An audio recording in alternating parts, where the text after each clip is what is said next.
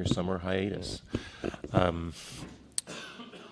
Members of the public, if you would please silence any mobile devices that you may have, and when speaking before the commission, if you care to, do state your name for the record. I'd like to take roll at this time. Commission President Hillis. Here. Commission Vice President Melgar. Here. Commissioner Koppel. Here. Commissioner Moore. Here. And Commissioner Richards. Here. We do expect Commissioner Fong to arrive shortly and for Commissioner Johnson to be absent today. Commissioners, first on your agenda is consideration of items proposed for continuance. Item 1, case number 2018-007507 MAP at 1650 through 1680 Mission Street. Zoning map amendment is proposed for continuance to September 27, 2018. Items 2A and B for case numbers 2015-004717 DRP and VAR at 11 Gladys Street. Discretionary review and variance are proposed for continuance to October 18, 2018.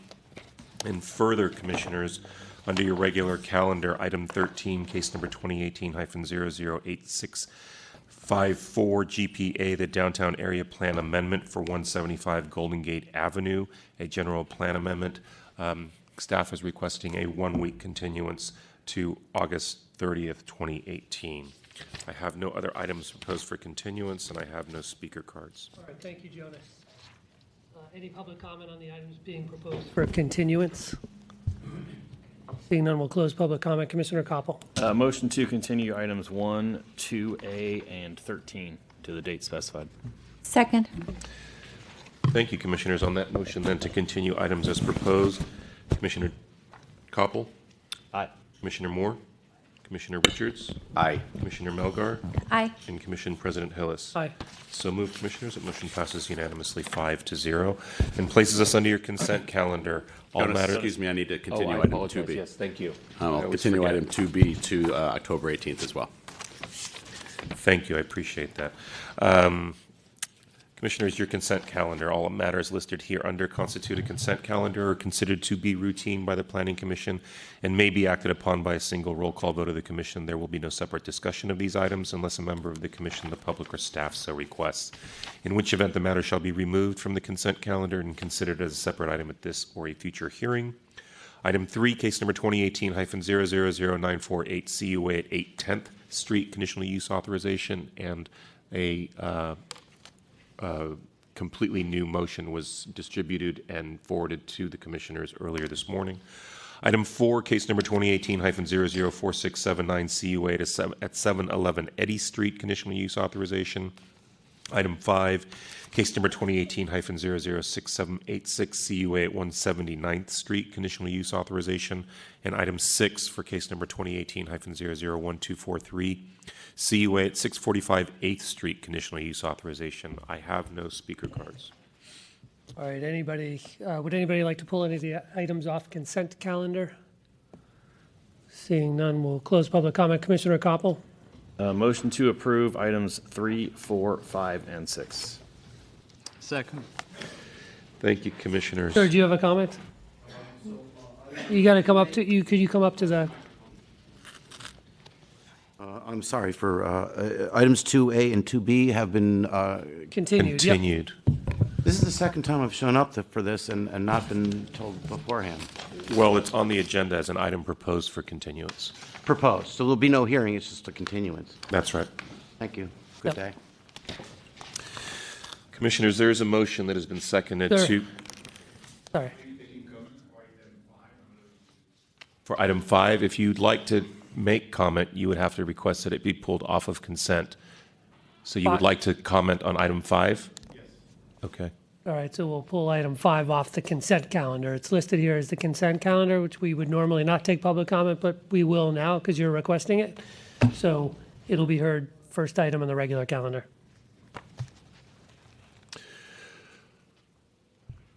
So I will guess I we'll need to amend remake that the motion. Motion to approve items 3, 4, and 6. Second. Oh, Thank you, Commissioners. On that motion, then, to approve items 3, 4, and 6 under your consent calendar, Commissioner Koppel. Aye. Commissioner Moore. Aye. Commissioner Richards. Aye. Commissioner Melgar. aye. And Commission President Hillis. Aye. So moved, Commissioners. That motion passes unanimously 5-0. And item 5 will be heard at the beginning of the regular calendar. Commissioners, commission comments and, commission matters. Item 7, consideration of adoption draft minutes for July 12th, July 19th, and July 26th of 2018. I have no speaker cards. Any public comment on the draft minutes? Seeing none, we'll close public comment, Commissioners. Commissioner Koppel. Motion to approve the draft minutes for July 12th, 19th, and 26th. Second.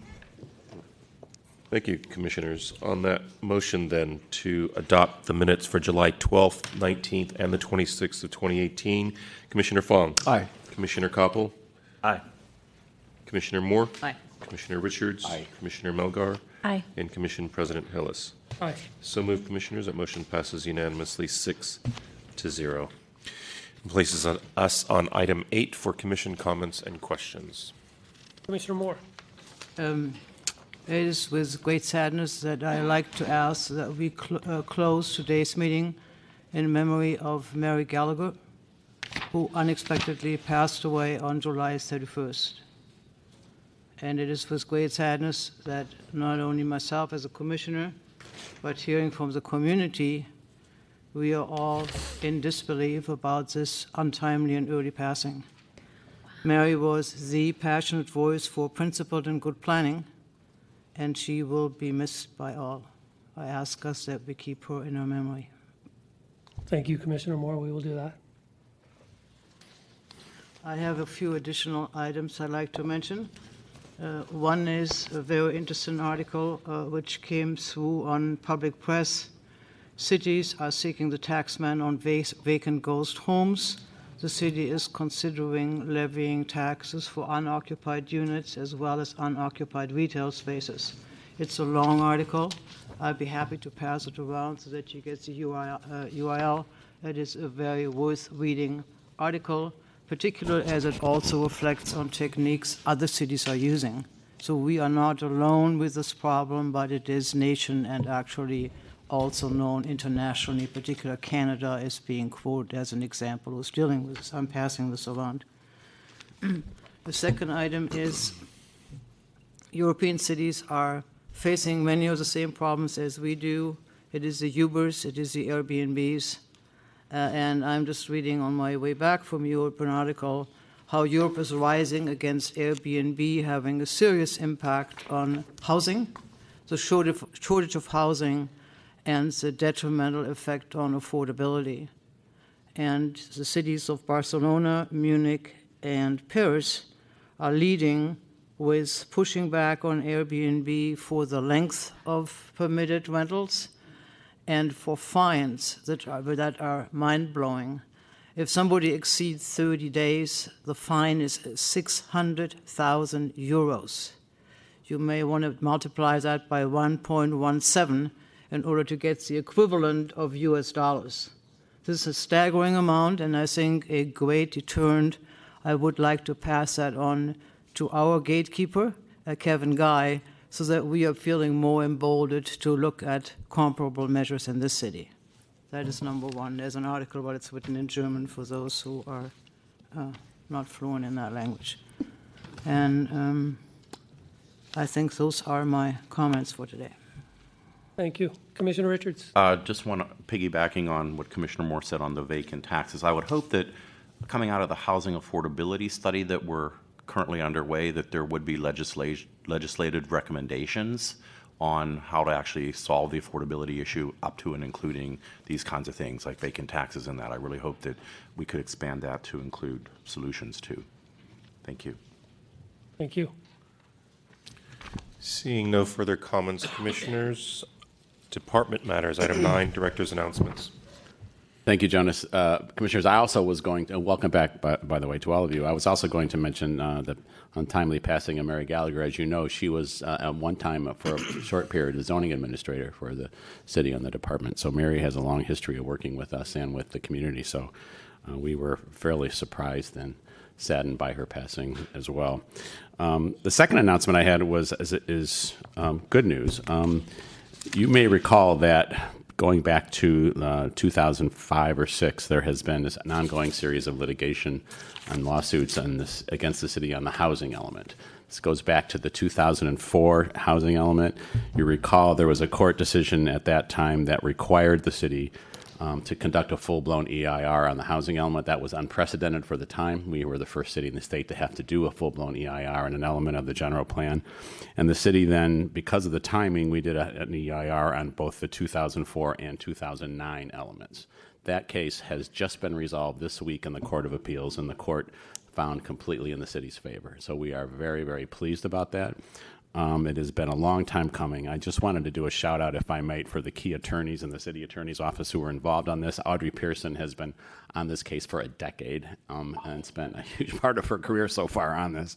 So we thank her greatly for that. And Jim Emery and the city attorney's office as well as Kate Stacy here, who has been looking over all of our shoulders on this for a very long time. So I just want to thank the city attorney's office for all their work on this after all these years. Thank you. Great, thank you. Commissioner Moore? Director Wayne, was this ruling based on the EIR? It was based on the EIR. It was the litigation was on the EIR itself. That's right. Oh, okay, thank you. Seeing nothing further, Commissioners, item 10, review of past events at the Board of Supervisors, Board of Appeals, and the Historic Preservation Commission. There is no report from the Board of Supervisors, and the Historic Preservation Commission did not meet yesterday. And there is no Board of Appeals report. So we'll go to general public comment. At this time, members of the public may address the Commission on items of interest to the public that are within the subject matter jurisdiction of the Commission, except agenda items. With respect to agenda items, the opportunity to address the Commission will be afforded when the item is reached in the meeting. Each member of the public may address the Commission for up to 3 minutes. I did just have the one speaker card for Georgia. All right, Mr. Buskovich. Good afternoon, Commissioners. I was here about a month ago, and I want to thank Commissioner Moore, the director, regarding a case that I'm working on pro bono. This is a city resident. I think your sister's outside. Yes, she went to the about having access to a backyard, having a right to see the sun on your face. Prisoners get an hour in the sun. This person doesn't. She needs a ramp in the backyard. It requires a variance. Thank you for looking into it. There's no way to waive the variance fee of $4,000. To this family, that's effectively no. You can't have right to the backyard. So I don't know the solution now if there's no way to waive it. I'm doing this work free. I'm designing it. He's going to build it. It's for just one person. It will go away because no one will use it when it's done. But there's something fundamentally wrong that a fundamental civil right, you need to pay for it. And if you don't have enough money, you don't get it. So I don't know what the answers are. I know you can't talk to me during public comment, but there's something wrong here. And I'd just like to conclude mentioning, I'm sorry. I just want to mention a couple other items that we didn't address the last time we were present. We've been thinking about how it impacts my sister, and there are additional impacts as far as health and safety. And in case of an emergency of a fire or an earthquake, she can't get out of the house. The only access that we have currently for her is an electric ramp chair. And we've had that go out before, and to repair it, it usually takes about a month or a month and a half based on past experience. And what I'm worried about, in the event of an emergency, there's no way. It's impossible for her to leave. So it's similar to an elevator. They tell you in the elevator, in case of fire or earthquake, take the stairway. They know that elevators or electric vehicles or devices are not reliable. They can go out during a fire, or they can go out during an earthquake. If something like that happened to my sister, there's no way she could survive. And lastly, also, we should know that asking for fees ignores what we take for granted, that when we want to exit to our yards, if we're homeowners, no one says we can't go to our backyards. No one charges you to go out to your backyard. And so we take it for granted, you know. Then, but my sister, she cannot go to the backyard. There is no way for her to do that outside of having an ADA ramp. And I think it's unfair to be charging her a premium to be able to do what we all take for granted, our ability to go to our yards anytime we want during any emergency or any occasion. No one charges you to be able to do that. My sister cannot do that. The only way she can do that is to have access to the yard, to the ramp. But they're foreclosing that as a possibility by asking us to pay a fee that we just can't afford. But anyway, that's what I wanted to address. We didn't address those the previous time. Thank you very much. Thank you. Ms. Shudish? Good afternoon. Welcome back. Thank you so much for speaking about Mary Gallagher. I only knew her fairly recently. She was a very fine person, and she was very, very, very, very, very ethical person. Over the holiday break, I sent you a letter, and I sent it to the BIC about Woodland Avenue, which is the Neutra House. And apparently the staff was aware of it because I got an email back from Mr. Teague saying that it's on alert, everyone's watching for it, you know, so hopefully that'll work. I just want to point out that according to the PIM, it's rated B right now, even though there is a historical notation that says it's his first wood-sheathed house, 1937. And I did go to the open house, and it's really quite spectacular. Here's the, may I have the overhead, please? I don't know if anybody saw that movie, Trouble in Paradise. It was kind of like on that level, gorgeous. Anyway, but the thing that most impressed me, besides the just uniqueness and the specialness of the design, is the size of the rooms and the programming. And but it's so livable, it's so functionable. I mean, here you can see it is 2 levels. It's a pie-shaped lot, so it's very unusual in that sense. But you can see the size of the rooms there. And this is from the handout at the thing. I'll give you a copy to put in the record if you want. But you can see the master bedroom is 11 by 12. And there's 2 other little bedrooms. I guess I shouldn't say little, but they're certainly adequate for living. It's basically original. It's a little vulnerable, so I do hope it's protected. The one thing that was sort of interesting about it is that the garage had been converted to a den, and it has, in the 70s, and has painting by someone who worked in North Beach. Here's a picture of it, just so you know. Or is up there on Woodland and Parnassus Heights. So I do hope that all the staffs will work together on over there at 1660, at the pick counter, and at the building inspection, so there's no over-the-counter permits or anything odd like that. And just to go back to something I mentioned before the break, I don't believe President Hillis was here. The project that I mentioned where they it's RM1, and they got revisions, and it's basically one big single-family home now, and the walls were changed after the certificate of final completion. It just sold for $400,000 over asking, and it's RM1. So that's all, and thank you again. Take care. Thank you, Ms. Shudish. Next speaker, please. Good afternoon. Welcome back, Commissioners. Corey Smith on behalf of the San Francisco Housing Action Coalition. I apologize if this was mentioned in director comments before I walked in, but there is now a pending Housing Accountability Act lawsuit. It's going to be facing the city. Bob Tillman, I know, filed it earlier this week, at the end of last week. I don't really recall what it was. I have no idea what's going to happen in that case. That's to be determined. I hope that one area we can all agree, though, is that we can all make better decisions when as much information is out there as humanly possible to make that decision. I've talked with folks inside the department, even probably some of you at some point, about including an HAA analysis in all of the housing proposals that come forward to you. I know that other cities have already done that. I know in talking with other folks, it doesn't seem like an overly complicated thing to actually be doing. It's a kind of relatively straightforward legal analysis. So again, if we could get that included in all of these packets, just so when we know coming forward whether or not this is going to be compliant with state law. I distinctly remember the conversation now. goodness, more than 2.5 years ago at the first AHBP hearing that we had here. We were here till midnight. It was my first ever one. I wondered what the heck am I actually doing at this job? But, you know, it's something that we're going to have to deal with eventually. And if we can be proactive and not have to deal with this again in the future, I think we would all be better off. Thank you. Thank you. Any additional general public comment?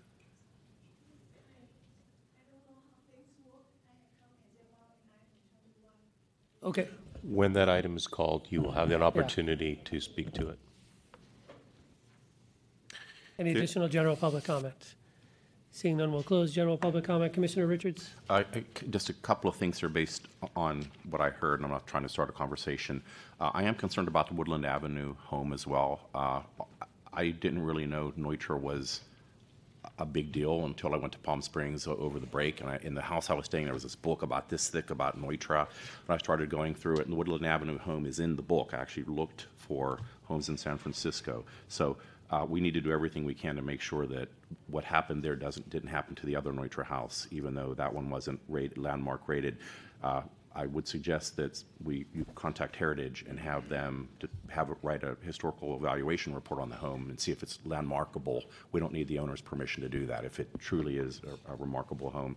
I don't see Mr. Buskovitz here nor the person who spoke, but I understand the pickle that they're in. I feel incredibly sad. I think one of the ways out of it would be a GoFundMe campaign for the variance, and I'll put the first $250 in if they actually start it. And I would suggest that in service to each other, that we contribute to it to see if we can get her to be able to see sunlight and safety.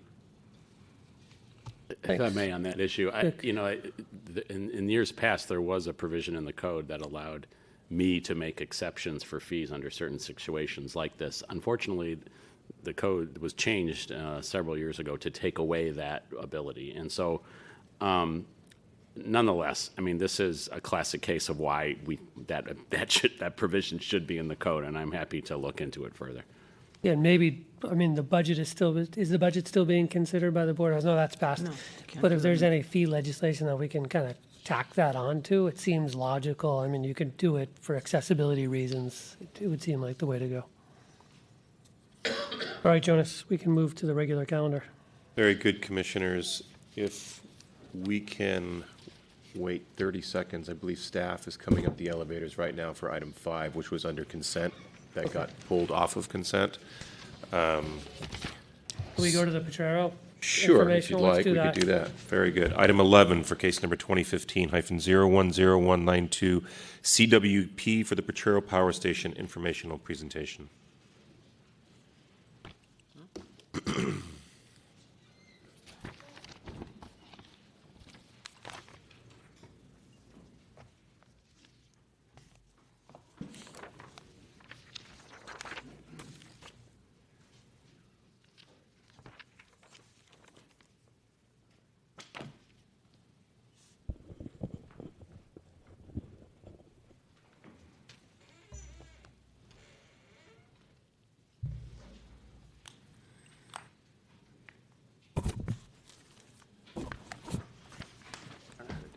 Ready? And how to use Windows? I know. Internet? Yeah, it's internet. I don't know. It has to go to tab. It opened the internet. Oh, there it goes. It's open in the internet. Oh.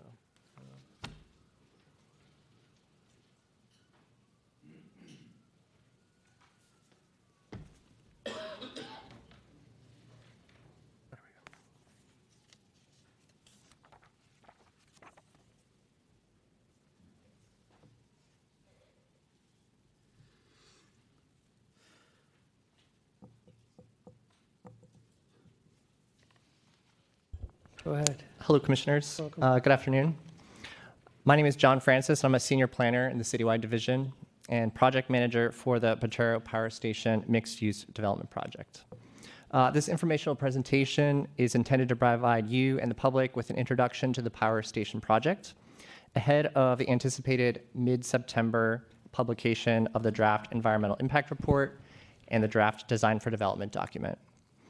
Before we get into the details of the project, I would like to introduce my colleague John Lau from the Office of Economic and Workforce Development, who will provide some of the broad context for the project within the city's planning framework for the Southeast Quadrant.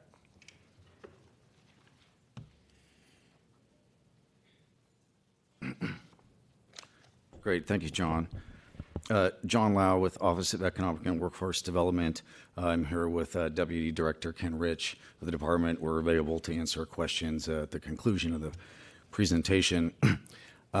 So a few of us in the room today stood at this very podium roughly 10 years ago, presenting information on various legislative efforts being proposed by the then Board of Supervisors aimed at shutting down the power generating facility that previously operated at this site. So the fact that we're here today discussing a project of this scale on this site really speaks to the dramatic level of transformation represented by this reuse proposal. So not only is it noteworthy for its spectacular waterfront setting, which we'll get into, but significant in that the project will transform a place that was once a negative presence in and on the community with a new, vibrant destination that, for the first time, will really connect the neighborhoods of the central waterfront to this part of the Bay shoreline. So my job today is really just to touch on two quick context-setting points before handing it off to the rest of the team. And, oh, it's already up. We go to the overhead. The first is the settlement agreement. After several years of work by members of the community and legislators, then operator at the Mirant Corporation closed the plant at the end of 2010. This ultimately happened as a result of a legal settlement agreement entered into by the city and county in Mirant in the prior year. So per the terms of that closure agreement, the city committed to proactively coordinating with the property owner on a reuse proposal for the site, collaborating with necessary city agencies, and treating that as essentially a priority project. So that legal agreement is one of the reasons that we're here today. And the second point I want to mention is what we call the Southern Bayfront Strategy, which is really an organizing tool that we use to talk about the suite of development projects located along the waterfront in the city's southeast sector. Here you see those projects from Mission Rock and Pier 70 in the north down to the Hunters Point Shipyard. The projects represent a significant amount of housing, jobs, and open space, so they obviously will shape the look and feel of this part of the city for years to come. They will also contribute mightily on a number of important elements of community fabric through the public benefits agreements that we negotiate with the sponsors of each of these projects, things from sea level rise measures to transportation system improvements. And of course, the provision of housing at all income levels is atop that priority list. And this project has the potential to provide upwards of 2,000 housing units, as you'll hear. So it would obviously perform quite well on that front. And in terms of the below market rate percentage, our aim is to provide 33% of all housing produced from the entirety of the Southern Bayfront projects as BMR units. So while the specific level for this project is still being negotiated, we can expect the final number to be somewhere around that target. So before I hand it back to John, let me just quickly note that we've had a very positive and productive working relationship on this project with your staff, and the project is now proposed, certainly benefited from broad and multi-layered engagement from the department, so we certainly want to thank you for that. Back to John. Thanks.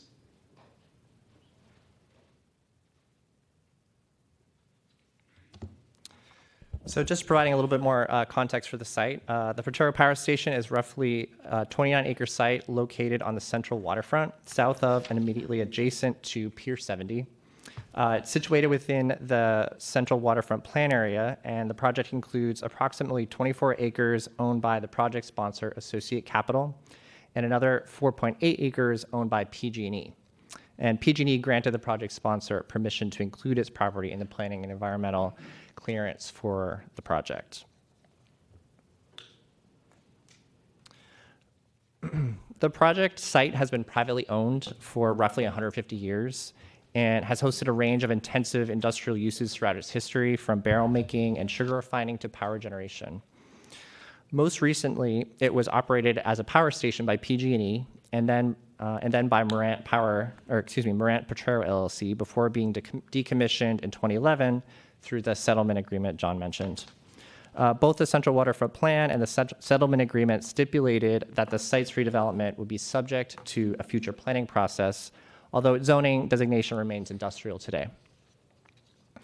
That planning process commenced in the spring of 2017 after Associate Capital purchased the site from the previous owner, NRG Energy, which had acquired Morant, and began engaging with city staff and the neighborhood.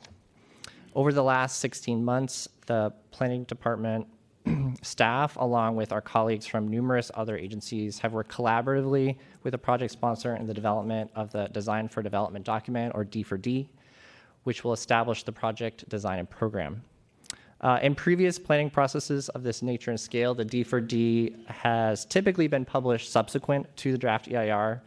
However, in order to provide the public with more information and greater context while reviewing the draft EIR, the city and project sponsor are publishing these documents simultaneously. While the draft D4D will be fleshed out to a considerable level of detail upon publication in September, it should be considered as a work in progress that will be subject to ongoing refinement and public engagement. At this point, I'd like to introduce Enrique Landa and Kristen Hall from the project sponsor team, who will give you an overview of the extensive community outreach that they've done thus far and an overview of the major proposed project elements. Thank you. Welcome, Mr. Landa. Thank you, Commissioners. I'm Enrique Landa, the project sponsor with Associate Capital.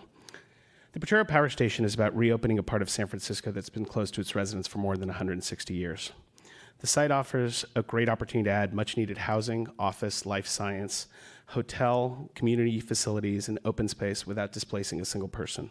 It's a part of San Francisco that literally fueled the growth of the city from the gold rush until this century, and now it's our chance to weave it into the fabric of this city.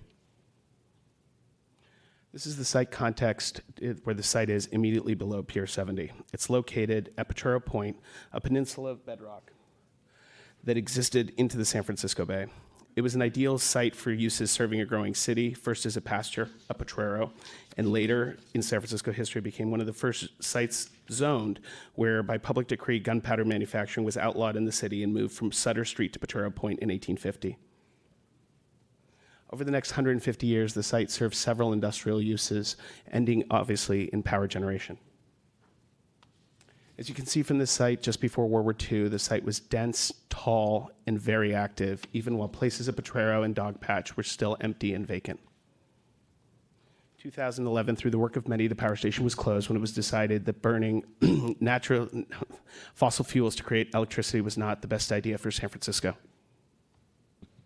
This is our site, which is, as John mentioned, 29 acres. The areas in purple are owned by the port. They're 2.8 acres along the waterfront. Everything that is in blue is owned by our company, which is 21 acres. And the 4.8 acres are owned by PG&E that allowed us to study the future use of their site should it become available for development in the near future. As mentioned, we discussed and started a robust listening process with the community that had quarterly meetings with the community, monthly site tours, more than 100 stakeholder meetings, developer office hours, and wildly popular tours. These are some of the images from the power station being opened up, culminating in the La Cocina Street Food Festival, where we welcomed 10,000 San Franciscans to our site. Kristen Hall, my colleague, will now lead you through what we've heard in the project, and we'll take your questions afterwards. Thanks. All right, I get to take it home. I get to describe to you the vision for this site, and I'm going to be respectful of time, so I might move quite quickly. And feel free to ask questions on anything that might be too quick or unclear. My name is Kristen Hall, and I'm an urban designer at Perkins & Will. I've been working with Enrique and his team over the last 2 years on developing the concept for this site along with city staff. As you all know, true collaboration takes a lot of work. It's a lot of communication, a lot of time spent together, and John Francis in particular has been doing a fantastic job leading that process. So just to pick up where Enrique left off, we worked with the community to identify a vision for this site, and out of that emerged a few key points. First of all, housing, obviously a huge need in the city. The site's going to be generating quite a bit of housing, which will bring people to the neighborhood and help to serve what we hope the second key point is services and uses that are going to help create a really livable neighborhood. Dogpatch right now doesn't have a grocery store. It doesn't have a lot of these services that people really want in a livable, walkable district. That's a key component. We also heard people want an active urban waterfront edge. There's not a lot of places you can sit and have a coffee by the water. The ramp is one of those places. It's really a favorite place in Dogpatch, and so that's something we want to build on, that character here. Also, open spaces that offer recreation. That's not something that you can do on port property, which is a lot of the central waterfront is port property, so that's a unique opportunity of this site to be able to offer recreation. Also, in order to ensure character, the character of the site right now is the stack is a huge icon in the central waterfront in Dogpatch. So keeping the stack is something people really wanted to see. And also wanting to see a neighborhood that offers a diverse urban form, not like a monolithic kind of overscaled neighborhood like we've seen in Mission Bay, but building on the character of Dogpatch and the kind of interesting mix of sizes of buildings we see there. So how do we bring that vision to ground? It starts with a series of connections. So first we look at the whole neighborhood, including Pier 70 as one neighborhood, and we picked up every north-south connection that they offered and brought that through the site. So that starts to set a grid, which we then refine with east-west connections. So Humboldt Street exists as an easement, 23rd Street exists, and so we connect those out to the waterfront and really make this about getting to the waterfront and also luring people across our 300 to 500 feet of switch yards, which we call our unwelcome mat. So it's really trying to get people out to the waterfront and make sure, finally, that it's a series of open spaces and ways to move through the site that reinforce the idea of the site undeniably as a waterfront neighborhood. So now going vertical, we thought about 3 ways to meet this vision. We looked at 3 different options, the first of which is taking a 90-foot height limit across the site. People agreed with us that this sort of looks a lot like Mission Bay. It doesn't allow that variety of urban form we heard people really asking for. Then we looked at ways to increase height and open up a little bit more open space, so really exploring that trade-off. The middle option here, a little bit more height, a little bit more open space, and the third option has a little bit more height and then, again, a little bit more open space. So what we landed on was a plan where we have a 300-foot tower that matches the height of the stack. So it's these 2 buildings sort of in conversation across the height, across the site, kind of point counterpoint to one another. We have a wider central open space, which is a little bit larger than South Park. And then you can see the height kind of coming down in scale as it approaches the waterfront, with the nice hotel in the front there activating the waterfront edge. Thinking about land use, in this diagram, yellow is housing. You can see we have 60% housing, so it's a majority housing project. The blue here is for R&D or office, which brings a daytime population to the site to help activate it during the daytime. This is another thing we've learned from Mission Bay. When you really segregate land uses, you don't get that kind of round-the-clock activity into the evenings, on weekends, and during the day. So we wanted to make sure we were doing that at a finer grain. Also, this creates a place for biotech to grow and relieve some pressure on adjacent neighborhoods, which is another thing we've heard. Humboldt Street, you can see, is highlighted in pink along its edges there. That'll be our neighborhood retail street with things like grocery stores, services, and these lead you out to experiential retail at the waterfront, where you'd have that cafe on the waterfront or the coffee. The central open space will be the location for community services like childcare, a media center or library, those kinds of neighborhood uses. And then 23rd Street, lined in blue at the left side of the slide, is our PDR street. So lining that street with PDR to be a complement to the PDR that's on the southern side of that street, and a real link to the character of Dogpatch. In addition, we have a generous waterfront open space. You can see it's about 1.5 times the size of a spree park. That's really the highlight. But in order to complement that and bring a mix of other scales of open space, we have this neighborhood park and also a soccer field on a rooftop of our district parking garage to really create an opportunity for dedicated recreation. You can see this is the character of that central park and how the stack features as a really prominent icon there in the kind of feeling of the neighborhood and views out to the waterfront. And then some other important public amenities. I mentioned the childcare and the grocery store. The promenade, obviously, along the waterfront is going to be a key component. We also have a pretty robust TDM strategy. 3 key points here. The first one is the XX bus route. MTA was trying to find a location for the terminus of this route, and we're really happy to have that on our site. You can see the location here is going to actually be closer to a lot more people than even the district parking garage. So having a bus layover there also means there's always going to be a bus waiting, a really clear and visible, persistent reminder of transit on the site. We're really excited about that.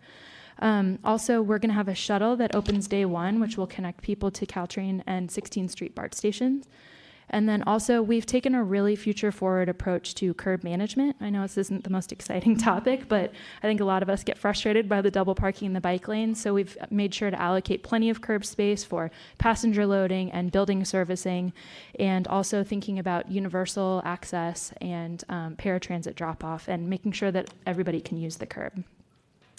This is an image from one of our neighborhood streets. I think, this is such an exciting opportunity. We talk a lot about open space, but the streets are an important part of the public realm. And right now, this site has no streets. So thinking about inviting wide sidewalks that are really going to create this wonderful experience that, Dogpatch is looking for a lot more sidewalks and walkable streets. So this is definitely consistent with what we've heard.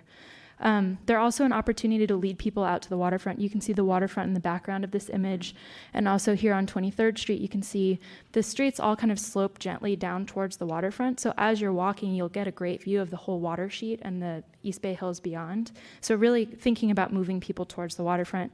We also have some 3rd Street Industrial District controls, which you can see in evidence here in this rendering, thinking about an industrial kind of character and scale, the architectural elements, the materials, and also an interpretive plan that will help kind of illustrate and bring people into the history of the site.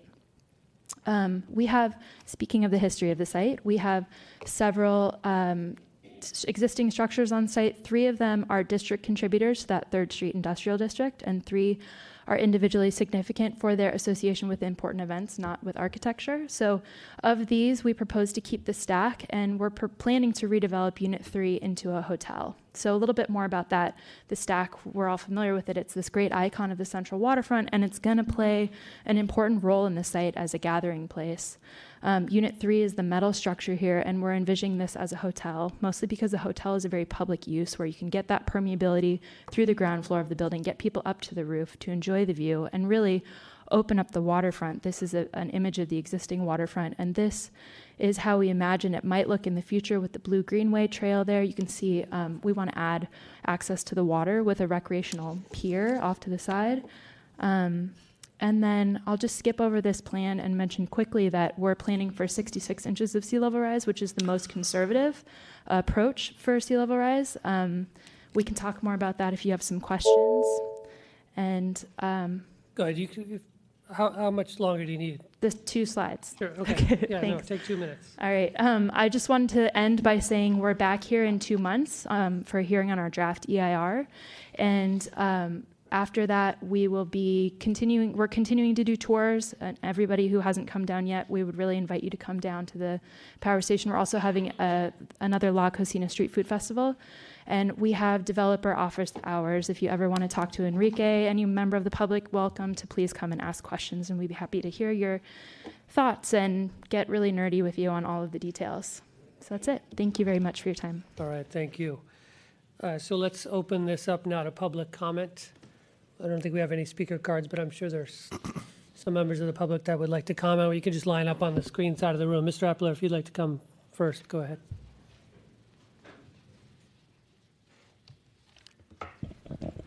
Good afternoon, Commissioners. J.R. Epler, President of the Potrero Boosters Neighborhood Association. The Potrero Power Plant is an exciting project. Nearly identical in scope to Pier 70, it promises to return land long scarred by industrial uses to the community. And by being free from the constraints of the port, it offers an opportunity for creative thinking and design.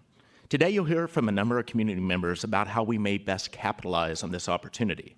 The comments you'll hear will reflect both the excitement we have about the possibilities of the site and the trepidation that we have with respect to those issues that remain open, and which were discussed in the Development Committee report that was in your packets. Among those open issues are the jobs-housing balance and the ratio of affordability. Ideally, this project will contribute better to the balance between jobs and housing and not merely dig us further into imbalance. Still undetermined is a concrete timeline for the development of the PG&E parcels on the site. Given that they are planned for over a quarter of the total residences, their ultimate development will dictate how this project affects the jobs housing balance. We hope to see progress with PG&E with respect to this project prior to project approval. The commercial uses of the project will also help sway the balance.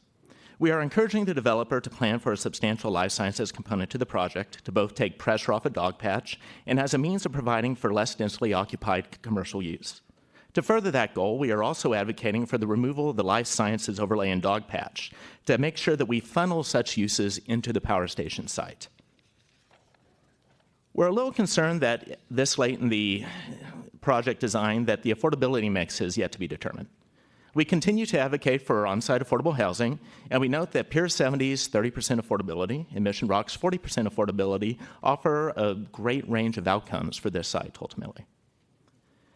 And we look forward to seeing the design for development and the development agreement for this project. The boosters have been constantly engaged with both the developers and the city since planning for the site began in earnest, and we really thank John Francis for his proactive reaching out to us and his engagement with the community.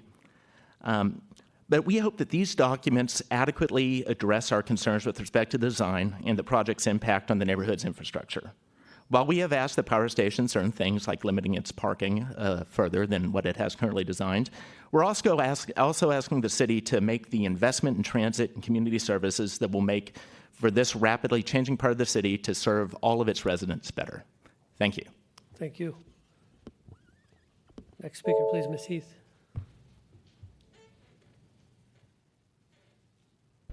Good afternoon, Commissioners. I am speaking on behalf of the Potrero Boosters. I do have copies of the report if you need them here.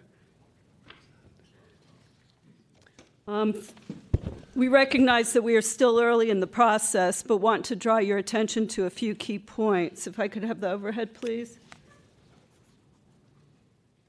First up, there's the street grid, which will ultimately define the character of this development. The proposed design does a good job of connecting to Pier 70, but our development committee feels that there are some unsettling similarities to Mission Bay with large unbroken blocks of buildings following a predictable pattern and open spaces that are more like boulevards than plazas. One only needs to compare this to Pier 70, which will provide sightlines to the waterfront, open spaces and historic sites with a variety of outdoor rooms that invite gathering, mid-block passageways, and streets that don't follow a simple grid. In the anticipated D4D, we'll be looking for a design at the power station that emphasizes neighborhoods within the neighborhood. You'll note that the best views of the development are from the bay. The massing of tall buildings on the west side of the project is problematic with sightlines to the bay, completely blocked by what some might characterize as a wall of buildings. We strongly encourage the developer to consider views from both the immediate street level and from Potrero Hill. A number of neighbors are raising concerns that the proposed 300-foot tower would greatly diminish the iconic nature of the stack. While we recognize that cost and the ability to provide a comprehensive package of community benefits are crucial to the success of the project, we would like to see the density and design of the project better complement that of Pier 70. Open spaces should be reimagined to provide more varied use with gathering space as well as programmed areas. Interior open spaces need to be oriented from north to south to take advantage of sunlight. And we need more open space, please, particularly along the bayfront, an area that, done well, could provide a tremendous public benefit.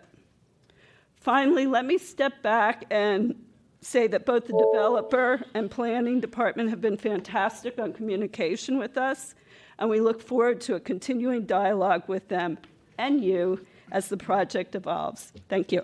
Thank you. Next speaker, please.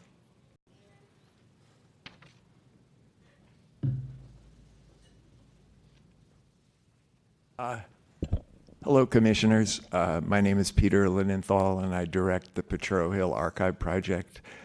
We've collected material about the neighborhood's history for almost 30 years. Can you see overhead? I'm here to call attention to the 4 historic brick buildings on the site. They are Station A, that's A on my map, the gatehouse, that's E, the gas meter shop, that would be D, and the gas compressor building, that would be C. Both the gas meter shop and the gas compressor building are really completely hidden from public sight, so I think most people have no idea they're even there. These 4 buildings are the only buildings on the site which link us to the incredibly important explosion of industry on Potrero Point from 1870 to 1940, the same period when Pier 70 developed. And although I'm excited about the preservation of the stack in Unit 3, those buildings only date from the 1960s. These brick buildings are connected to the beginnings of PG&E, the rebuilding of San Francisco after 1906, and the growth of industry on Potrero Point. The gas meter shop and the gas compressor building were identified as eligible for the California Register of Historical Resources. Station A and the gatehouse were identified as contributors to the 3rd Street Industrial District. I was very glad to hear from the Historic Preservation Commissioners that they recommended creative approaches and an open-minded approach to preserving these buildings. Also, Associate Capital presented several alternatives with different degrees of preservation percentages. I know there are going to be other interests that compete with historic preservation, but I think we should look at each of these buildings very carefully and not move too quickly. It's often said that we should maintain the industrial character and the history of the power station site, and demolishing these buildings would mean that they could never be replaced. I just want to add there is excellent testimony from 2002 by Dr. Paul Groth on the significance of buildings on Potrero Point. There's quite a bit about the Potrero Power Station site, and I'll make sure you get a copy of that testimony. Thank you very much. Thank you. Next speaker, please.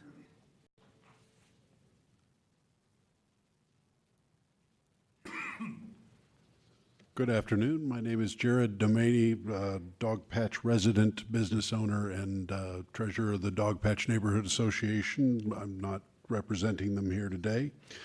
I just wanted to come and speak in support. I like the project. I think we've got a number of things that we're working through right now, but that the outreach has been very good. The project sponsors have been listening and receptive and keeping an eye on what the neighborhood wants.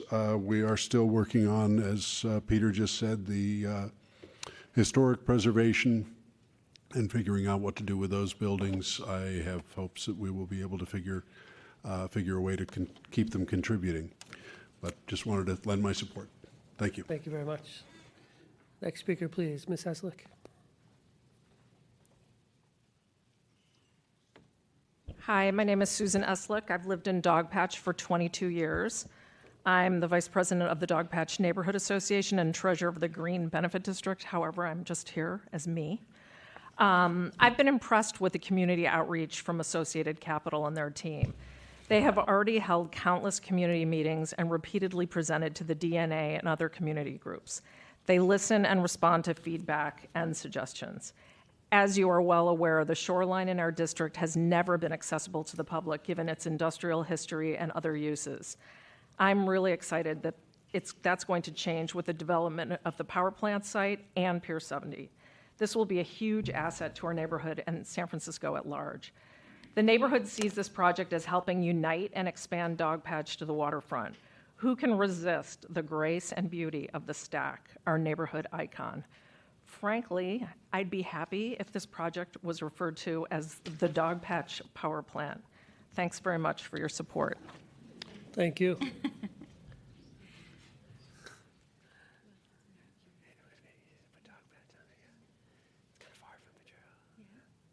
Welcome. Hello, Commissioners. My name is Karen Angelini, first time presenting. I'm coming to you with 13 years in China Basin and Dogpatch, and my first time with reading glasses. Because I've been there for 13 years, I've really watched the sight line, and it's changed dramatically. And I have seen the water line from the ground pretty much be obliterated. And given that, and also I've adopted 22nd and 23rd Street, Mohammed Nehru and I sat down and figured out how to get the ambassador program going from 20th on down instead of at Chavez. And that's been, a great thing for our neighborhood. But anyway, I'm pleased to come here because Associate Capital asked for opinions on what their proposed project and plans were thus far.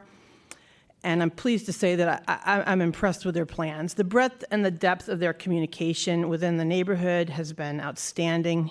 They presented that they've done multiple invitations to tour the smokestack and the land parcel, and they've really provided the neighborhood with a lot of current and historical information I find very insightful and informative. They've created a bit of a community just in their gatherings because they've offered to provide local food vendors and information. And that's been a valuable thing to us. As the Dogpatch Neighborhood Association said, they've updated them regularly so that Enrique provides a very animated presentation, and it's interesting to watch. They've provided easy access to their management. The meeting times are very convenient for people. They range during the days to the later evening hours. Enrique and Matthew conduct those official office hours, and they genuinely seem to care about the way the space will be used and preserved. I'm impressed with the leadership. They're very receptive to the feedback. They prepare thoughtfully detailed plans. I met Enrique in August of 2017 when I went to the smokestack tour. And I recall asking his team to really consider the beauty of the waterfront and expanding that and the development of piers to look out. And he said he would research that.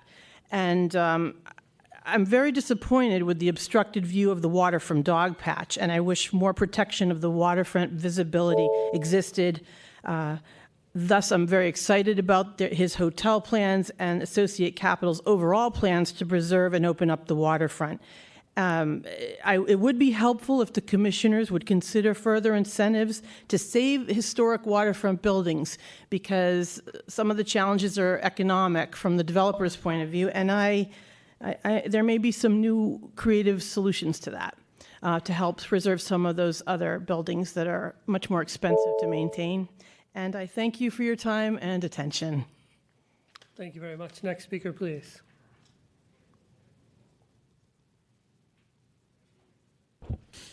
Good afternoon, Commissioners. Nice to see some of you. My name is Vanessa, and I'm here to support my support for the Potrero Power Station, as I believe this is a terrific and amazing project. Some of you may know me. I'm a native San Franciscan, living in Dogpatch for almost 15 years, and I'm also part of the Dogpatch Neighborhood Association, as I am the membership coordinator. I'm here to speak for myself, and I've lived in the neighborhood for, I've been on the board for the past 9 years. Here's why I support Potrero Power Station project. It has been very active and in our community. Enrique and Matthew, about their project for the past year or so, which they hosted, as some of the previous speakers mentioned, hosted numerous outreach workshops, extensive coordination with the DNA, public tours, community events to engage and be involved with the community, as well office hours at various Dogpatch businesses. What I find exciting in the future is the future access to the waterfront, the businesses, and the future housing there in open space, which is very much needed. We all know that. And the historical meaning of the area. As a kid driving 280 freeway, I always overlooked the east and the Potrero Power Plant, and I always wonder what would happen there as a kid growing up. And now that I'm an adult, I'm just really excited to be part of this change in Dogpatch and in the area of the waterfront. Like Pier 70 project, Potrero Power Station project will create future full-time jobs, and public open spaces. And I thank you for your time. Thank you very much. Next speaker, please.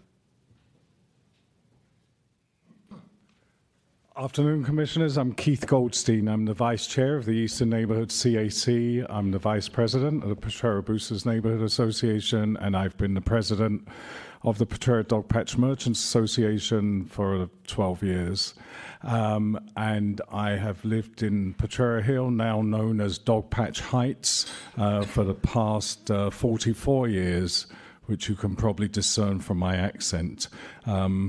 I'm very excited at the development of this site. It's great to see more of the southern waterfront opened, and I'm particularly pleased at the outreach of this project sponsor. There's been numerous meetings, this concept of office hours where anybody can go from the community, can meet with the project sponsor and learn about it and take a tour and then express their opinions of the project. I know there's still a lot of issues to be ironed out, but I'm pretty confident that this is a developer that's keen to provide us all with a project that will make all of us proud.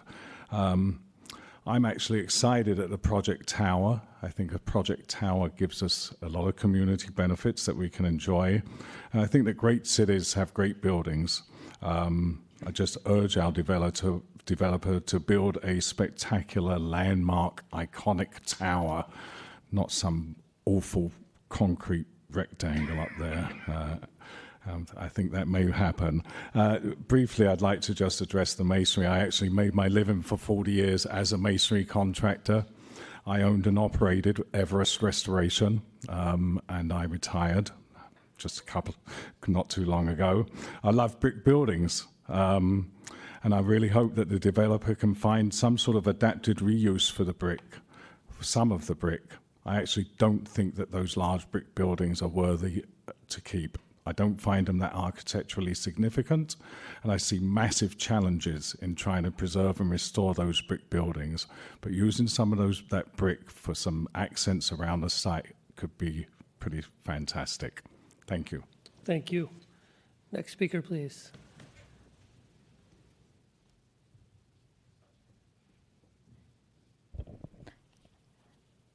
Hello, good afternoon. My name is Emily Pearl, and I am here to represent Lundberg Design, a full-service architectural firm in Dogpatch, which is about 5 minutes walk from the project site. We're a small neighborhood business in the Dogpatch area that's been in the same building for 20 years, and we have extensive experience designing and executing projects along the San Francisco waterfront. Associate Capital has been highly responsible in their community outreach through their tours and their workshops, with attendance dates and project info readily available online and through email mailers. In my experiences interacting with them, it's very clear to me that they understand the impact that a project like this can have on a neighborhood, and they're committed to hearing many voices, even those that may be in disagreement. Most importantly, they have a long-range view of this project, which, as long-term residents of the area ourselves, if I speak for our entire office, we greatly appreciate. We think the proposed power station development, the massing, the programming, and the adaptive reuse objectives are a breath of fresh air, honestly, in comparison to other local developments like Mission Bay. We have seen a lot of pressure from the planning department and neighborhood groups, admittedly, to keep development density lower, which results in these primarily single-program, monolithic, mid-rise structures with little pedestrian-level diversity and personality. This creates an unequal distribution of activity throughout the day and the week, and an uninteresting pedestrian experiences that honestly feels very suburban, which I don't think is really an appropriate solution, and it's honestly not one that seems most people really care for. The proposed tower building, the retention of the stack itself, opening up to the waterfront, and the conversion of the existing power block building to the hotel are particularly successful ideas that not only help achieve the bottom line, but honestly, they create a variety of user experiences of the area and our developing waterfront. And it's honestly a much more urban and therefore appropriate solution, one for which the Associated Capital team should honestly be commended. Quite frankly, this area and the city as a whole are changing dramatically, and it's our responsibility as designers and developers who are deeply committed to the vibrancy, success, and comfort of our urban environment to react and to anticipate the change in a thoughtful, realistic, and hopefully innovative way. So to that end, the height, density, and diverse urban form and programming this project proposes is in direct support of these objectives, and we enthusiastically support the proposed direction. I also want to mention that no one should really look at these massing diagrams as the actual design of any of these buildings. They really are only used to show square footages, and the resulting design of the buildings, and especially the tower element, will be much better designed than those diagrams suggest. And trust me, if they're not, we will be the first to object. Thank you. Thank you very much. Next speaker, please.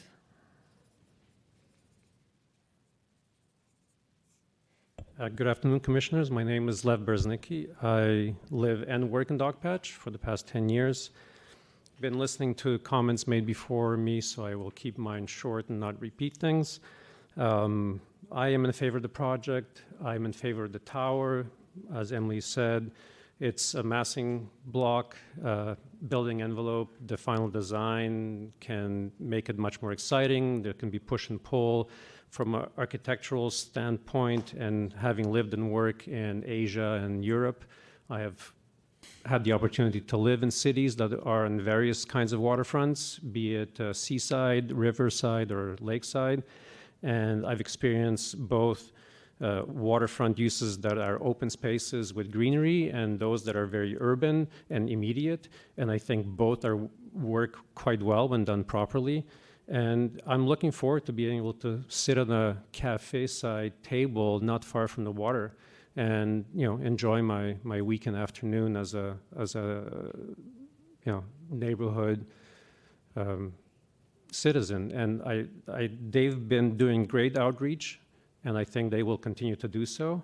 I think the project also has a chance to move a little faster than most San Francisco projects, being a private property, not being entirely under Port Authority, and having to do endless studies and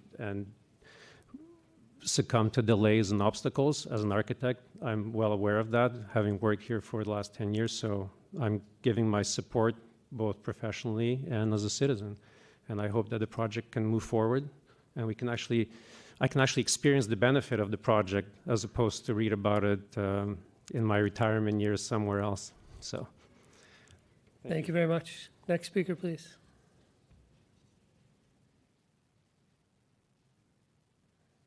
Good afternoon, Commissioners.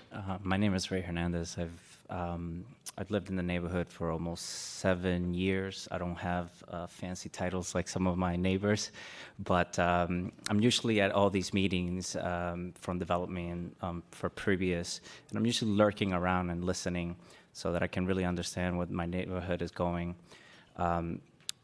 So for me to come out here and say something, it means that I really feel that this group is really caring about what the neighborhood is trying to make sure is the outcome. Enrique and Matthew have been absolutely great, and they've been open from suggestions to trying to work with me as a local artist to do, some historical things, photographs, and everybody has a lot of opinions, and they keep on asking great questions, and I want those questions to continue, and I want to be one of the people in support of this project. Thank you. Great, thank you very much. Next speaker, please.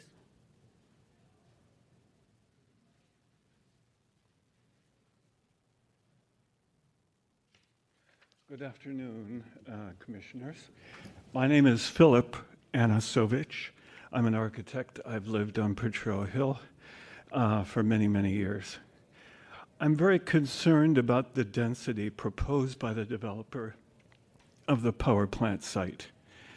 If built, this is definitely going to be significant urbanization of a scale that I believe is incompatible with the infrastructure that is proposed and with the neighborhood itself. The character of the future of the city is at stake. That's to say, our quality of life. That's why it's so important to be clear-headed about the effects of projects like this one. Is the city willing to address the consequences of such dense development at this site? With the hospital, the Warriors Arena, and Pier 70 so near, I think we're headed for real trouble if major improvements are not made to the infrastructure prior to development at this site. When compared with the city of San Francisco, the power plant project would be about double average density of the city of San Francisco. With a proposed density of plus or minus 10,000 people, by the way, that is inadequately calculated using old standards, over 21 acres, that means a density of 32,000 people per square mile. The current city population per square mile is 18,580. If we include visitors and shoppers at the power plant site, the population is going to be even higher. 10,000 could easily turn into 12,000. As a comparison, I would like to point out that the Bronx in New York City is very close to having the same density as proposed by the developer here, with a population density of 32,906 people per square mile. Of course, the Bronx has a large and highly developed infrastructure with subway transportation at its disposal, many schools, parks, shopping, hospitals, and many other facilities that enable it to sustain itself. I know that it's difficult to grasp the density issue, but for a moment, let's consider this. The city of San Francisco covers an area of 47 square miles. That would mean that if it were all populated at a density of 32,000 people per square mile, we would have a city of over 1.5 million inhabitants. That is almost double our current population of about 887. Can any of us really imagine what the city would be like with that Thank many you, people sir. here? I can tell you Thank that you, it sir. would Your not be time the is up. city I know and love. The developer stated the Sir, other your day. time is up. Thank you very much. Appreciate it. You can submit comments to us on email. Perfect. Very good. All right. Thank you very much. Next speaker, please.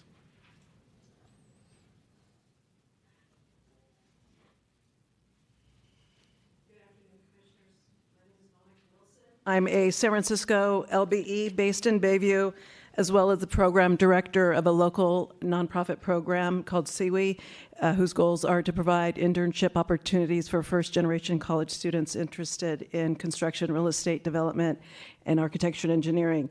I'm here to support the project and also to specifically speak and highlight on the community outreach and engagement. It was stellar. I had attended 2 meetings, one as a member of the general public to just hear what it's all about. And I was just very much impressed with Enrique and Matthew's presentation, not only in the presentation, the boards, the information available, the walk of the stack, the walk of the site, and then coming back for more questions and answers. It was quite remarkable. Because of that, I reached out to Enrique and Matthew to see if, through my internship program, I'm not quite sure if I'm using this correctly, but, pardon me? This is a program that is sponsored by PUC, and every year we try to develop a program to reach out to provide information on LEED, sustainabilities, healthy communities, environmental equity matters. And a couple weeks ago, I took our interns there, and they were absolutely floored. We're a D10-based program, and many of our interns had not, in going up and down 3rd Street or just in the community, had not gone east on 3rd. So it was pretty remarkable to be able to share that part, or have Enrique and Matthew share that part of the community, for sure, the history of the site and what the future holds. It was really remarkable. Also, this has led to, and this trip in particular led to a lot of our interns wanting to pursue a higher level of environmental stewardship. In fact, even going so far as wanting to get their LEED certificate while they're in undergrad, which was very, very cool. And finally, Matthew, if I may, is a young gentleman and was able to speak really fantastically with our young interns in the same age group. And when we left, our interns said they wanted to be Matthew in, like 3 to 5 years, that they wanted to be at a position to lead a remarkable project in their community and to present it to younger members of their community. So I just want to thank them very much. It was a great afternoon. Thank you very much. Next speaker, please, Mr. Smith. Hello again, Commissioners. Corey Smith on behalf of the San Francisco Housing Action Coalition. We have not formally reviewed this project yet, so we don't have an endorsement to talk about. But there's a number of SFHAC members on this project team, kind of being led by Enrique and the team at Perkins and Will. And more than anything else, it's just great to hear so many community members consistently coming up and talking about how available they are for conversations. There's definitely a line between people that go around doing business and building housing the right way, and there's some that unfortunately do it the wrong way. And while we can perhaps have disagreements about the project, and we'll continue to work and talk about these things, the lines of communication are open with this team, and that's something that I know we're incredibly proud of, and congratulate them on that work, and obviously much more work to go. Thank you. Thank you. Any additional public comment on this item? Ms. Clark? That's all right. I just hung up on him. Hi, Laura Clark, YIMBY Action. Speaking in support of this project, although voicing my strong irritation with the level of community engagement. They have done a massive amount of community engagement. They're having open hours. It's very irritating. And so I would like to congratulate them on having done the process the way San Francisco may be idealized. We are seeing the final form of the process, which is the most wonderful process that has ever been had. They are doing a level of good faith engagement that sickens me. So I'm congratulations. I would like to say that there's other issues that have been brought up, like how we're going to be 1.5 million people one day. That sounds great. More people living in our wonderful city. We can, in fact, grow to accommodate this kind of a wonderful future of opportunity for all. There are going to be a lot of great jobs that are going to be brought online by this project, and that means that we're going to have to continue to build housing throughout San Francisco. Jobs housing balance doesn't come on a project by project basis. It comes on a planning basis. It comes on a citywide basis. It comes on a level of doing all of our transit accommodations. We have decided that we want to also grow our jobs here, and that means that this body is going to have to make sure that we do a lot of housing as well, not just in this project, but throughout. The solution to the fact that there are jobs coming into this project is not to cut the height of the housing and make there be less housing coming with it, which seems to be what some people are offering as a solution. I would also like to say that view corridors are not a thing that I would like you to prioritize. Once again, we need to say that views are not owned by the people who have them. They are redistributed. A new view that is a view of wonderful new buildings is just a different kind of a view. It's a skyline view. They're in fact highly desirable by many people to get to see all those twinkling lights instead of in the sky, but right there in the building of their new neighbors who will be shopping in their neighborhoods and creating more urban vibrancy. So thank you so much. Thank you. Any additional public comment? Nope, seeing none, we'll close public comment and open it up to commissioner comments and questions. Commissioner Moore. Glad to see the Southern border Bayfront strategy filling in. I think it's a great time to observe the different rising stars along the band moving in the southern direction. On this particular project, I would like to ask the director that just with the others, we schedule a special meeting with real detailed presentation of the plan. Today was obviously the overview, the introduction to the plan. We had those type of presentations, particularly with Pier 70. We spent a lot of time on that. We spent a lot of time on India Basin with repeat presentations, particularly as they lead up to the EIR, so that we really do the plan justice in a manner that reflects the broad array of comments that we heard today. Many are in support, some of them raise interesting issues, but to be fair to a broad understanding of all pros and cons, I personally would like to ask that we have a more detailed, slightly larger time slot of a thorough presentation of this plan. May I just, Sure. So this will be the first of presumably several, commissioners. You will see a draft EIR soon, and then there will be several months before the final EIR comes and the project comes. So we will have time between the draft and the final to kind of give you more detailed presentations on the plan. So we're happy. What I really like to ask is that the plan in its concept kind of framework presentation is presented earlier. The EIR is there to raise critical questions that we look in terms of how decision makers ultimately support or have further reaching issues. I like to understand the plan just for the nature of the plan, not yet challenged by EIR or brought into the context of how we need to look at EIRs and asking questions for the project. I'd like to just understand the plan in a better and more comprehensive way. Well, okay, I just want to make sure, Jack, the schedule is such that we're just about 3 or 4 weeks away from the draft EIR. It's just the draft at this point.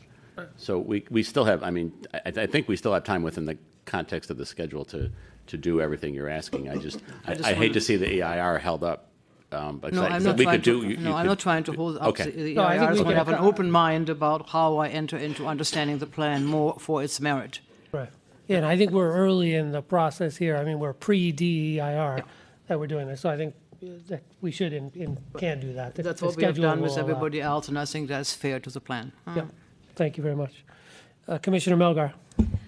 Thank you. So we're early in the process, but I actually am so excited about it because I've been in this town long enough to remember the battles of shutting down this power plant. And so I'm feeling like actually honored to be in the room and, you know, seeing what's, you know, dreaming about, you know, something that looks really real and tangible. I am also actually not annoyed, Ms. Clark, about the, you know, community process. I'm grateful because sitting up here, it's been my experience that when developers do a really robust and comprehensive community process, things smoothly sail more easily later. So it's just an upfront investment that pays off, and I'm glad to see it. So just looking at the visioning of this, you know, reminds me a little bit of the Old Port waterfront in Montreal. You know, it's a very similar, you know, idea aesthetically. It is a tourist draw. They have some older buildings that they preserved, and they have like a zip line that goes, you know, people look at it, and, you know, there's a Ferris wheel. So I think this is going to be very exciting. I'm looking forward to hanging out there with my kids and having this be, you know, a wonderful, vibrant neighborhood. I am looking forward to seeing what the affordability is, you know, in the 60% of the housing that will be built there. I think it's important. I was encouraged by the comments of the folks in the neighborhood. I do think that, you know, mirroring some of the things in Pier 70 is important. But I'm really looking forward to seeing what's in the draft DIR, and I hope that this, you know, happens soon. Thank you. Thanks, Commissioner Richards. So I did tour the site probably about 6 months ago, and I encourage all commissioners to tour the site if you haven't had it yet. It's hard to envision with what's there now, what's going to be there in the future. We've got these schematics. Enrique Landa is in the group of developers that I have the highest amount of respect for, and part of that respect comes from his level of community engagement, and I think the level of community engagement here is absolutely appropriate given the scope and size of this project, and I encourage you to keep listening to people like you have, and I'm sure that you will. One of the nice things I like about this project is the jobs housing balance. It's around 1.05, 1.1, which actually is dilutive in a good way to the jobs housing imbalance that we have on other projects. We're at 1.75, I think. We try to get it down to 1.67, I believe, Mr. Switsky. Here we have one coming in at nearly 1-to-1, which I think sets a standard for all projects of this magnitude. Unfortunately, we don't have a lot more developable land to actually dilute that number any further, but we're actually helping given the size of households, we're helping the housing crisis in an incremental way here with this project. Some of the, I was in the back eating lunch when I left, so I heard all the public comment. Somebody had talked about a comparison between this project and Pier 70 and Mission Bay and Mission Rock. I guess one of the things that, and I think this might go to Commissioner Moore's point, each one of those developments had some really amazing things, as does this one. So this one being, I guess, the last, because India Basin now, we're going to be approving the DA, or hopefully approving the DA today. If you overlay Mission Bay with this, and overlay Pier 70 and all the other developments, what could this project do better that these other projects actually did that we say, wow, that was fantastic? So I'd love to see some type of a comparison so that we do or don't have another Mission Bay. I don't believe that we do, but that's a pretty provocative comment for somebody to say that, hey, this is another Mission Bay because of wide boulevards and that. I'd love to really see the comparison there. I'm a dyed-in-the-wool preservationist. I think everybody knows that. And I know Mr. Londa is a dyed-in-the-wool preservationist. Haven't worked with him on some projects in the past that involve actually landmarking a building. Can you comment on the historic buildings and what you plan to do with them, or what your thoughts are, please? And do we have a letter from the HPC on this? Not yet. We okay. will. We will. Okay.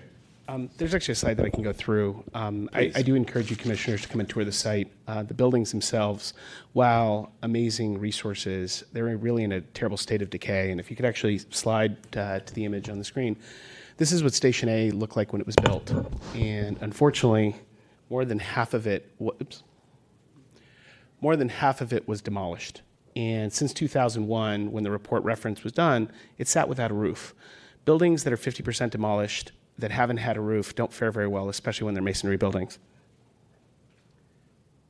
This is what the project looks like on the inside. It's got about 6 feet of standing water on the inside. And it just, that level of decay, given the other priorities that we've heard, including housing and affordable housing, make it very difficult. We were directed by the HPC to look for ways to take portions of the buildings, and I think that's appropriate. In this case, the buildings are so far gone, it'd be more recreation than preservation. And so we're starting that process now and look forward to giving you further details in the future. Great. I actually, on my tour, did go inside Building A, and it's a ruin, I guess. That's how I would classify it. But I do believe that the ends are probably salvageable, and you could do something with them, incorporating into a new use. I don't think the cost of rehabilitating those buildings is worth it. You could spend that money on some better things and even community benefits or whatever. So I completely can understand the state of those buildings and what your plan for them is. I do look forward to hearing from the HPC on it. I'm excited about this project. I wasn't around, all this time around the fight about the power station. I lived in another part of the city. It was something that I read about, but now actually seeing it, I can see that this is going to be a great project that actually weaves this big piece of land back into the city. I am concerned that the PG&E portion of it is yet to be defined, and I hope that negotiations with them does go fast, and we can actually see what that's going to be like and incorporate that into the project as soon as we can, hopefully. But very supportive of this project and the developer. Thanks. Commissioner Fong. Thank you. As you guys know, I enjoy these big movements, these big projects in San Francisco that really have a chance to change the landscape and the demographics of San Francisco. Good to see all the community effort thus far, and that everyone's out here and engaged and has been given the opportunity, sounds like plural, to be a part of it. Like Commissioner Melgar, 15 years ago, I sat on the Port Commission and started to, and one of the first projects was the closing of the Morant plant and that whole transformation in the port, writing up some different objectives of what they wanted to be. And I think it's in alignment through a little bit of twist and turn, but I think here, it's nice to see the sort of the color renderings from that 15 years later. So looking forward to seeing another couple years later and getting to a point where we can walk the site and enjoy it and feel the energy. Thanks. Commissioner Koppel. Thanks, Mr. President. Really like what I see so far. I know it's just the beginning stages of this project. I spent the first 3 days of this week in Long Beach at an international electrification conference. So I think it's pretty fitting that I'm here today looking at a development that will replace an existing old power plant that's desperately going to be improved with this project. We as a state and a city do have our own climate and kind of clean energy goals that we're striving towards, and this is a good example of what we're doing in California and in San Francisco to further ourselves from fossil fuels and move forward towards clean and green energy. Great, thank you. And I'll just echo the comments my fellow commissioners made. I'm excited to see this move forward. It's surprising how quickly it's actually moved forward on the heels of Pier 70 and the closure of the plant. Just one question for Mr. Landa on the heights. Like, how'd you, and I agree, I think we kind of look at Mission Bay as, a standard that we want to kind of improve on as we redevelop these larger areas in the city like Pier 70 and now this site. And I like that you've altered heights, because I do think that's an issue with Mission Bay. How'd you land on kind of where this is now? Absolutely. So yeah, the Mission Bay comparison is hurts, but we can go through it. We have a lot smaller blocks than Mission Bay. The average Mission Bay block is quite large.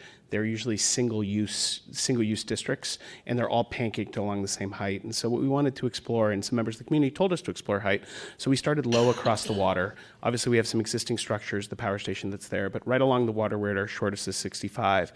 And then we build up a little bit to a gentle slope, having some 120s and 180s, and then end up at the one signature tower that is sitting far away from the site as possible, drawn in the middle of the site to create a point-counterpoint, creating that space. So we tried to have it low in the water and have some mix of heights all through the site and not have the symbol monolithic pancake. And we think as a staff, and many members of the public have told us, that it would be a real failure if this project ends up getting pancaked and being all one height. Right. So we hope that we can have an ongoing dialogue. I think you've heard two sides of voices, and we hope we can continue that. We certainly plan to do that with the community. Yeah. And the 300-foot tower, like, what do you envision that being as a footprint? Like, the floor plate for that tower would be about 12,000 feet. And the idea would be to create something, take the opportunity and create something really magical. Staff has really pushed us to do that, as other members of the community have. As one of the speakers said earlier today, you really saw just massing and having that opportunity. But we really look forward to refining the design. And when you see the D4D, you'll get to see some of the opportunities we've done. And we look forward to the challenge of the opportunity that presents, and we don't want to waste it. Yeah, I think it's great. And I think it works on this site. You probably could be even more aggressive on height with other towers, but I think this works here, especially with the size of the site. So I appreciate that.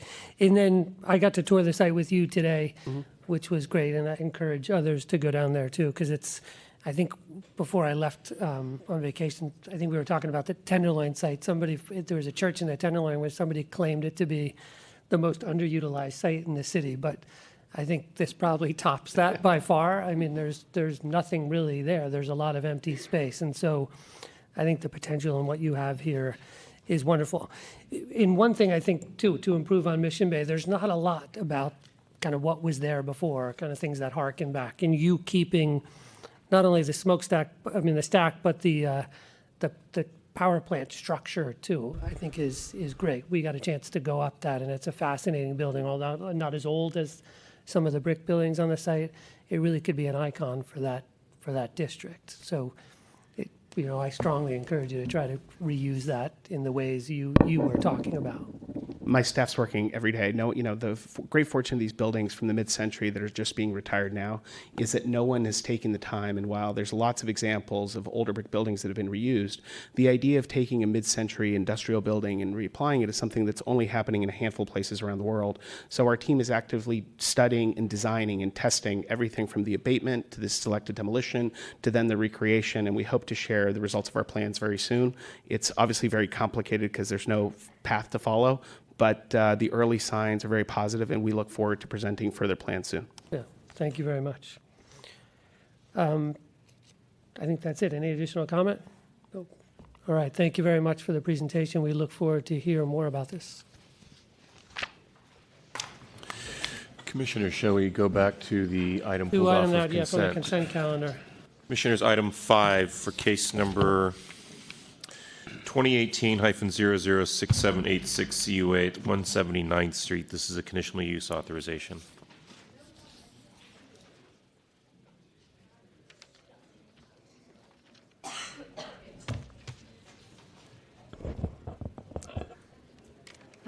Good afternoon, Commissioners. Dori Ganetzos here with the Planning Department.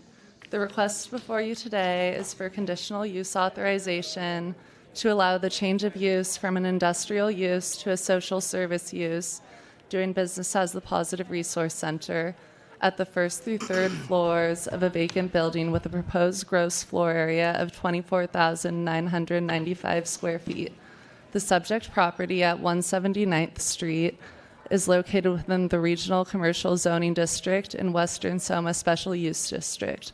The project was reviewed under the Community Business Priority Processing Program. The proposal will enable Positive Resource Center to offer integrated social services such as emergency financial assistance, computer training, legal advocacy, workforce development, and integrated health management services to its clients, and to provide office space for its employees. The proposed hours of operation for this establishment are 9 a.m. to 5 p.m., and most services are offered by appointment only. No overnight services are proposed at this facility.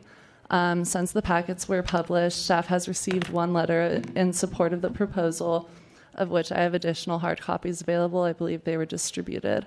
The department has found the project to be, on balance, consistent with the general plan, necessary and desirable, and recommends approval.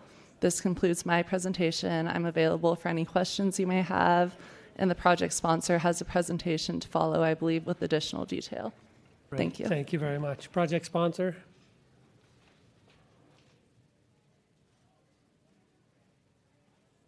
Good afternoon. I'm Joe Toohey. I'm the Chief Operating Officer of PRC. And I don't know if you may know that PRC was formed recently by the merger of Positive Resource Center, Baker Places, and AIDS Emergency Fund. And this was a merger that was supported by the city in a very big way. The Board of Supervisors and the Department of Public Health both funded the merger. And we've just recently received additional support from the Board of Supervisors, specifically Supervisor Kim and President Cohen's office for the building project that we're proposing. I want to tell you a little bit about who we are, what we do, and who we serve, and how this building is going to tie this all together for us. So PRC and AIDS Emergency Fund were sort of the original AIDS service organizations. They came about during the epidemic in the 80s, and who we serve has morphed over time and sort of taken the same path as the epidemic. So we now serve people with mental health and substance abuse problems. Baker Places has been around for about 54 years, serving San Franciscans who also are in need of treatment for mental health and substance use. The people we serve are a range of LGBTQ, HIV, formerly incarcerated, active drug users, transgender. I think that's a good overview. And the programs that we will be presenting in this new facility include the AIDS Emergency Fund, which is emergency financial assistance for people with HIV. It includes eviction prevention, the Baker Places case management services, and these are for individuals who live in supportive housing off-site, but come in to see their case managers, drop off their rent checks, that type of thing. We have a computer lab that'll serve 25 people at a time. The staff will be seated on the first floor as well. The second floor is our employment services program, which is workforce development, primarily, again, for people with HIV and mental health issues. And then our legal services, which is disability benefits counseling, getting people SSI, SSDI benefits. The top floor is reserved for administration. That's fundraising, finance, IT, administration, operations, facilities, that type of thing. So the idea behind this merger was to bring efficiencies together by merging these organizations. And we can't fully do that without coming together in one place. So currently we have, of the 80 staff that will be coming into this building, they're coming from 4 different locations. So right now we're really operating all over the place, no efficiencies to speak of, and we can't really fully realize the potential of this merger without having a building of this size. I'd like to invite Kate Cochran up from Gensler to speak a little bit about the building and the design itself.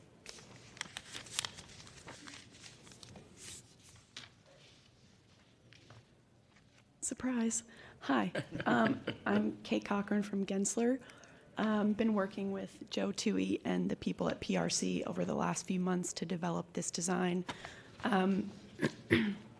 When we sat down with them at the beginning of this project, they were talking a lot about how it was very important for them to come together in this one space. It's very difficult sometimes when you're spread out, publicly funded. You don't quite have the same access to resources that a lot of other companies do. So for them being here at this location is critical for them to perform their services.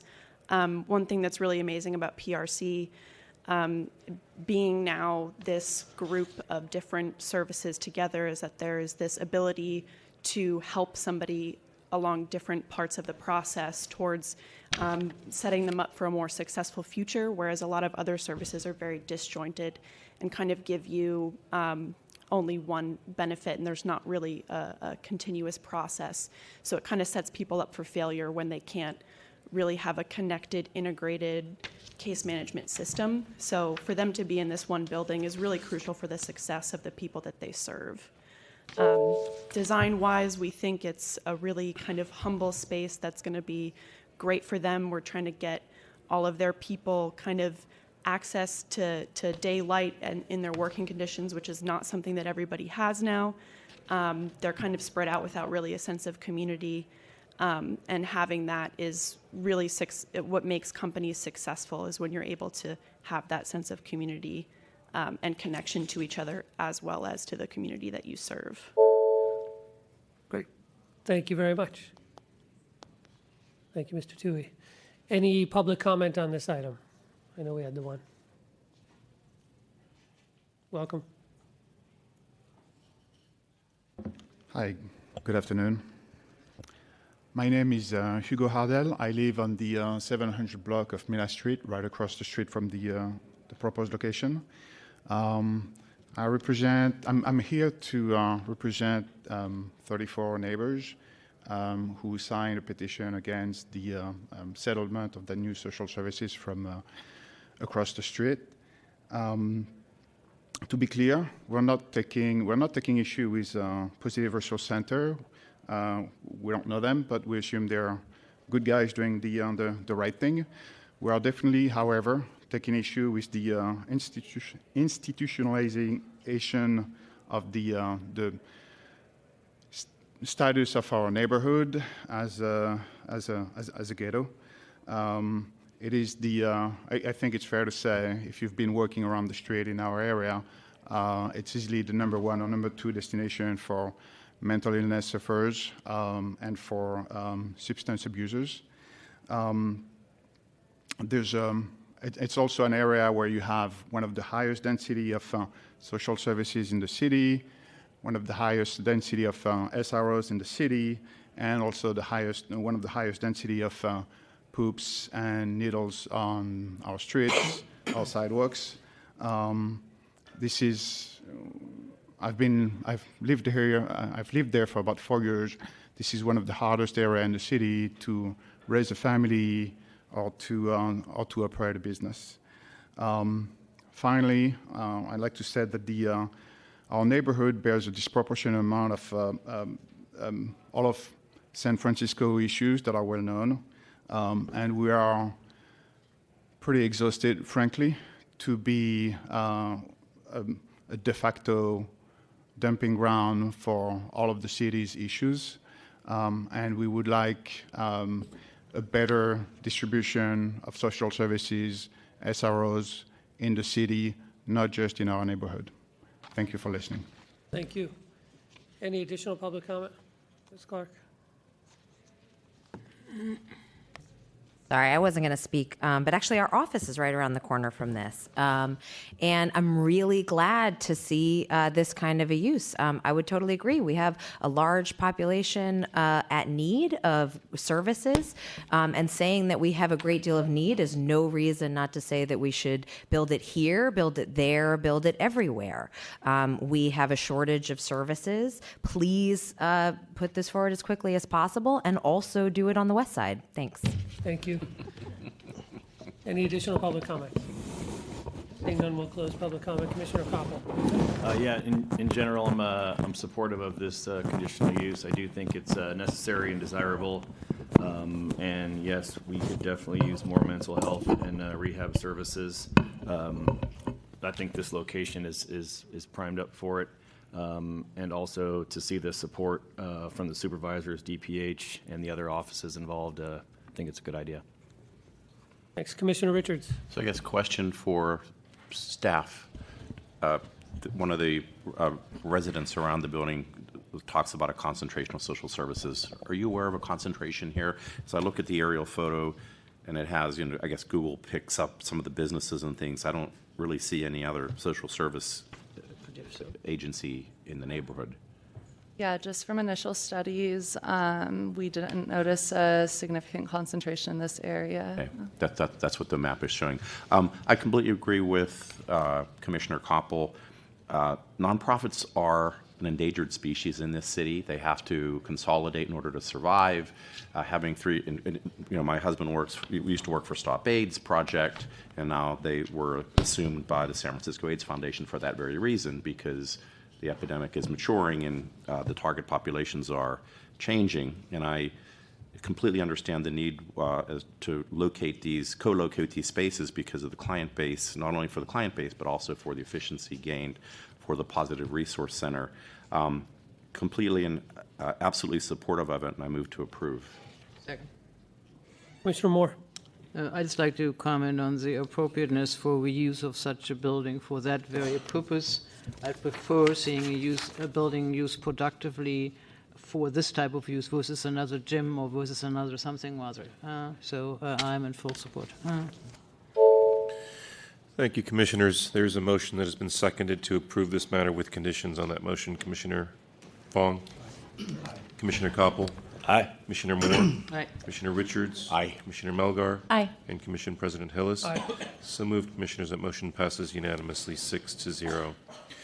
Commissioners, that'll place us on item 12 for case number 2000.0875 CWP, the 2017 Downtown Plan Monitoring Report, informational presentation.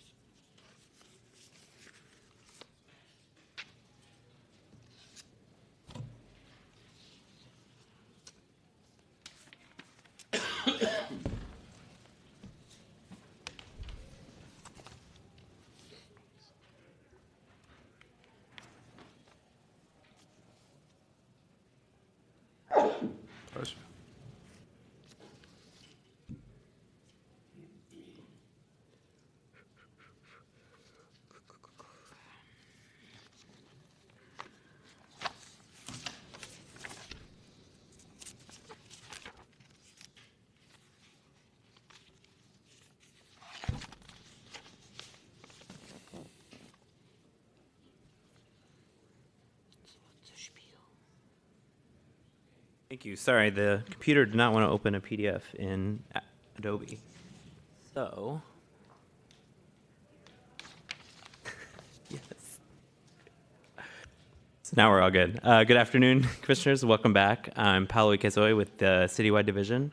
And today I'm here to present a few highlights from the 2017 Downtown Plan Annual Monitoring Report and answer any questions you may have. So this is actually my last Downtown Plan Monitoring Report with you. I'm actually handing it off to one of our, another planner. So next year you'll have someone else. But it's an annual report covering the state of downtown. It gathers data from a variety of sources on metrics relating to the goals of the downtown plan, which created the Downtown C3 zoning district, which is the red area on this map. We start by looking at office vacancies as an indicator of the downtown office market.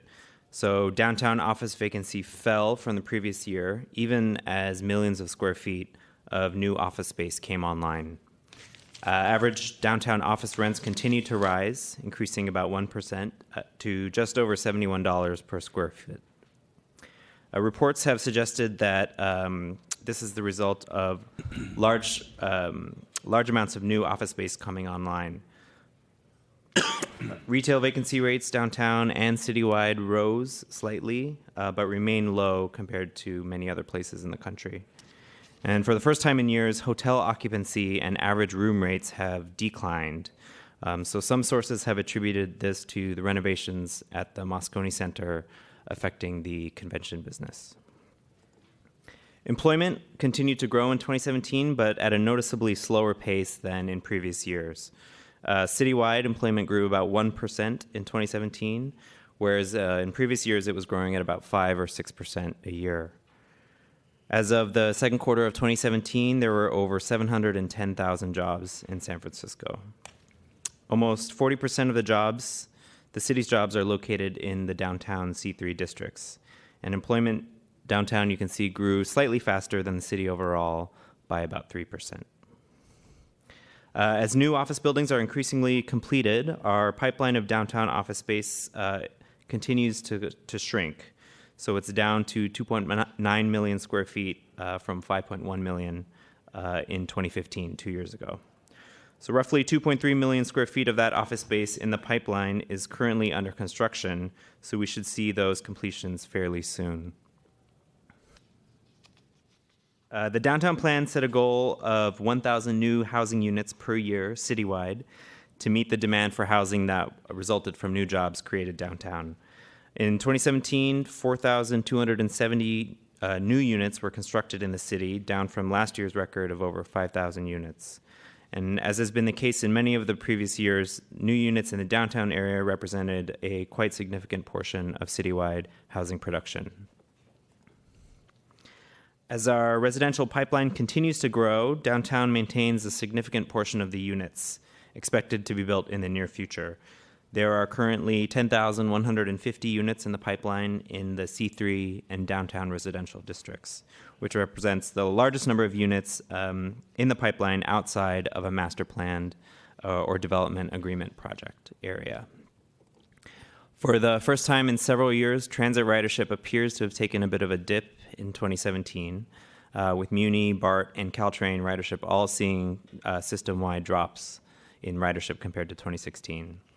However, walking and transit continue to be the most popular commute mode for downtown residents, although the available data on commuting modes for downtown employees is fairly old at this point, we think that transit continues to be by far the most popular way for downtown workers to get to work. We have at least one new Popos opened in 2017. This is the indoor space at 350 Mission Street, and we expect a few more to open this year. And as always, I like to give a little update of the currently available data. And so although employment data seems to have cooled off a little bit in 2017, the unemployment rate in San Francisco as of July 2018, was 2.6%, which is even lower than it was at this point last year. As always, the full report is available on the Planning Department's website, and we publish the data on our website and at datasf.org. And then with that, I'm happy to take any questions or comments after public comment. Thanks.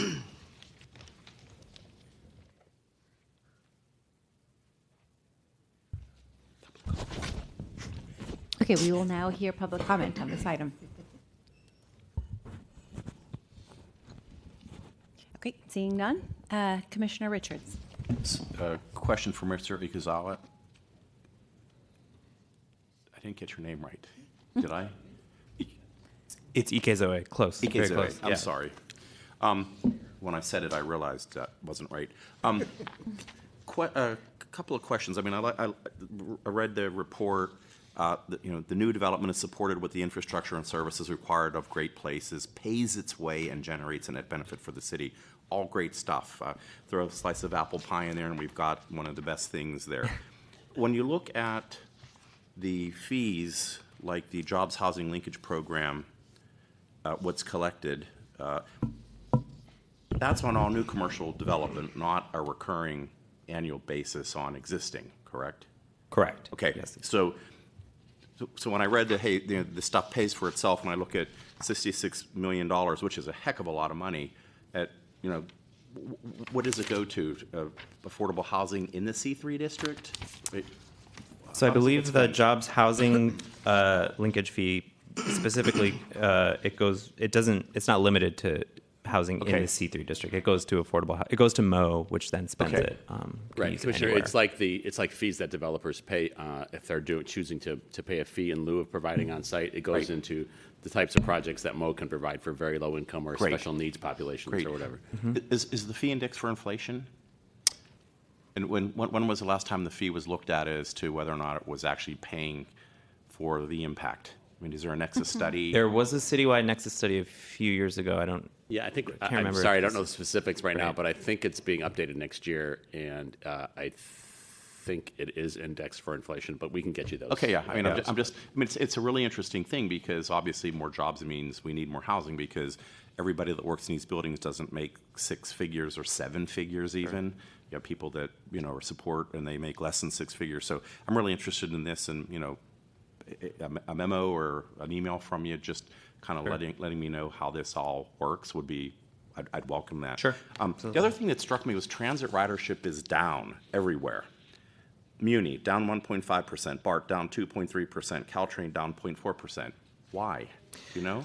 Well, I just read an article in the Chronicle about how weekend ridership is really down a lot. On BART, yeah, I read that too. I imagine probably the same. I mean, service disruptions could be part of it. And frankly, I think, at least with BART and Caltrain, we're approaching capacity basically at the rush hour, so can't even fit more people on the trains. And then you sort of reach a point where people kind of choose other options. I call it the N complex, where I try to get on the N in the morning and I can't even fit. Okay. Commissioner, I think this is actually a national issue. All major cities, New York included, are seeing a drop in transit ridership in the last couple of years, in spite of the job growth. So there's an interesting twist going on. I think it has to do with transit capacity, transit service, and all these cities is being compromised these days.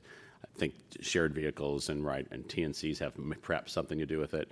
There's a number of factors that are going into a drop in transit ridership in spite of job growth. That's interesting. And I hope our SFMTA is actually looking at this as well and trying to understand how we can all get around more efficiently, no matter what mode we choose. So thank you. It's a really good report. Great. Thank you. Commissioner Koppel.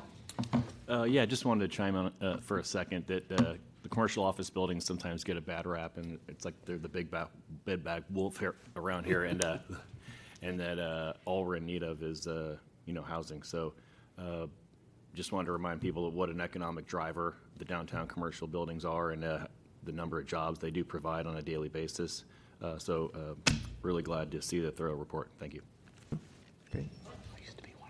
Thank you. I had a comment and a question, and that is, I think that downtown has kind of shifted, right? It's shifting down towards Rincon, and so at what point do we shift the boundaries of the downtown plan? It's a good question. I mean, Trans Bay is all within the C3, correct? So the one area that's not within the C3 is Rincon, and of course South of Market has separate zoning. So, I mean, for comparative purposes, I think it's good to keep to the same geography over time. But I think it does raise the question of whether we should sort of do an addition to the report, if you will, about the nearby high density areas. That's a good idea. Thank you. Commissioner Moore. I see the potential shifting of boundaries not as much with Rincon, which is basically conceived as a complementary residential neighborhood adjoining downtown. But as Central Soma takes off, there may be some shifts right in there. Thank you. Thank you. Commissioners, item 13 has been continued to August 30th, leaving us on item 14 for case number 2018-007507 GPA for the downtown area plan amendment for 1650, 1660, and 1670 Mission Street. This is a general plan amendment initiation. And speaking of extending the downtown, Good afternoon, Commissioners. Before you is the initiation of a general plan amendment to add 1650 to 1680 Mission Street to Map 1 of the Downtown Plan. This ordinance is a response to a zoning map change introduced by the San Francisco Real Estate Division to rezone those properties to C3G. The purpose of the Real Estate Division's proposed ordinance is to align the zoning with the existing and historical uses of the property. The properties have long been used for office space and are currently used as city offices. However, title recently transferred from the city to a private owner for all the properties except 1650, which is still owned and occupied by city departments. The purpose of the proposed general plan amendment is to ensure that the Real Estate Division's proposed rezoning is consistent with the general plan. Commissioners, what's before you is only the initiation of the general plan amendment and does not constitute an action on the proposed general plan amendment or the zoning map amendment. As a procedural issue, I have a revised ordinance with me. It basically is the same that was in your packet, but one of the properties, 1680 Mission, was left out, so it is now included in that, and I can pass those out to you.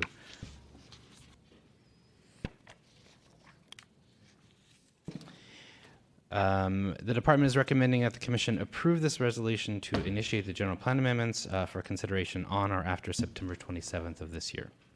That concludes my presentation. Thank you.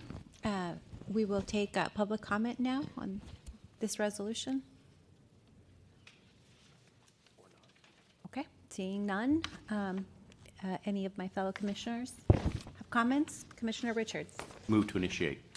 Second. Thank you, Commissioners. On that motion to initiate, are we scheduling a hearing date on this as well? And on or after? September 27th. So September 27th. September 27th. Very good. So on that motion to initiate and scheduling a hearing on or after September 22nd, 2018, Commissioner Fong? Aye. Pardon me, it's 27th. September 27th. Correct. Sorry, excuse me, for September 27th, 2018. Commissioner Fong? Aye. Commissioner Koppel? Aye. Commissioner Moore? Aye. Commissioner Richards? Aye. And Commission Chair Melgar? Aye. So moved, Commissioners. That motion passes unanimously 5-0. And places us on item 15 for case number 2015-001821 GPA, the Central Waterfront Dog Patch Public Realm Plan, General Plan Amendment. Good afternoon, Commissioners. Robin Abad Akabillo with the San Francisco Planning Department, Project Manager for the Central Waterfront Dog Patch Public Realm Plan. I have a few additional materials for distribution to the Commission.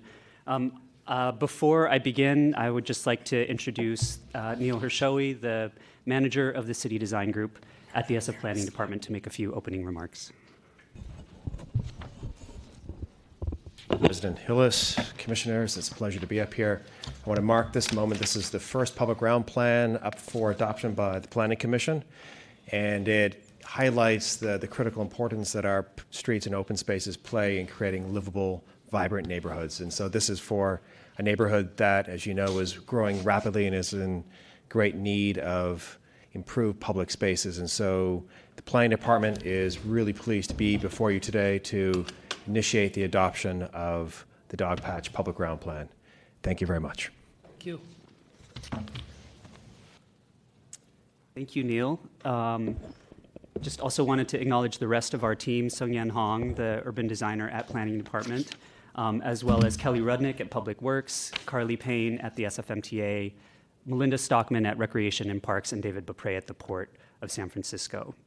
Commissioners, we were before you earlier this summer to initiate the general plan amendments to adopt by reference the Central Waterfront Dog Patch Public Realm Plan.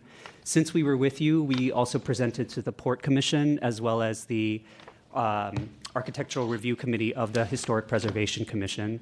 The latter did provide some comment, which has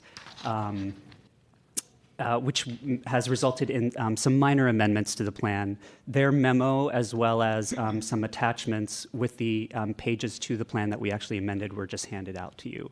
Those consisted of a request to add additional language emphasizing the value of an interpretive program in parts of Dog Patch that are designated as a historic district, or as historic districts, rather, as well as a typo in one of the captions. So With that, I'm here to take any questions that might have occurred to the commission since we last came to you. We didn't come with a formal presentation this time.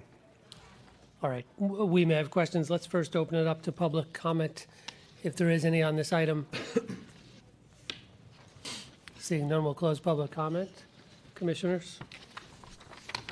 Commissioner Richards. I mean, I think we said a lot when we actually reviewed this document before. I think it's an amazing piece of work, and congratulations to staff on it. I think it could be used as a standard, hopefully, for every block in the city and every public realm that's out there. And I move to adopt. Second. Seeing nothing further, Commissioners, there's a motion that has been seconded to approve the general plan amendments. On that motion, Commissioner Fong? Aye. Commissioner Koppel? Aye. Commissioner Moore? Aye. Commissioner Richards? Aye. Commissioner Melgar? Aye. And Commission President Hillis? Aye. So moved, Commissioners. That motion passes unanimously 6-0. Thank And places you us very much. on item 16 for case number 2014-002541 DVA for the India Basin Development Agreement. Get the presentation up, just one second.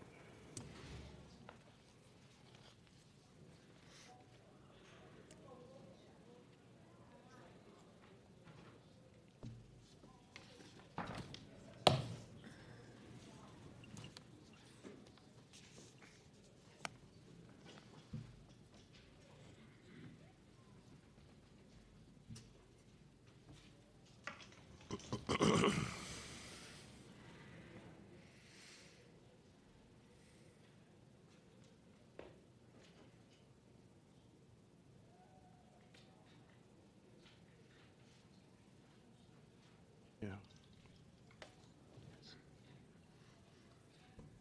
It had a break in August.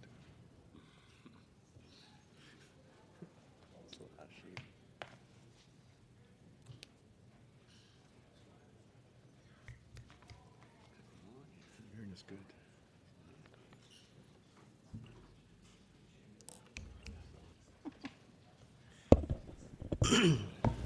All right. Good afternoon, Commissioners. Joshua Switsky with planning staff. We're here today to present the India Basin 700 Innis mixed-use project development agreement.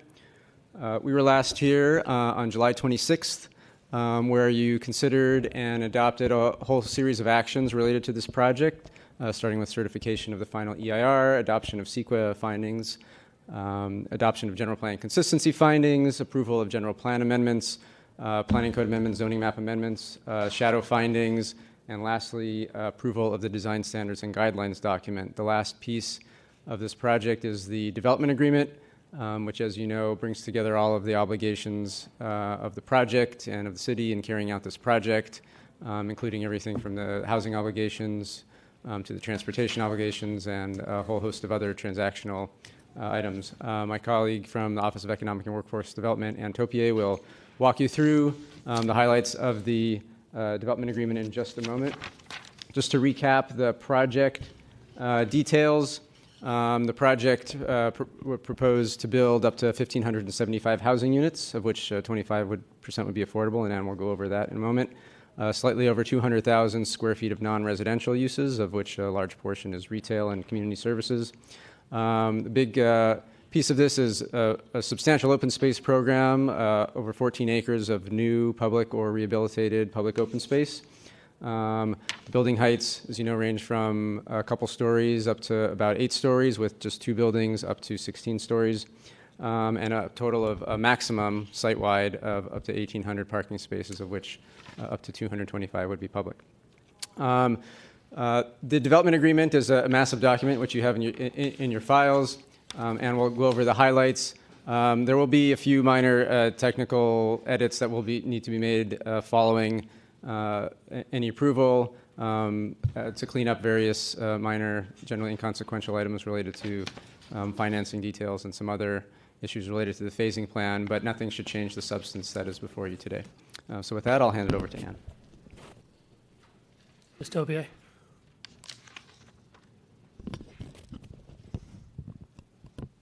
I can go ahead. Good afternoon, Commissioners. Ann Topier, Project Manager from OEWD. I know you've heard my presentation a few times on this, so I'll try to be efficient. A quick reminder is this is one of the projects that the city identified in the Southern Bayfront Strategy, and as such, we use that framework to guide the public benefits negotiations. The Southern Bayfront Strategy seeks to maximize the public benefits across the entire neighborhood in 7 principal areas: housing, transit, jobs, open space, sea level rise, sustainability, equity, and community facilities. Each project is then negotiated to respond to the community's needs to leverage other investments and to provide greater collective value to the residents and neighbors. The Affordable Housing Plan has been designed to facilitate development of 25% of all market rate residential units built within the project site. This includes below market rate, inclusionary, and in lieu fee units. Developer will satisfy the 25% obligation through a combination of the following options: either by constructing at least 139 on-site inclusionary units within market rate buildings, by conveying up to 3 on-site development parcels at no cost to an affordable housing developer for construction of up to 180 BMR units, or by paying an in lieu fee on a maximum of 300 market rate residential units, which could yield up to 75 low-income units off-site. I want to emphasize that this program caps the number of affordable units that may be built off-site at 75 units. The remaining 319 below market rate units will all be built on the 700 units project site, and 180 of those will likely be in partnership with 100% affordable housing developers. The Mayor's Office is committed to applying, the Mayor's Office of Housing has committed to applying all in lieu fees generated by the project site to affordable housing projects within District 10, and could use these dollars for acquisition rehab of small and large sites, new 100% affordable construction, or rental stabilization for existing low-income residents. All of the affordable units are subject to the city's 40% local preference program to encourage community stability. On open space, the project proposes a mixed-use development on the project site that will include a new publicly accessible network of improved parkland and open space incorporated throughout the urban village. At full build-out, the open space will include a total of 14 acres of publicly accessible parks, plazas, bicycle trails, and pedestrian pathways. 12 of those acres will be comprised of improvements to the existing 6-acre rec park-owned waterfront open space, as well as 5 acres of private land that will be developed into what is identified as the Big Green. This new 5-acre park will be dedicated at no cost to Rec Park to become part of the city's southeast waterfront network of public parks. Once completed, these open spaces will connect a nearly 1.5-mile continuous waterfront park beginning at Heron's Head to the north and eventually terminating in the Shipyard's North Side Park. The project sponsor is committed to providing a services community facilities district, which will yield $1.5 million annually to enhance maintenance and operations support of these open spaces. The city has reserved the right to draw up to $750,000 from these CFD dollars to use toward job training in the areas of landscaping, horticulture, sustainable infrastructure, building, and open space management at the project site. Like Pier 70 and Mission Rock earlier this year, the India Basin Project, and in fact all the Southern Bayfront DA projects, will be required as part of their community benefits program to create a community facilities district which establishes a site-specific special tax. This will ensure that the city captures these future dollars to address shoreline stabilization and protection of the areas beyond the borders of these projects. Additional benefits for this project include approximately $10 million contribution to off-site transportation improvements according to the TSP fee schedule. The sponsor will construct neighborhood transit, bicycle, and pedestrian network improvements, including Class 1 bicycle lane through the project site, connecting south through Northside Park and in the Hunters Point Shipyard, and north through Rec Park's 900 Innis, and eventually connecting with existing bike lanes along Hunters Point Boulevard. In lieu of paying the child care fee, the project sponsor will deliver a 3,000 square foot warm shell to a certified Bayview child care provider. The developer will establish an endowment fund to be used at the sole discretion of the child care provider for tenant improvements, rental subsidy, or discounted rates to neighborhood families for the first 8 years of occupancy on the project site. Additional community benefits include the construction of an open-air community market, a potential future grocery store, first source job opportunities for both construction and permanent on-site jobs, local hire requirements for infrastructure work on existing city streets and parks, and an 18% local enterprise business target as established by the Office of Contract Monitoring. Finally, the city reserves an option on 5,000 square feet of commercial space for possible future community facility use, such as a reading room, library, or other community-serving space. That concludes my summary, and I will be here if you have any questions. Thank you. All right, thank you. Are we hearing from the project sponsor? No? Okay. So we'll open this up for public comment. I don't have any speaker cards, but Mr. David would like to speak on it. And if there's anybody else who'd like to, please line up on the screen side of the room. Hi, I'm Kathy Perry, a resident of the area in Bayview. I support this project 100% because of their diversity and their outreach and their good intent, and I think their history of being fair to the communities in which they build in. So thank you. Thank you, Ms. Perry.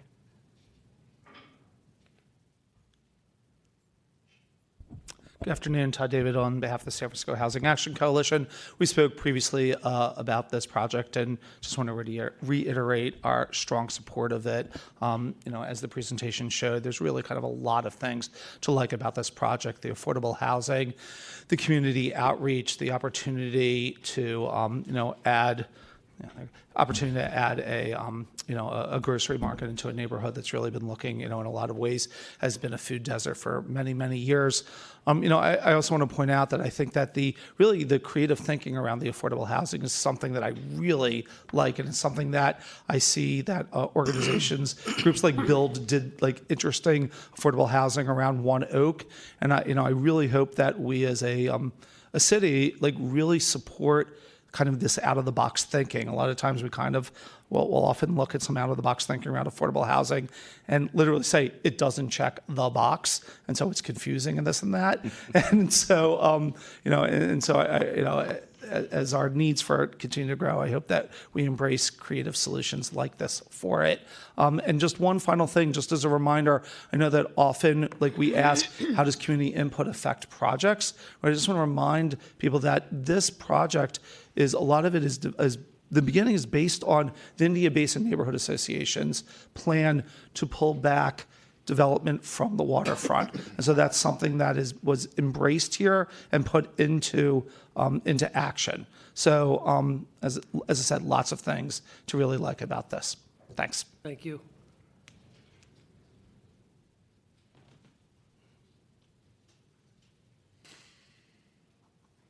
Good afternoon, Commissioners. My name is Michael Hammond. I'm a neighbor and a member of the Neighborhood Association. And soon after Build purchased the project, they came to us and started a collaboration that has lasted through the various iterations and resulted in what we have before you today. And some of the folks in the neighborhood are disappointed that the project is bigger and taller than originally imagined. However, most of the neighborhood and the Neighborhood Association embraces this project because we get so much of what was included in our neighborhood vision document that we produced 10 years ago. And key among these features is Build's commitment to install abundant neighborhood-serving retail so that the folks who live there can have their daily needs met without getting into a car. I know I have to travel 4 miles to the nearest grocery store, and I can't wait to have that kind of walking neighborhood that is emblematic of San Francisco. We support this project enormously because of that and other things. With the unique setting of India Basin and the huge amount of open space that they're creating and the community facilities that they've agreed to build, this is going to be the kind of intimate walking neighborhood that San Francisco's famous for. It's going to be another wonderful neighborhood, a star neighborhood, another star in that constellation of stars that we call San Francisco. And I hope very much that you folks can support this. We do. Thank you. Thank you very much, Mr. Hammond. Hello, Commissioners. My name is Chester Meadows, owner of Green Meadows Janitorial Service. I'm here in support of the Indian Basin Project. I mean, like I said, Build Inc. has been nothing but a positive, for my business, and I'm excited about the project because I see that it's going to make a lot of positive changes in that community. I've been part of that community a long time, and I'm just excited, and I hope that, this project goes along. Thanks. Thank you. Next speaker, please. Hi, my name is Megan Mitchell. I'm a stakeholder in the Bayview community. I'm really excited about this project. I think that it's going to do a lot in our neighborhood. It's going to provide a lot of opportunities for our residents to get jobs. It's just going to overall make our neighborhood a better place. And I really appreciate the team's efforts. And I just want to mirror what the man before me said and say, I'm excited and I really want to see it move forward. So I hope you'll consider. Thank you very much. Next speaker, please. Hello, Commissioners. My name is Scott Feeney. I am a member of UMB Action. I live in the Mission. And you've heard a lot of good reasons to approve this project today. And I just wanted to add a little bit of citywide context on it. This is one of the projects on the Southern Bayfront. And most of the large projects on the Southern Bayfront are adding both housing and office space. This is one that's focused entirely on housing. And I think that's especially welcome since we have all of this office space going on the corridor, and we don't really have a good answer for where the people are going to live. And that's something that I think you need to continue to pay attention to. This project doesn't fix everything, but I especially welcome something that is focused entirely on housing. So please approve it today. Thank you. Great, thank you. Any additional public comment on this item? Seeing none, we'll close public comment. Commissioner Moore. I think the wood excellence is the only attribute I can find. The mayor's office presentation was marvelous, and I think it rounds off of what has been strong and admiring about the development of this project. It's a project that came to us many, many times, from the baby steps to the larger presentation. And in just following up on an earlier comment, I like to see that kind of maturing in our own consciousness about the project and our support. That's what we don't quite have yet on the Potrero power plant side.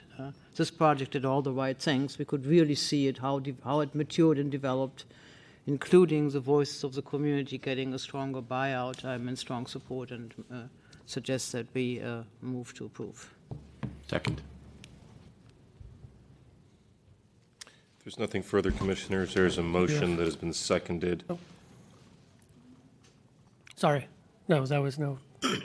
To approve the development agreement on that motion, Commissioner Fong. Aye. Commissioner Koppel. Aye. Commissioner Moore. Aye. Commissioner Richards. Aye. Commissioner Melgar. Aye. And Commission President Hillis. Aye. So moved, Commissioners. That motion passes unanimously, 6-0. Commissioners, that'll place us on item 17 for case number 2016-012030 ENX at 255 Shipley Street. This is a large project authorization.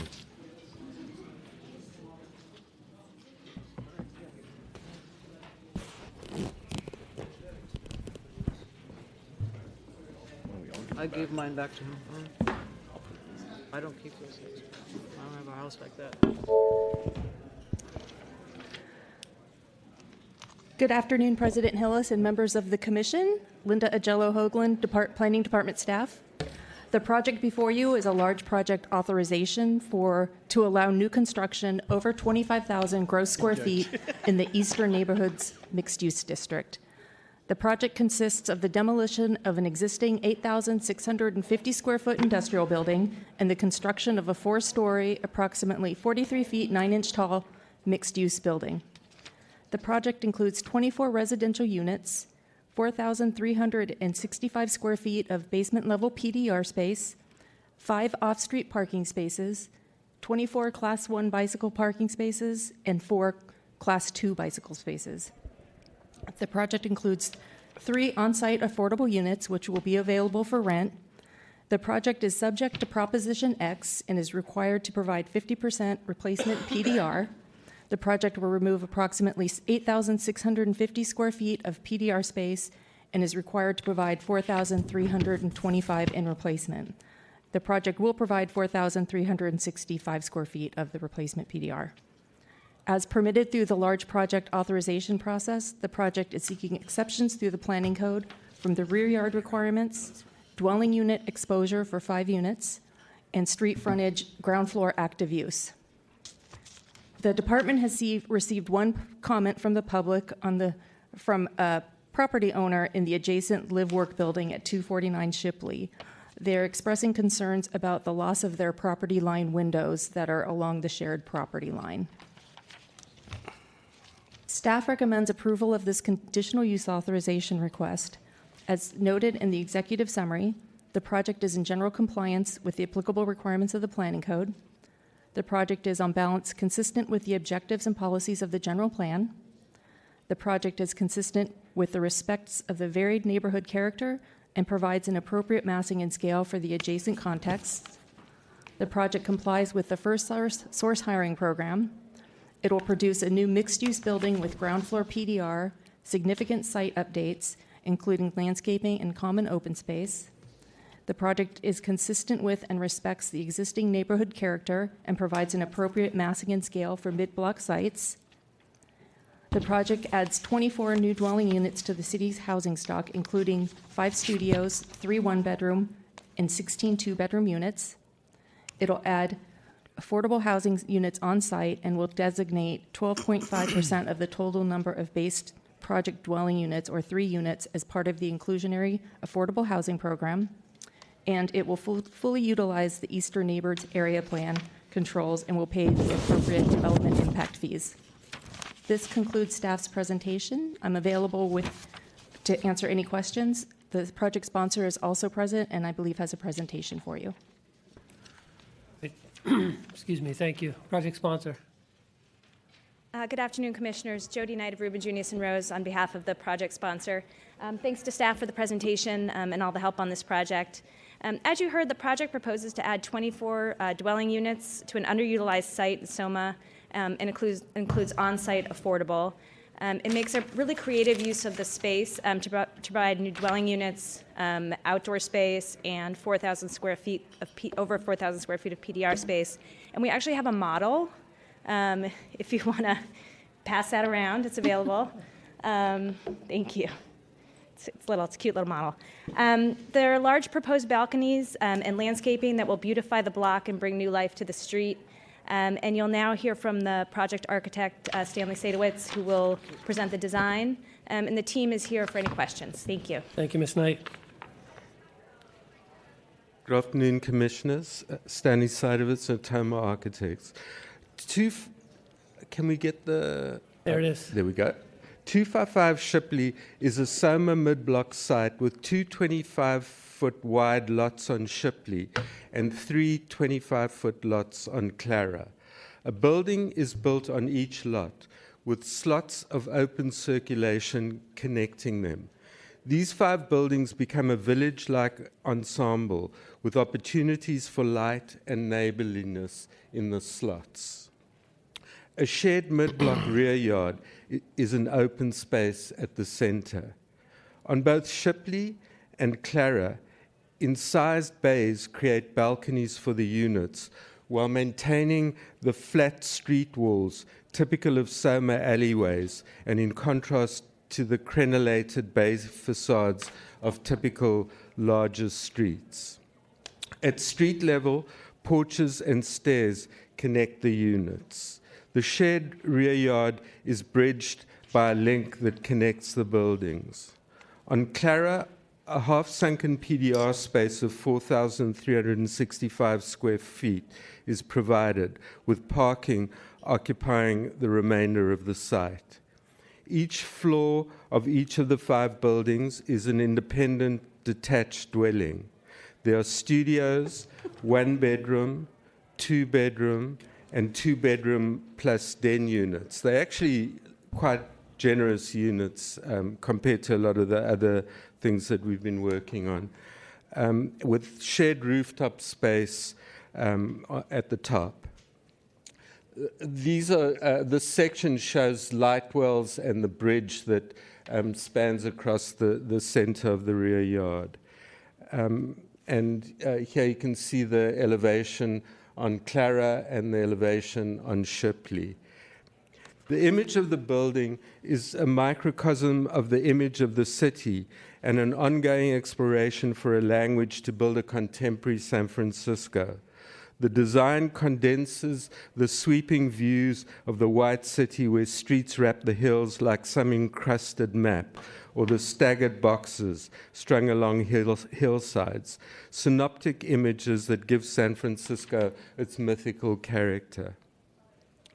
This is the kind of breakdown of the data of the project. 24 units in total, 5 studios, 3 one-bedroom, 5 two-bedroom, and 11 two-bedroom and den, 3 BMR units, and essentially 5 parking spaces and 28 bicycle parking spaces.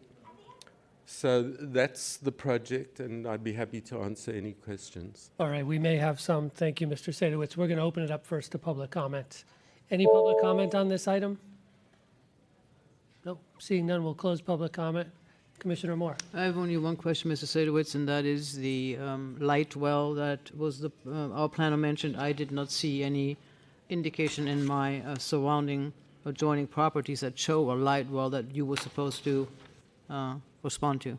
It's actually a property line window that, we will help the owner to block off the window, but it's essentially, it's a building that was built, I think, in the 90s, and there are some property line windows. And at that time, the rules were already in place that property line windows are not protected. If it would have been an older building, I would have asked the question, since you are indicating it is a 1990 building that is basically built into the regulatory framework at that time. Correct. And, when we've come across this in the past, we've always helped the owners to block off the windows and repair the interiors of the units, and we're happy to do that. Yeah, okay. Generally, I think it is a great building. I really enjoy it. It's very playful and very appropriate, particularly in the place where it is. So I'm in strong support for it and move to approve. My second.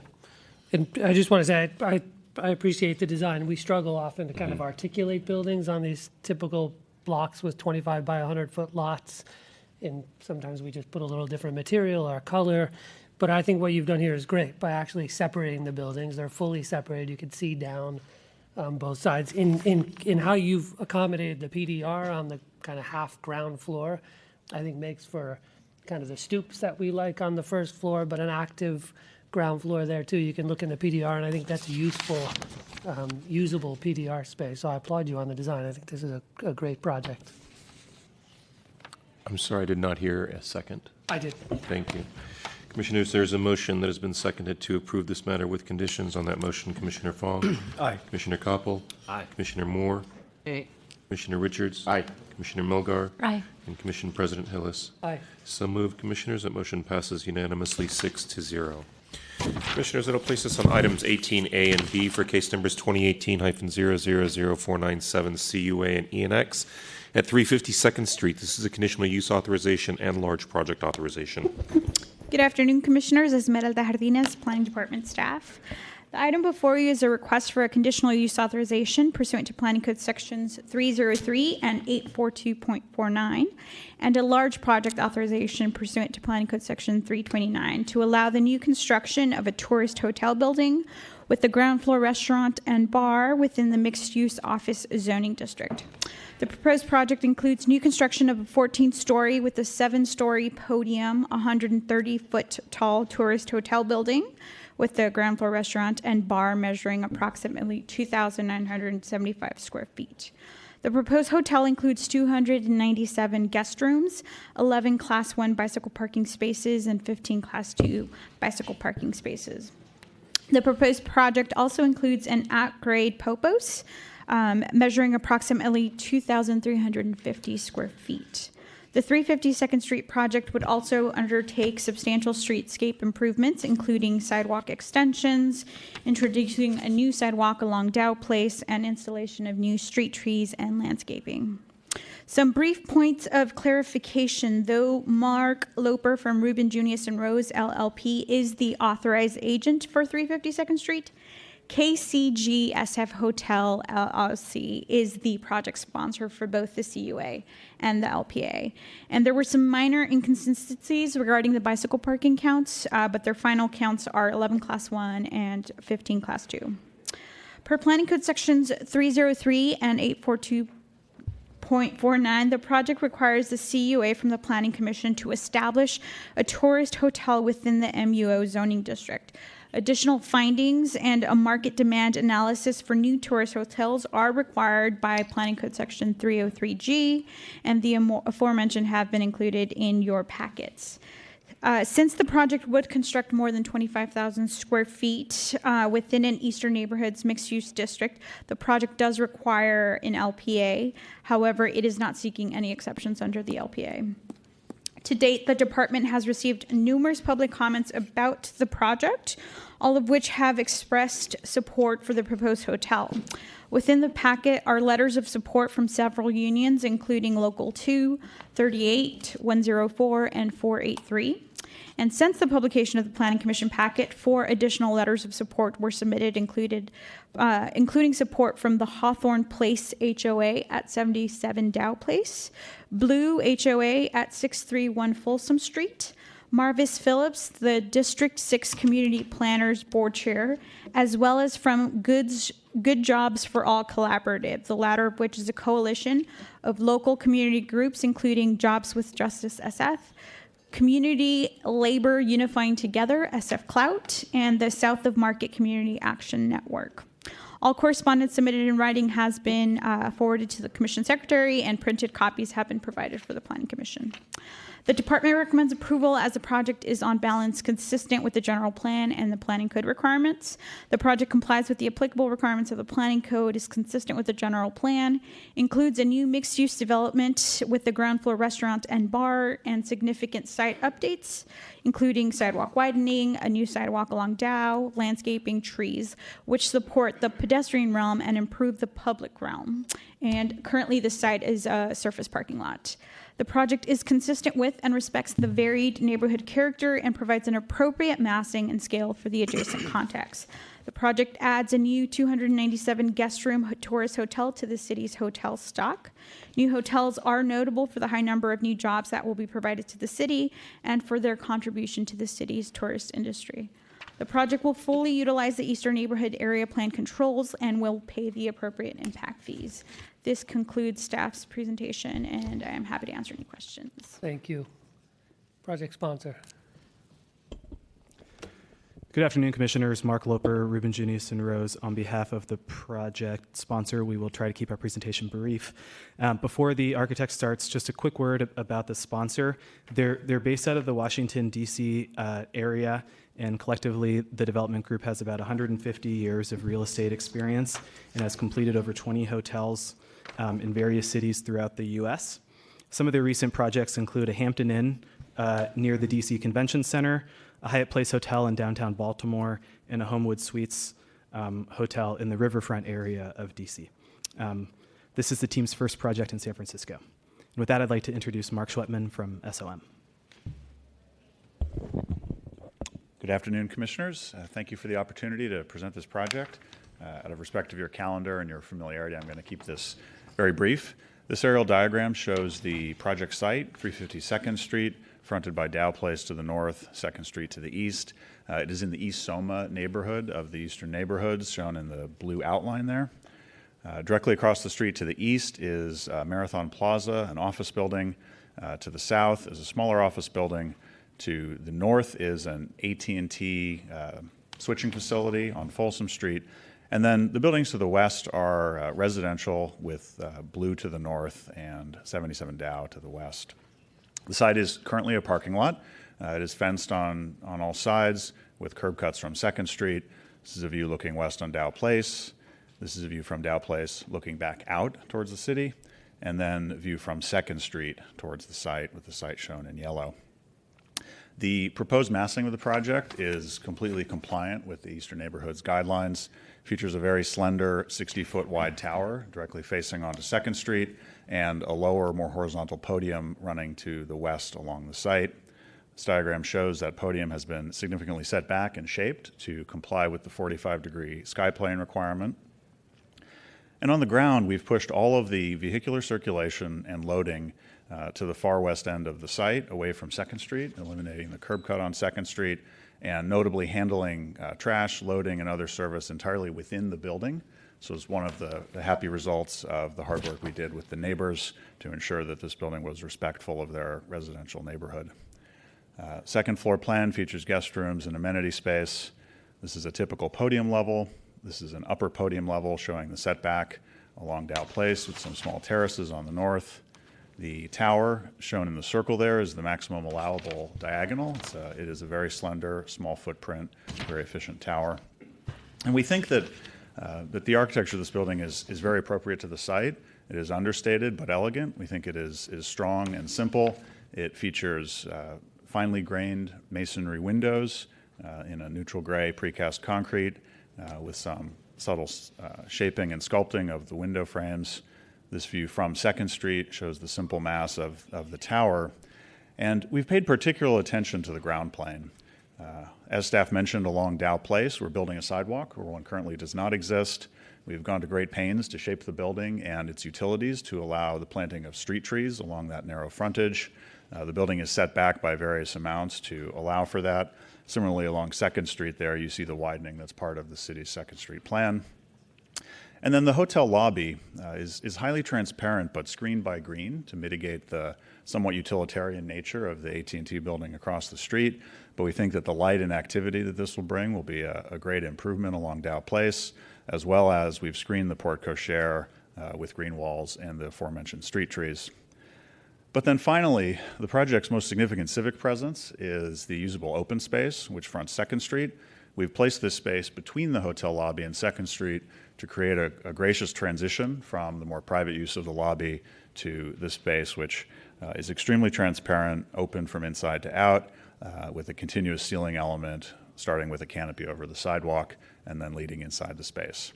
Thank you very much, and we're happy to answer any questions. Thank you. We'll open this item up for public comment. I've got 2 speaker cards, Connie Ford and Cynthia Gomez, but others are welcome to speak also. Just line up on the screen side of the room.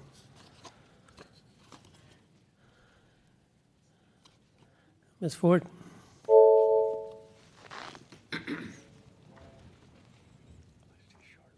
Good afternoon, Commissioners. My name is Connie Ford. I happen to be one of the vice presidents of the San Francisco Labor Council, but today representing the Good Jobs Coalition.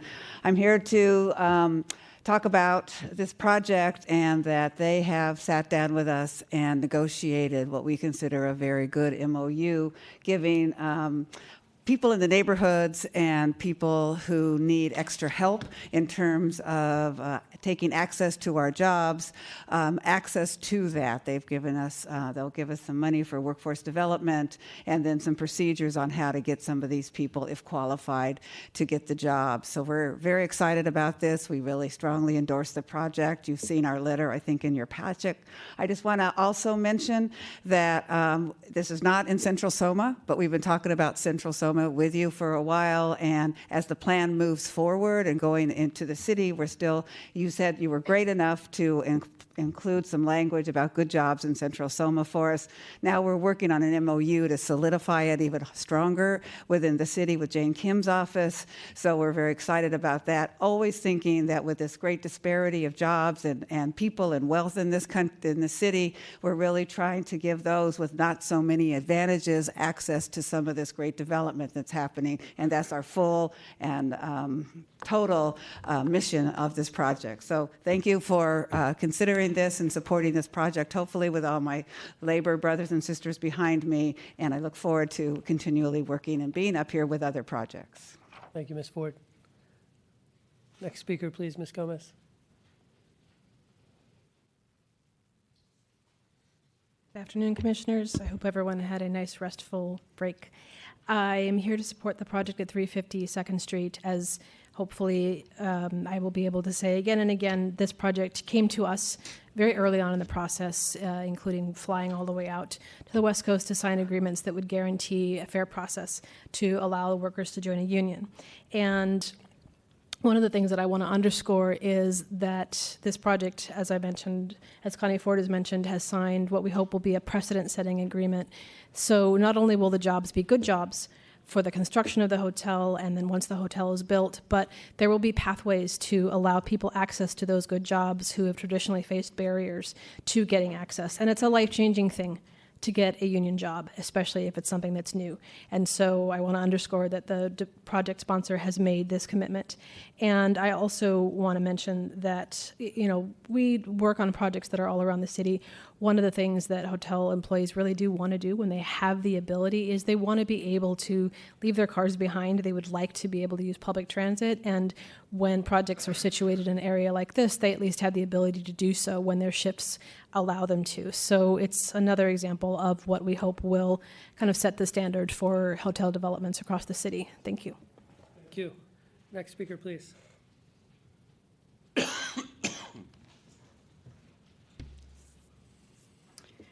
Good afternoon, Commissioners. I'm Gina Cariaga, and I'm here on behalf of 631 Folsom Street Homeowners Association. I think you know us as SF Blue. I'm also representing Central Soma Neighbors, and we're here to support this project at 352nd Street. I want to acknowledge and thank the project sponsors for working with us on this project. We had a lot of concerns about the bulk and height of this project. We had concerns about things like light and air, and they worked with us. They addressed our concerns. They addressed our concerns regarding construction activity and the use of the hotel after construction. We think that they're going to be good neighbors, and so we support this project. Thank you very much. Thank you.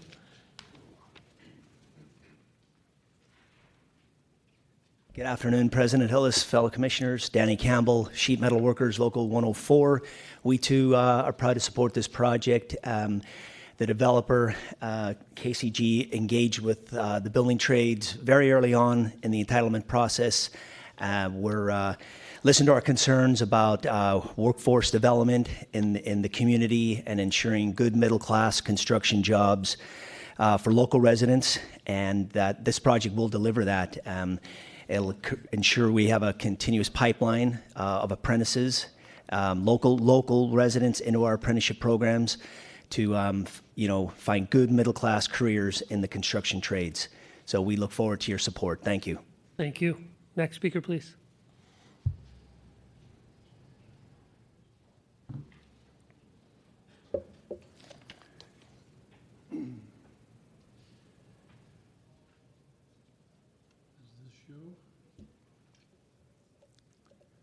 Slide overhead.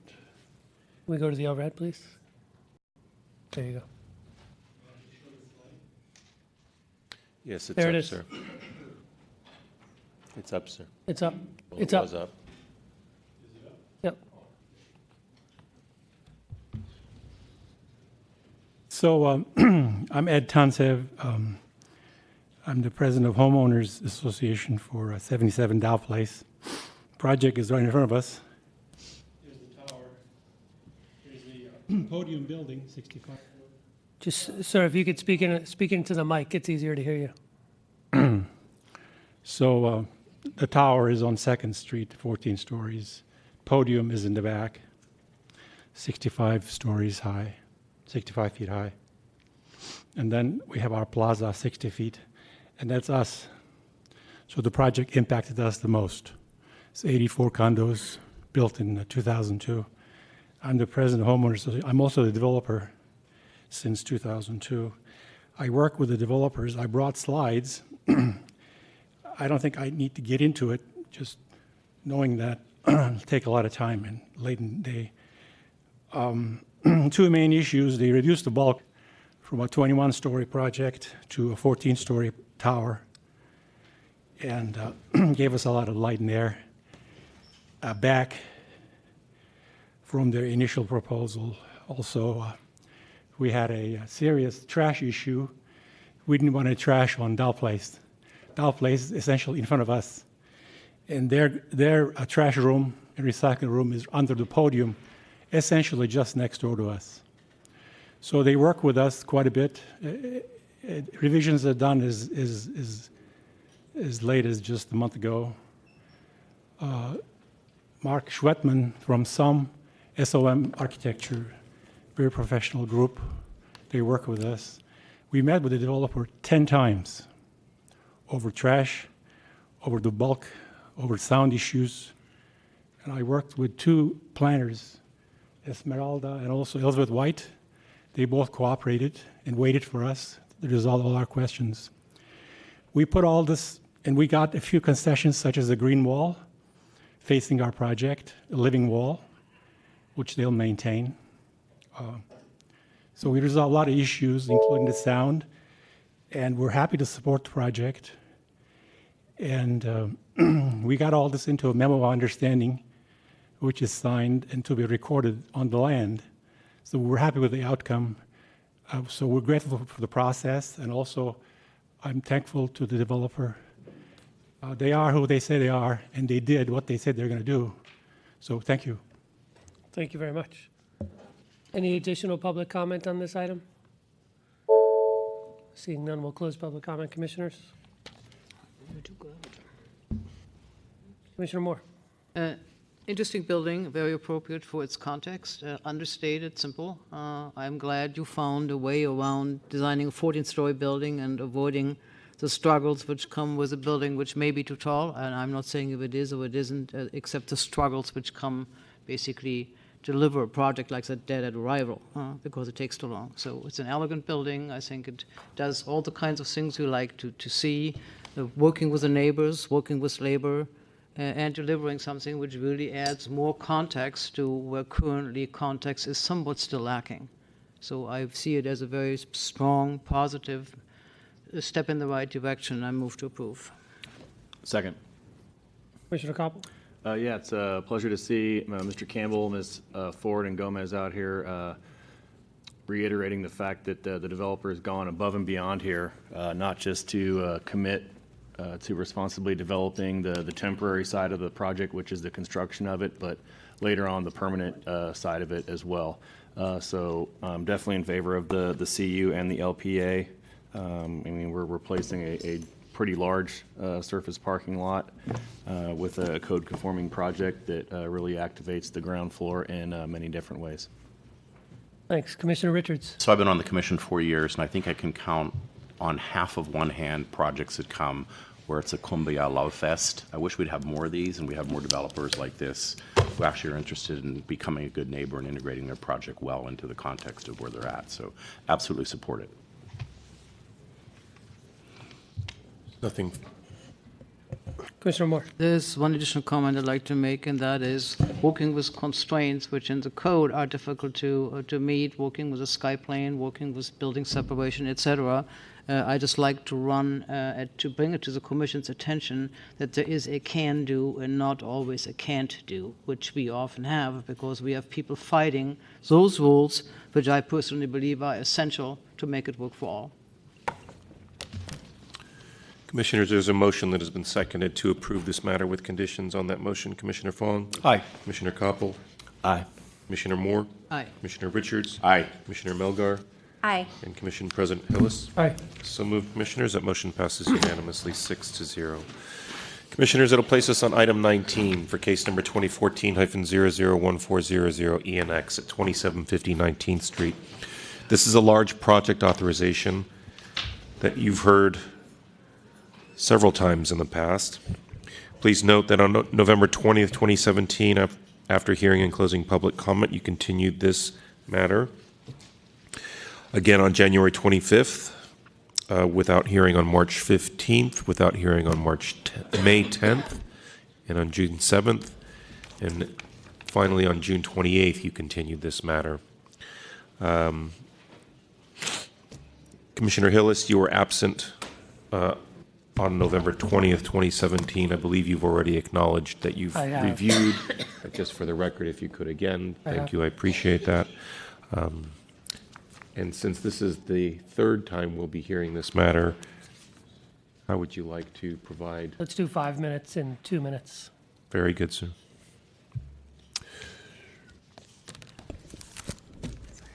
Good afternoon, Commissioners. Ella Samansky, Planning Department staff. The request before you is a large project authorization for a new 68-foot tall mixed-use building. The project proposes to demolish the existing one-story industrial building and construct a 6-story building containing 60 dwelling units, of which 25 would be 2-bedroom and 35 would be 1-bedroom units, and approximately 10,000 square feet of ground floor PDR space. The project would include approximately 4,800 square feet of common open space on a roof and on a courtyard deck, and then 24 off-street vehicle parking spaces in a below-grade garage, along with 84 Class 1 and 6 Class 2 bicycle parking spaces. The project intends to satisfy the requirements of the inclusionary affordable housing program by providing the affordable housing on site.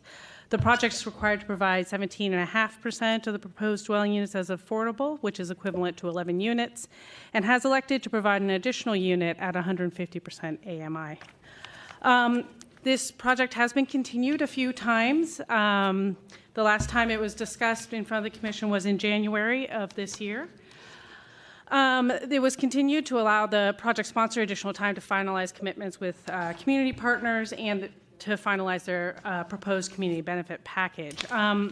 Since the January hearing, there have been some changes, including foremost the proposal of 10,000 square feet of PDR on the ground floor instead of the retail and restaurant space. Additionally, the project sponsor has entered into an agreement with the current tenant, Fitzgerald Furniture, to occupy that ground floor after construction. And as a result of this change, the project no longer requires the modification to transparency of street frontage, which was previously requested. However, as part of the large project authorization, it still needs to request exceptions from rear yard, Planning Code 134, and dwelling unit exposure, Planning Code 140. Compliance with the criteria for these modifications is described in your draft section 321 motion in your packet. Staff believes these requested modifications are warranted due to the overall quality of the design and the surrounding context and the massing for a corner parcel. Over the course of the hearings, the department has received significant opposition to the project. The concerns centered on gentrification and displacement in the mission, the level of on-site affordable housing, the loss of existing PDR space and business, hiring union labor, and the amount of on-site parking. Additionally, there were neighborhood residents concerned that the height and density of the project were out of scale with the neighborhood. The department also received letters in support of the project, and these centered on the creation of new housing and the proposed benefits package. Since the January 25th hearing, the sponsor has continued discussions with United Save the Mission and other community groups, and the department has hosted 2 meetings between the project sponsor and representatives of USM. In summary, the department finds the project on balance to meet the goals and objectives of the general plan, mission area plan, and the intent of the urban mixed-use district to create a mixed-use neighborhood while maintaining the characteristics of a formerly industrial area. The project will add new housing units to the city's housing stock and replacement PDR space. Noting the exceptions requested by the large project authorization, the project is otherwise in compliance with the code. This concludes staff report. I'm available for any questions. Thank you. All right, thank you. Project sponsor. Good Welcome. afternoon, Commissioners. My name is Ani Vartanian. I'm with the project sponsor. Thank you for the opportunity to present updates on our proposed project. We have worked to make significant changes to the project since our last hearing, which include 10,000 square feet on the ground floor space has changed from retail to PDR, which is 100% PDR replacement. We're retaining the existing PDR tenant on site. We have signed an agreement with the Fitzgeralds. Letters from the owners have been provided to you, and Mary Pat from the Fitzgeralds is here today. We are helping out with the tenant relocation expenses while the project is under construction. And if the Fitzgeralds leave before the lease runs out, we've agreed to rent to neighborhood-serving tenants for the remainder of the lease term, and have offered USM to partner in the selection process. USM has agreed to the terms for the selection of a local mission artist for the building's mural paid by the sponsor. We're providing on-site affordable housing at 55% of AMI and one additional unit above the affordable requirements at 150% of AMI. We're reducing parking at 47% and have an extra car share space. We're retaining the brick facade as requested by the neighborhood. We are sensitive to the issues in the mission and have worked hard to create a community benefits program to help address concerns in the Mission Action Plan 2020. This project has zero displacement. We're committed to a multi-year partnership with Mission High School for Neighborhood Youth. We're targeting 50% small and emerging LBE firms focused on Mission, District 10, and District 9. We have received neighborhood support totaling 115 people. We've been working to come to a solution with USM.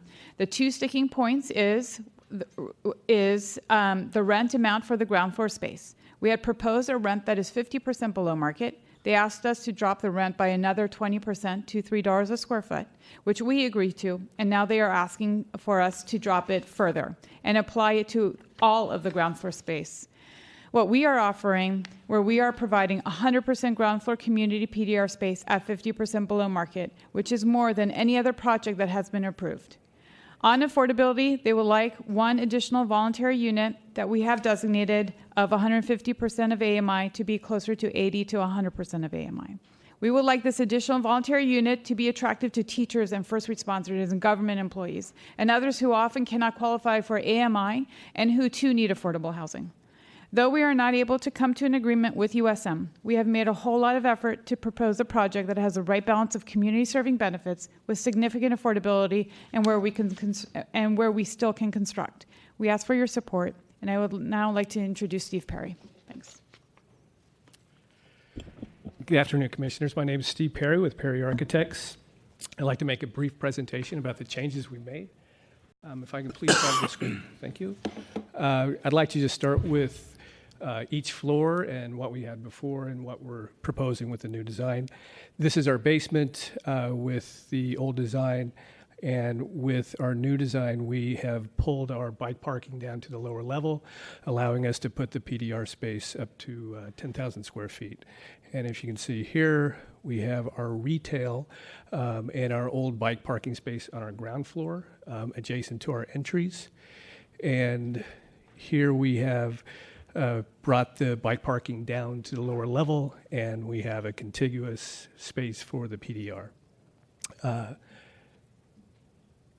Then the next change we've made was making a recess at the second floor and having the projection at the parapet. You can see it here at the corner profile.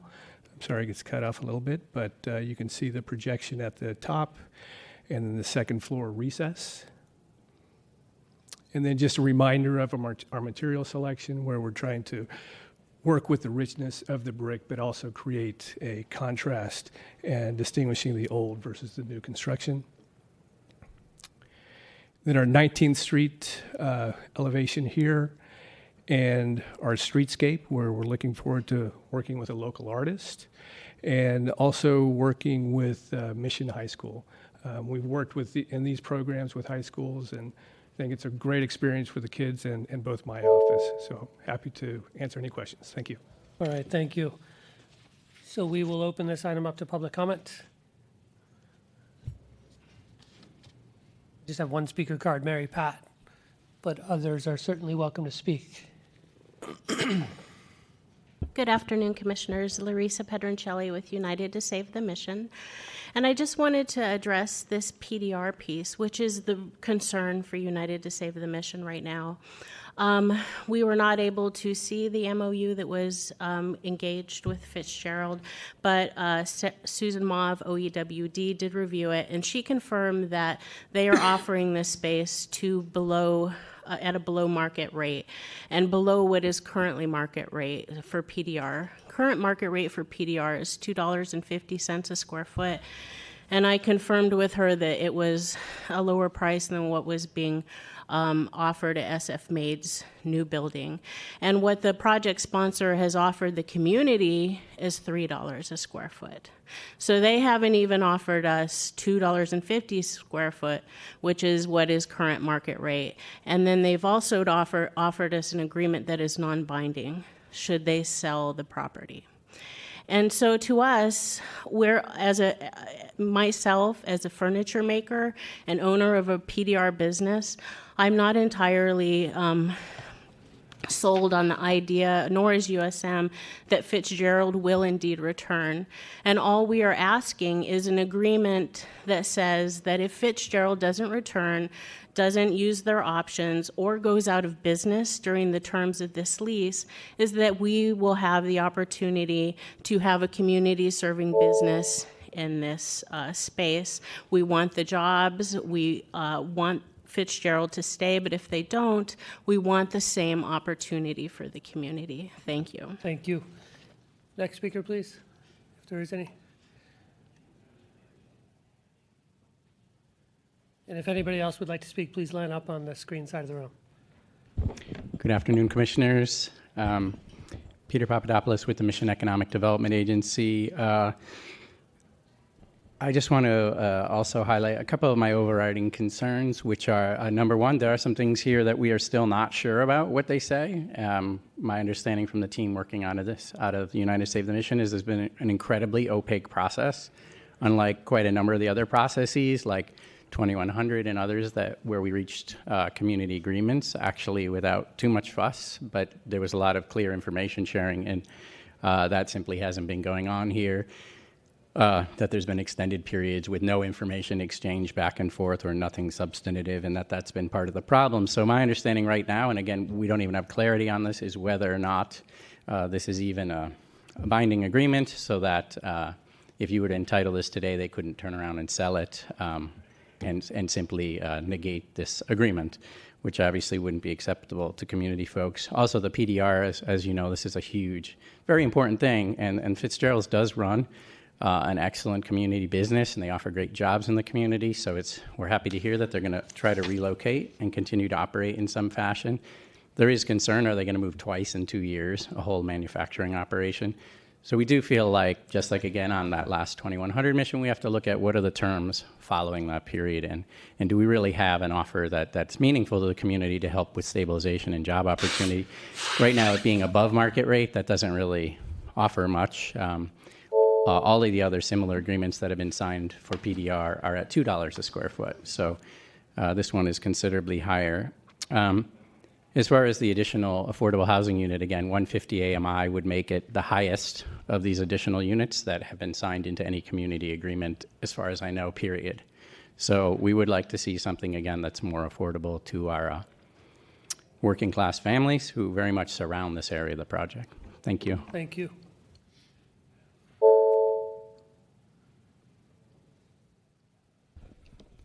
Good afternoon, Commissioners. Kelly Hill with United to Save the Mission. In addition to this important volunteer work that I do for the community, I am a PDR business owner. One of the key points we've been negotiating late in the game is for the long-term use of the 10,000 square foot PDR space.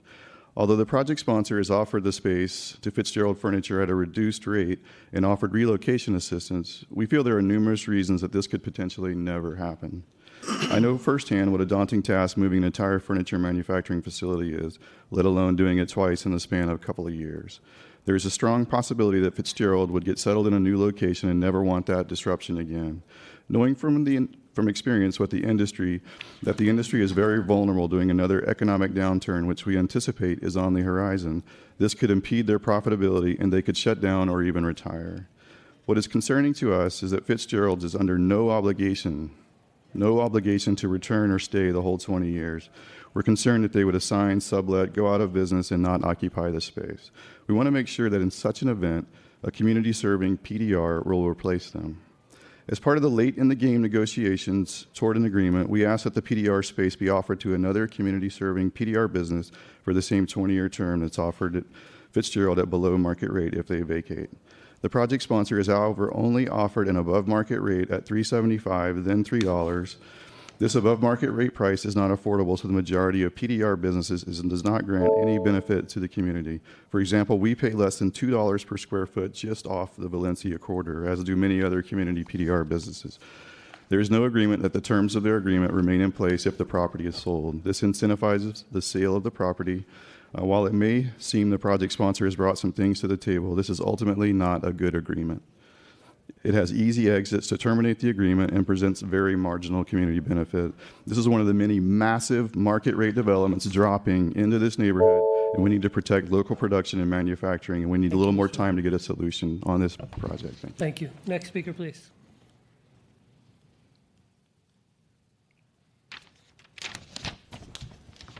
Hi, I feel like I should be on first name basis with all you guys. Anyway, Mary Pat Willen Moylan, I'm part of Fitzgerald Furniture. And we have come to a MOU with Ani and her group, the sponsors, and we're all excited about it. I'm excited about the major purge and then another major purge to get in because we need to do it. But we're all in support of it, and we want it to get going, and we have every intention of coming back within the 2 years. We've been in this neighborhood for, 50 years, if not more so, 30-something odd years in this location, and Pacific Felt Building before that. So for us to leave it completely is kind of like a little too drastic for us right now. So we are planning on coming back within the 2 years, and we're looking forward to it. I think that's it, unless you guys anything else. We may have questions. Thank you very much. Any additional public comment on this item? Seeing none, we'll close public comment and open it up to commissioner comments and questions. Okay, go ahead. Sorry about that. Just taking a work call. So my name's Kevin. I'm with the San Francisco Latino Democratic Club. I'm actually here speaking on behalf of USM right now. Currently, we've gone through this whole process. We had a huge march where we came together for the baby beast, and we brought demands, and we sent it back. The commission sent it back, and that was with the understanding and the hope that this project would come out more equitable and it would come out better for the community. Yet we're still here at the 11th hour, and now we've had to mobilize yet again because the developer has not been working with us. They've been giving us little snippets, and it's not working. We need more affordability. We need not 150% AMI when it comes to that extra additional unit. We need, it's just for us, like, especially that they're offering us the market rate space, or like the ground floor space at 10,000 square feet. At $3 a square foot, that's the market. Like, it makes no sense that they're already offering it to us for that. We need it for more affordable for our community serving business, and we need to make sure that that agreement stays longer than the Fitzgerald. Because right now, it's just, we might as well have just not even worked with them because we've gotten the same deal coming back and forth. So I would hope that the commission can push this out to a continuance until we find common ground, because I think we're very, very close. But it's still, again, like we're having to push and go farther and farther with that. So hope the commission can listen to us, and thank you for your time. Thank you. Any additional public comment? Seeing none, we'll close public comment. Commissioner Moore. It is always getting very tight around the 11th hour, but I have received so many back and forth emails that I'm kind of lost in the discussion. I'd ask Mr. Loper to please explain to us of what the nature of the agreement, where it stands is, in order to fully understand of what other people saying isn't there. Could you please speak to that? Yes, please. Thank you. I will try to keep this short. There are a few commitments from both sides in the agreement. Let's talk about the ground floor first. The project sponsor has committed to 10,000 square feet of ground floor. The project sponsor has committed to the MOU with the Fitzgeralds. And then the third piece of the ground floor is that the project sponsor has committed to selecting from a list provided by USM a community serving business or businesses, because 10,000 square feet is large, to, in the event that the Fitzgerald doesn't see out its entire lease, then they would come in at what we consider to be a below market rate rent of $3 a square foot. The issue that we have heard from USM is about the dollars per square foot for that, what I would call the reverter tenants, if any of them end up there if the Fitzgerald leaves. The second issue that we were discussing that we reached an agreement on yesterday was a mural. USM is going to provide a list of muralists, and the project sponsor is going to pay for a mural to be put up there. It's going to be a mural that's going to be done by a mission-based artist. And then the last thing that we have been discussing is the AMI level for the additional affordable unit. We are offering 150 AMI for the additional unit, and USM would like a lower AMI. You heard Ani say 150 AMI appeals to people that generally can't get into the city's programs, particularly into rental buildings. So we think it targets a need for people like school teachers, first responders, and government employees. And those are the three major terms that we are still working with USM. I just want to clarify one thing, and that's that this agreement is going to be binding on anybody who would develop this site. If the project is built or if somebody is pursuing a building permit for the entitlements afterwards, this agreement will be binding on the project. So I'm sorry if there was any misunderstanding, but the idea here is not that that they could sell this to somebody else and that the agreement wouldn't be binding. If somebody wants to construct this project, the project that you saw, they will be bound by the terms of this MOU. Thank you. Thanks. Would you mind staying there for a second? No There's problem. one sentence which I would like you to clarify, and that is your interpretation of what is below market rate PDR space. You said, in my opinion, or in our opinion. There is obviously a science of below market rate as we all know it, that is anchored in many projects that this commission has reviewed, and I can only hear the number and confirm that it has been used, but you having a different opinion on that, and that I'm questioning why you said that. Yeah, well, I would say that it is our opinion, not my opinion. I'm a lawyer, not an economist, or somebody who's involved in leasing. So I personally can't say that I understand exactly how $3 a square foot is, but my team can. And also, I'd like to point out that $3 a square foot, despite what you heard, has popped up on some of the agreements that folks have reached with some of the mission activists. So we can huddle and find somebody who can talk about how the $3 a square foot works if you'd like some more clarification on that. I just wanted you to clarify, but I hear you. Thanks, Commissioner Melgar. Stay. Commissioner Loper. Stay. Sorry. So my questions were about, what happens, in later years. So I think the thing that's most important, it seems to USM, is the PDR. If Fitzgerald's, which, business that's been in the neighborhood for 50 years. I mean, I trust that you've done the numbers with the relocation and you know what you're doing. So I'm not questioning that. But suppose Fitzgerald's leaves or goes out of business, and then you re-rent the space, the PDR space, and it's $3 a square foot, and other people in the neighborhood are offering it for $2 a square foot. What's going to happen? Well, it depends. This would be a newly constructed PDR space, which is something that is one of the most important aspects of Eastern neighborhoods is generating new PDR space. And this isn't just a one-for-one replacement. This is constructing 10,000 square feet of new PDR space.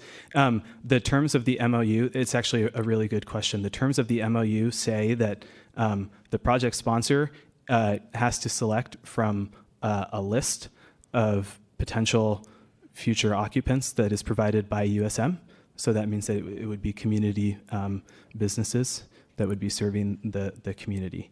And we've also talked about the ability to have multiple spaces so that they can be demised so that one tenant doesn't need to come in and occupy an entire 10,000 square foot of PDR. But I guess I'm trying to, follow what happens logically. So suppose that you exhaust that list because nobody can afford $3 their square foot, or nobody wants to afford it because they can go a couple of blocks and get it for, $2 a square foot. What happens? What's your recourse in the agreement? The agreement says that, I think the agreement says that after that time, the project sponsor would be free to choose a mission-based business or businesses of its own. I believe we still have language in there that it would be a mission-based or community-serving business. So even in the event that we are unable to reach an agreement with any of the number of potential community-serving businesses that USM would provide, the agreement would still bind the project sponsor to find a mission serving business or businesses. Okay, so suppose that, Fitzgerald's goes out of business or somebody retires, say, in 10 years, right? The agreement's for 20 years? Yeah, it's 20 years. There's a 10-year period and 2 5-year options. So suppose that, in 10 years, you have to go through the list. And so what is the formula for that $3 a square foot today going forward for the 20 years? I believe it would be tied to inflation. So if in 10 years, say, the going rate for PDR is like $4 a square foot or $5 a square foot, are you still going to rent it for $3 plus inflation? I think it would be $3 tied to inflation. Yes. Okay, thank you. Thank you. So just a couple comments or a question on the PD. Are we zoning this for PD? So, originally the project sponsor wanted retail, a restaurant, and some PDR. Is the approval for PDR on the ground floor? So could they come in later if they couldn't find a PDR tenant and would they need commission approval to do a restaurant use or a retail use? They would have to do a change of use. Yeah.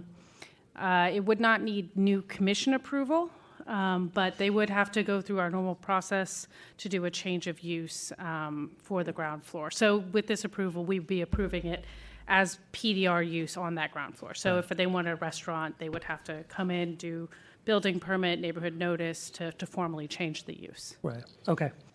I think this project's come a long way. I know there's still probably things to be worked out, not necessarily in our jurisdiction of how much the PDR would rent for, but I like that it's PDR on the ground floor. I think that's come a long way.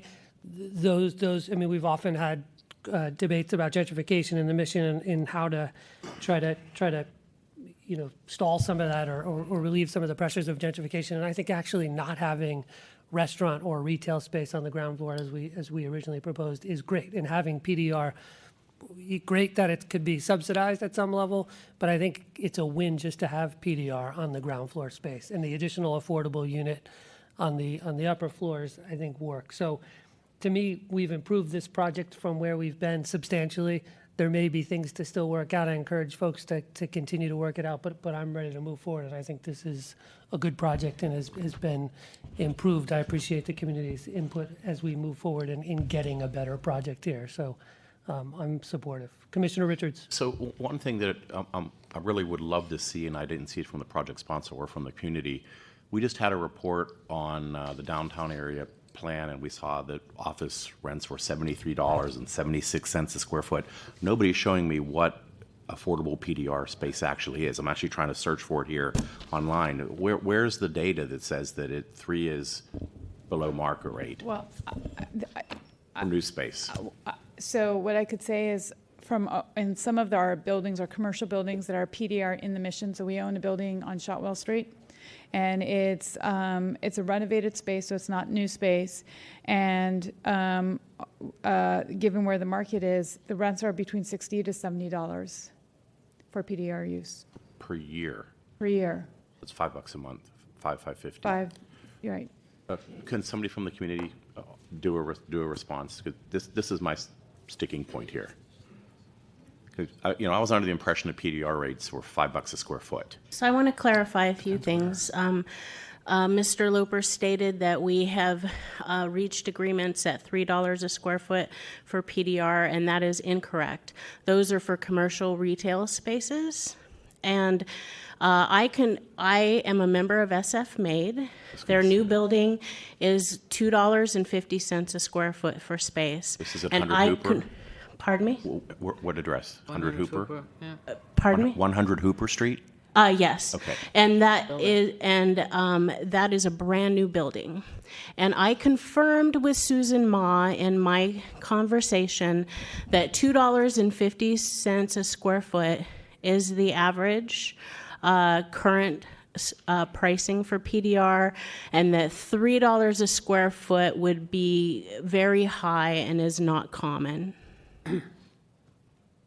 And that Fitzgerald is getting less than market rate. So they are getting under $2.50 a square foot to come back. and the project sponsor is moving them twice. And all the community is asking is them to reach an agreement at the same price that they're giving Fitzgerald. We're not asking for moving costs for our business.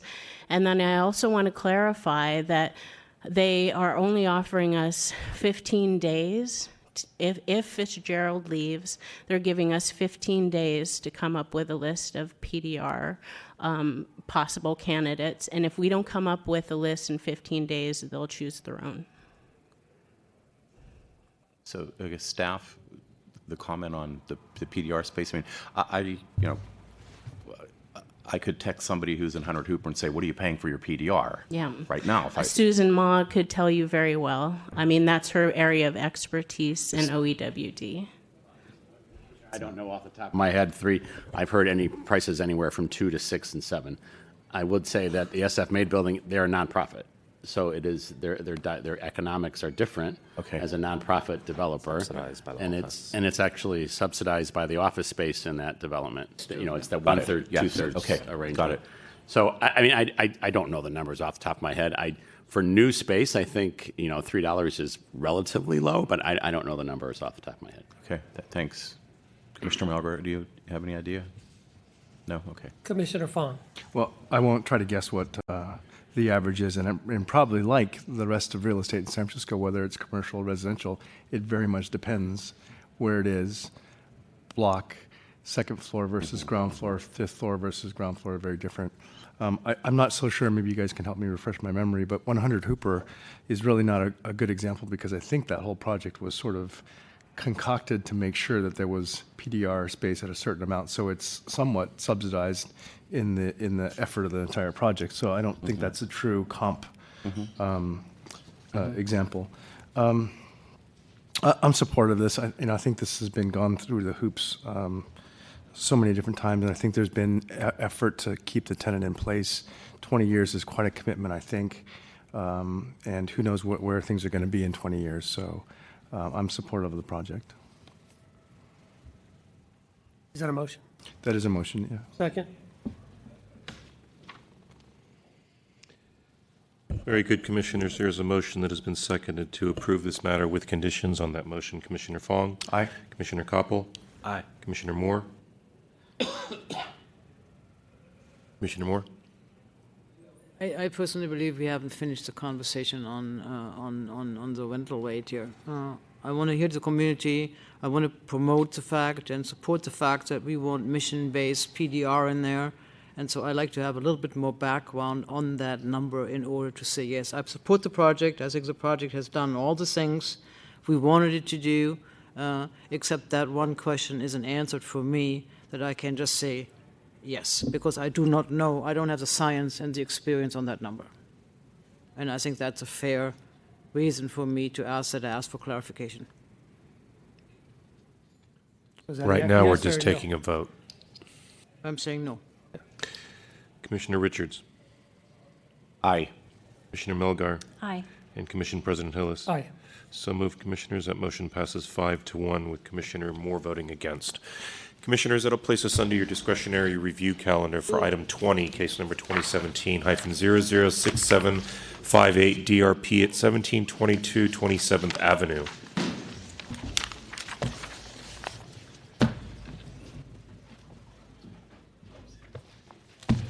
Good evening, Commissioners. Marcel Boudreau on behalf of staff. The item before you is a public-initiated request for discretionary review of building permit application 2017-0519-7060 to construct a vertical third floor and horizontal rear addition and to add an accessory dwelling unit to the ground floor of an existing single-family home. The project includes substantial interior remodel and a new roof deck over the second floor. Since the time of neighborhood notification, the proposal has been revised to further set back the third floor from the front and rear, set back of the roof deck from the front wall, eliminate the trim emulating a pitched roof, and retain the northern light well. The plans in your packet are specifically outlined to distinguish between the 311 neighborhood notification plans and the revised plans. The reason for the publicly filed discretionary review filed by C.C. Sofranis, pardon me if I've mispronounced your last name, On behalf of the Mid-Sunset Neighborhood Association, are as follows. Neighborhood compatibility. The project is out of scale with low-rise, low-density neighborhood. The project adds a second unit and multiple bedrooms and bathrooms, atypical of a single-family home with only one parking space. Building massing. Additions make a residence that is out of scale with the neighborhood. Additions block light to neighbor's property, kitchen, office, and dining room. And construction. The construction noise and disruption will negatively affect immediate neighbor who works late and has Monday and Tuesdays off and needs time for rest. Here's a brief overview of the project analysis from the Residential Design Advisory Team perspective. The department supports the revised design as proposed that aligns the front wall of the third floor with the recessed stairs, reduces the depth of the third floor to the existing rear wall line, matches the neighbor's light well, and eliminates the trim. In addition, the number of bedrooms has been reduced from its original proposal to 6 bedrooms. Staff would also like to read into the record and or recommend a change to be required for this approval of this permit related to the first floor to adequately separate the accessory dwelling unit from the upper unit. There is a stairwell adjacent to the entry to the accessory dwelling unit. We would recommend that be removed. Public comment, as currently submitted, an adjacent neighbor and 4 neighborhood residents expressed opposition to the project. Their concerns focused on the potential for the property to be used in a manner other than as a single-family home, such as a boarding house or short-term rental, incompatibility of the addition with the scale of the neighborhood, and reduction in light to surrounding neighborhood properties, and insufficient parking. One letter was received from the West Side is the Best Side neighborhood group in support of the project and inclusion of the accessory dwelling unit. The department recommends the commission not take DR or possibly take DR with the inclusion of the recommended design move with removal of the stair, but otherwise approve the project because the project as revised is generally consistent with the residential design guidelines. The project will add housing to the city's stock. And that concludes our presentation. I'm here along with, I see the staff in the, as well as here to answer any questions. The project sponsor is here as well to answer questions, and DR filer. Thank you. Great, thank you, Ms. Boudreau. We're going to take, are you the DR requester or the project sponsor? The requester. Okay, we have DR requester, right? Okay, so we'll hear from you first. You have 5 minutes, and then we'll hear from the project sponsor. Go ahead. Hello, thank you for the opportunity to speak with you today. My name is Cece Sofronis, and as mentioned before, I am speaking on behalf of the Mid-Sunset Neighborhood Association, and I am also a Sunset resident on this particular block. I do have one quick question. I was under the impression that the initial plans were for 9 beds, and then it was reduced to 8 bedrooms. The number of bedrooms has now been reduced to 6, as shown in the packet that is publicly available. I believe it's 6 in the main house. 6 in the main home, and then there's an accessory dwelling so it's unit in the still 8. bottom. Okay. Yeah, still a total of 8, but they're 2 units. Got it, okay. All right, so essentially, I am a Sunset resident, I am a homeowner, and I fully support home improvement, curbside beautification, and other positive changes. However, I think it's both considerate and imperative that when doing so, you take in consideration your neighbors, because we do live in a city. We don't live outside of a city. We don't live in the countryside. We share walls, we share light, we share sidewalks. So I think it's necessary to consider everyone else when improving your own home. This remodel, I have to say, when I look at it, it screams of a rental property. I know that the current homeowner has stated that it's for his family, and that might be. However, I'm looking to future-proof this residence. You mentioned before in the earlier discussion about what happens when there's a tenant and you need to have a new tenant who's going to pay the price. So I'm thinking the similar here. When this tenant is looking to sell the home, the next person who's looking to buy the home, they see 8 bedrooms, most of them en suite.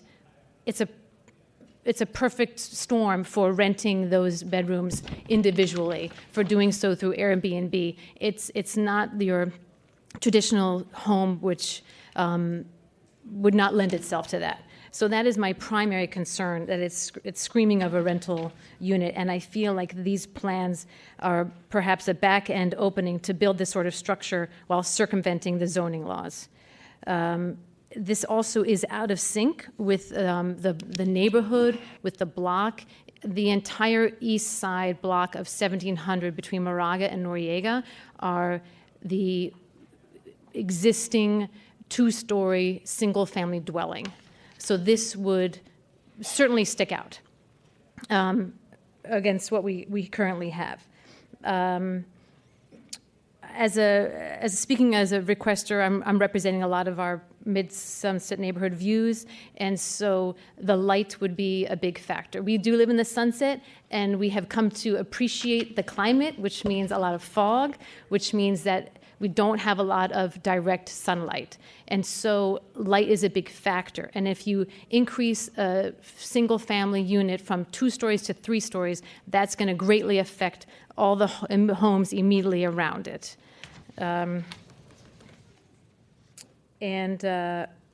Basically, we have people that have been living on this block for decades, 40 plus years. We have people that just moved in this summer. The common thread is that they chose the Sunset neighborhood, and they chose this particular block because it is a family, low-density, low-level home where it's not ripe for apartment buildings. It's not ripe for big monolithic structures. It's a really nice, modest, quiet neighborhood, and people are hoping to maintain and respect each other that way. And I guess just in conclusion, I hope I would like to ask the board to future-proof our neighborhood to ensure the original character does not get compromised while trying to find ground for everybody. I would like this homeowner to be able to remodel. I just ask that it is done reasonably, so everybody concerned feels good about what's happening today and in the future. And then I just ask, please, that you grant us the same consideration as you would grant other neighborhoods. Thank you. All right, thank you. So we'll first take public comment in support of the DR requester. Come on up.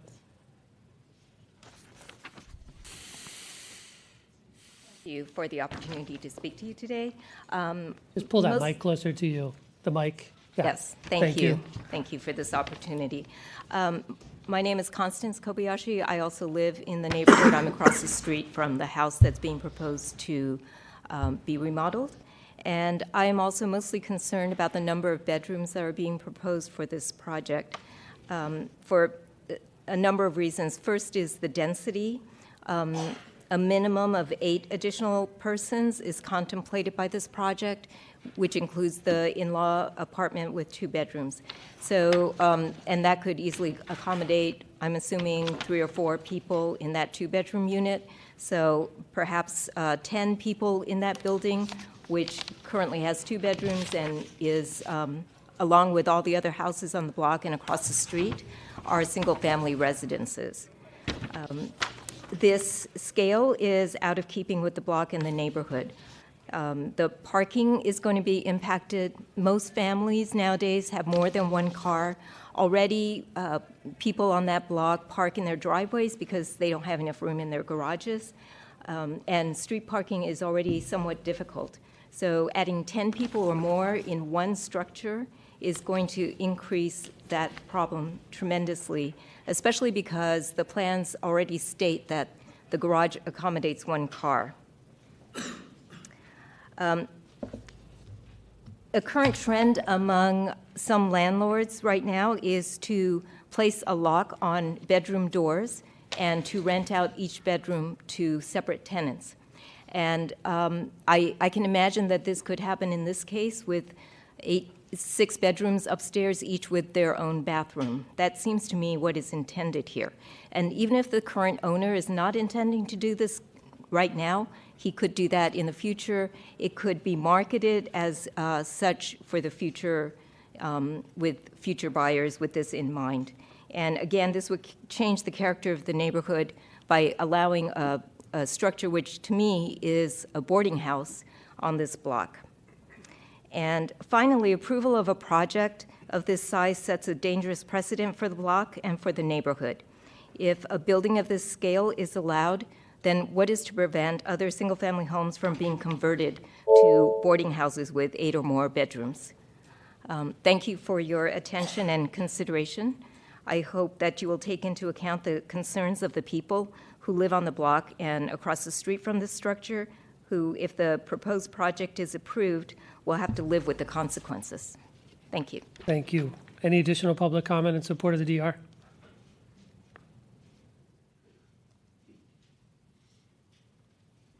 Yeah, good afternoon. I'm Dennis Shea. I also live on the block, and I have pretty much the same concerns as everyone that spoke previous to me.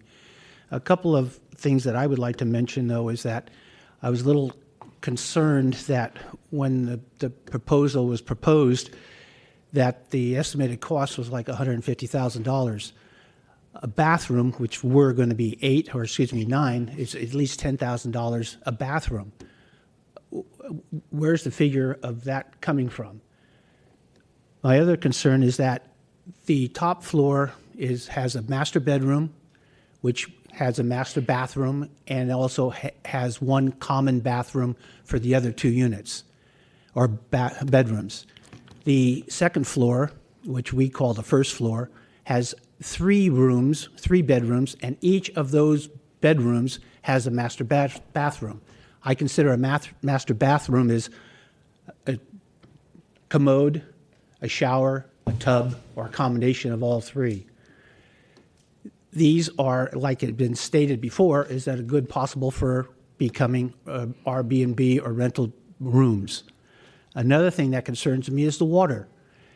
As we all know, the most wasted water is a toilet that's leaking. And a lot of times it can't be found out until later on. Well, in this place, we have 8 toilets that can have a possible leak. And that's just one of my concerns.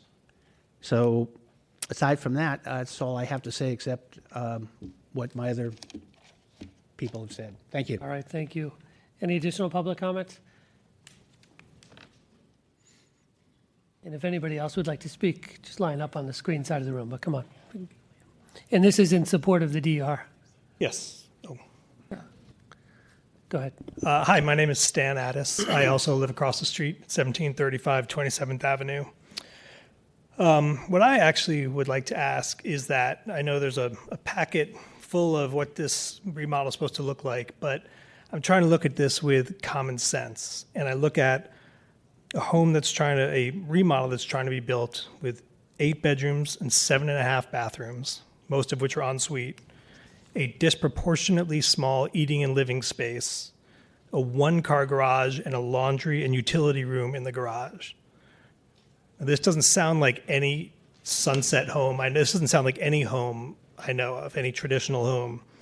The owner was kind enough to invite us over and walk through his home and his plans, which we certainly appreciate as neighbors and knowing what he's trying to do. When we asked him about the significantly disproportionate amount of living and eating space compared to the bedrooms, he acknowledged that communal living space was not a priority for this property, that bedrooms and bathrooms were.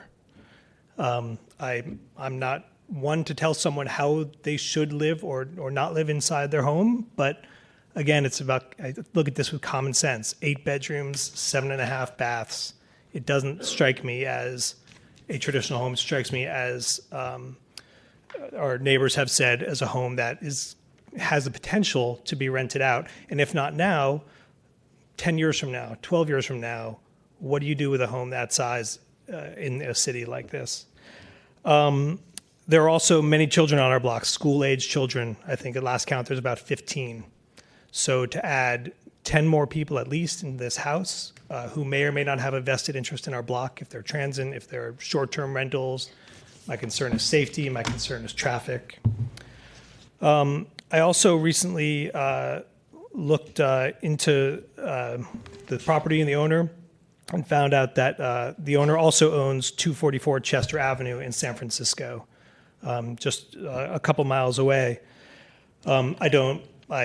With the help of Google Maps and the magic that brings, I see that when this property was purchased, and I emailed this, I don't know if this got put in your packets, there was a backyard that had not been improved, and 6 months later, there's a separate structure that certainly looks like an in-law unit, sunken into the ground, completely separate entrance into that unit. I looked at the permits for the city. I don't see a single permit or building permit. And again, I look at if this is what has been done with a prior property by this owner, potentially having improved upon it without permits and adding an in-law unit, what's to say that's not going to happen here once this is once it's been completed? So again, this is about just trying to make sure the integrity of our neighborhood, the safety of our children is intact. And thank you for your time. Thank you very much. Yes. So if there's no other public comment in support of the DR, we'll move to the project sponsor.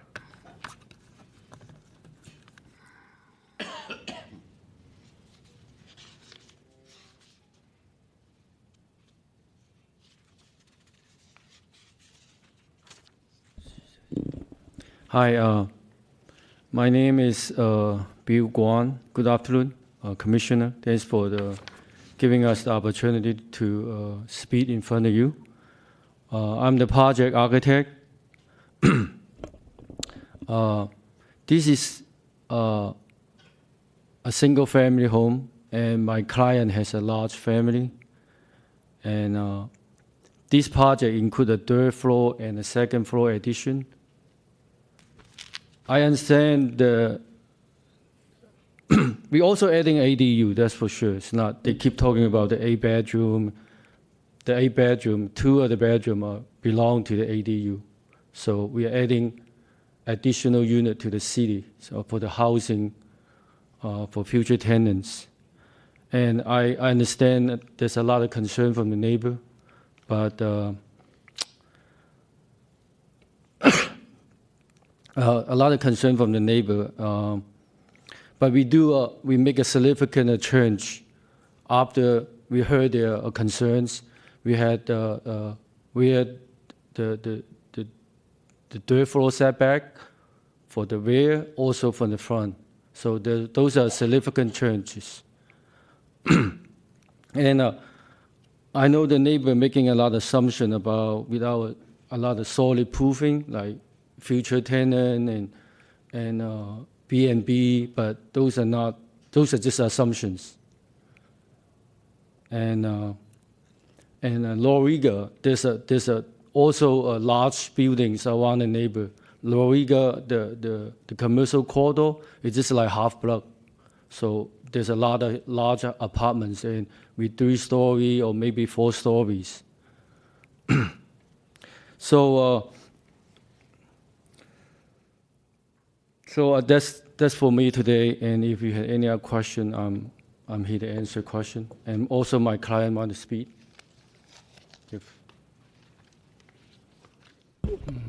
Can I speak?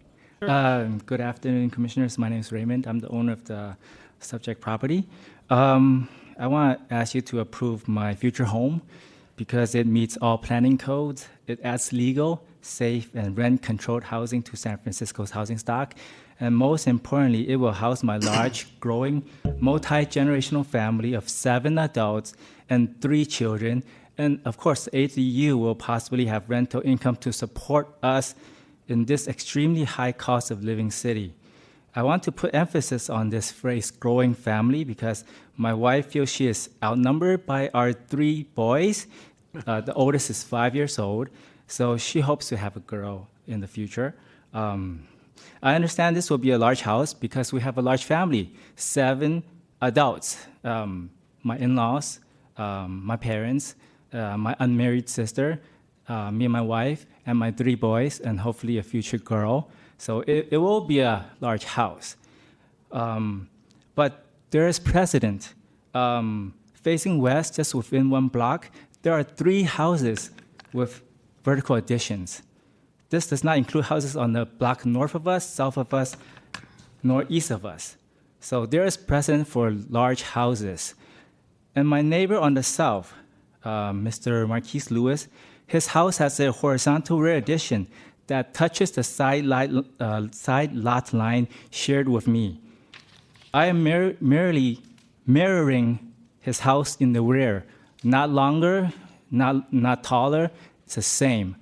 On the dirt floor, in consideration of the shadows to the neighbors, we already have a back setback so that it's flush with our neighbor in the north.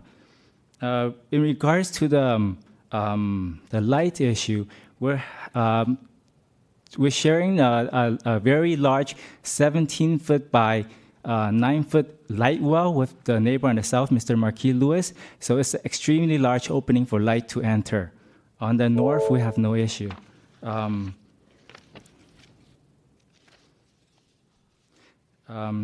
in regards to noise level, I understand Mr. Lewis' concerns about construction noise, but it's inevitable because we'll adhere to all codes governing work hours. And I'm sorry, Mr. Lewis, please bear us up with construction. There's construction all over the city now anyways. So that's all I have. Thank you. Thank you very much. Any public comment in support of the project?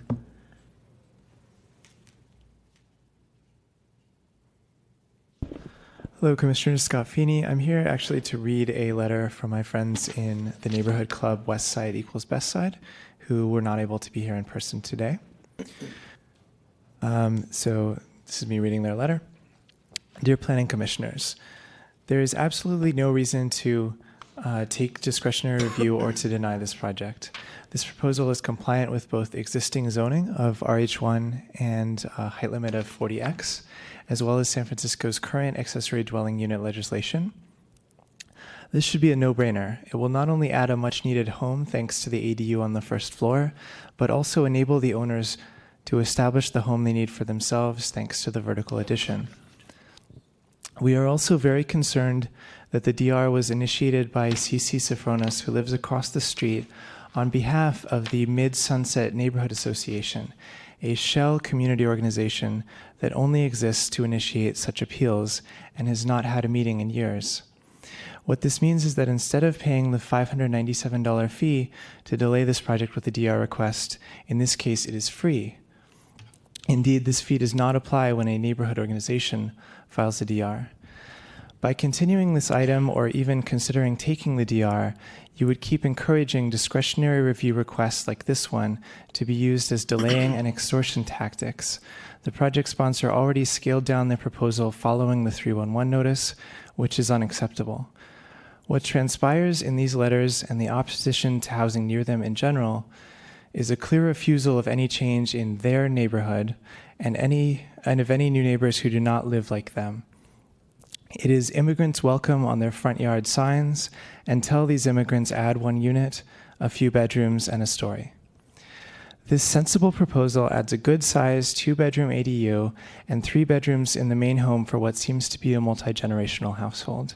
These kinds of additions are very common in the Sunset District and are 100% compatible with the neighborhood character as it exists today, as well as a good way to gradually grow our neighborhood's housing stock without radical changes. All of this while staying significantly under current zoning capacity.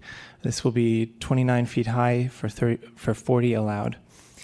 Our organization follows the Planning Commission's meetings, and we believe that your emphasis on respecting local zoning codes when adding housing, as seen during the SB 827 discussion, as well as family-sized homes during the Home SF discussion, now needs to translate into action. This project does address both, which means you need to approve it without any more delay. Some of you said you opposed SB 827 because existing zoning and ADUs were enough to increase our housing stock. Now is the time to prove it. On behalf of our 200 members, we ask that you do not take the DR and approve this project. Thank you. Thank you. Any additional public comment in support of the project? Seeing none, DR requester, you have a 2-minute rebuttal if you'd like. And then project sponsor, you'll also have 2 minutes. I just would like to reiterate that I am in support of home improvement. I was just asking that it's reasonable for all parties involved. And I do have a question about the ADU. I was under the impression that in order for an ADU to be constructed, that you were not supposed to take existing space from the property. Existing living space. So right now on that ground floor, there is a bathroom and a bedroom and garage space, of course. So would that constitute as existing living space? It's a question we'll address with staff when we're done with this Okay. portion of the presentation. Okay, so yes, I fully support families living how they'd like to live. I just want everyone to be reasonable, and I'm sure there's common ground to be had, and it's important to not think about just today, but the future. Thank you. Thank you. Project sponsor.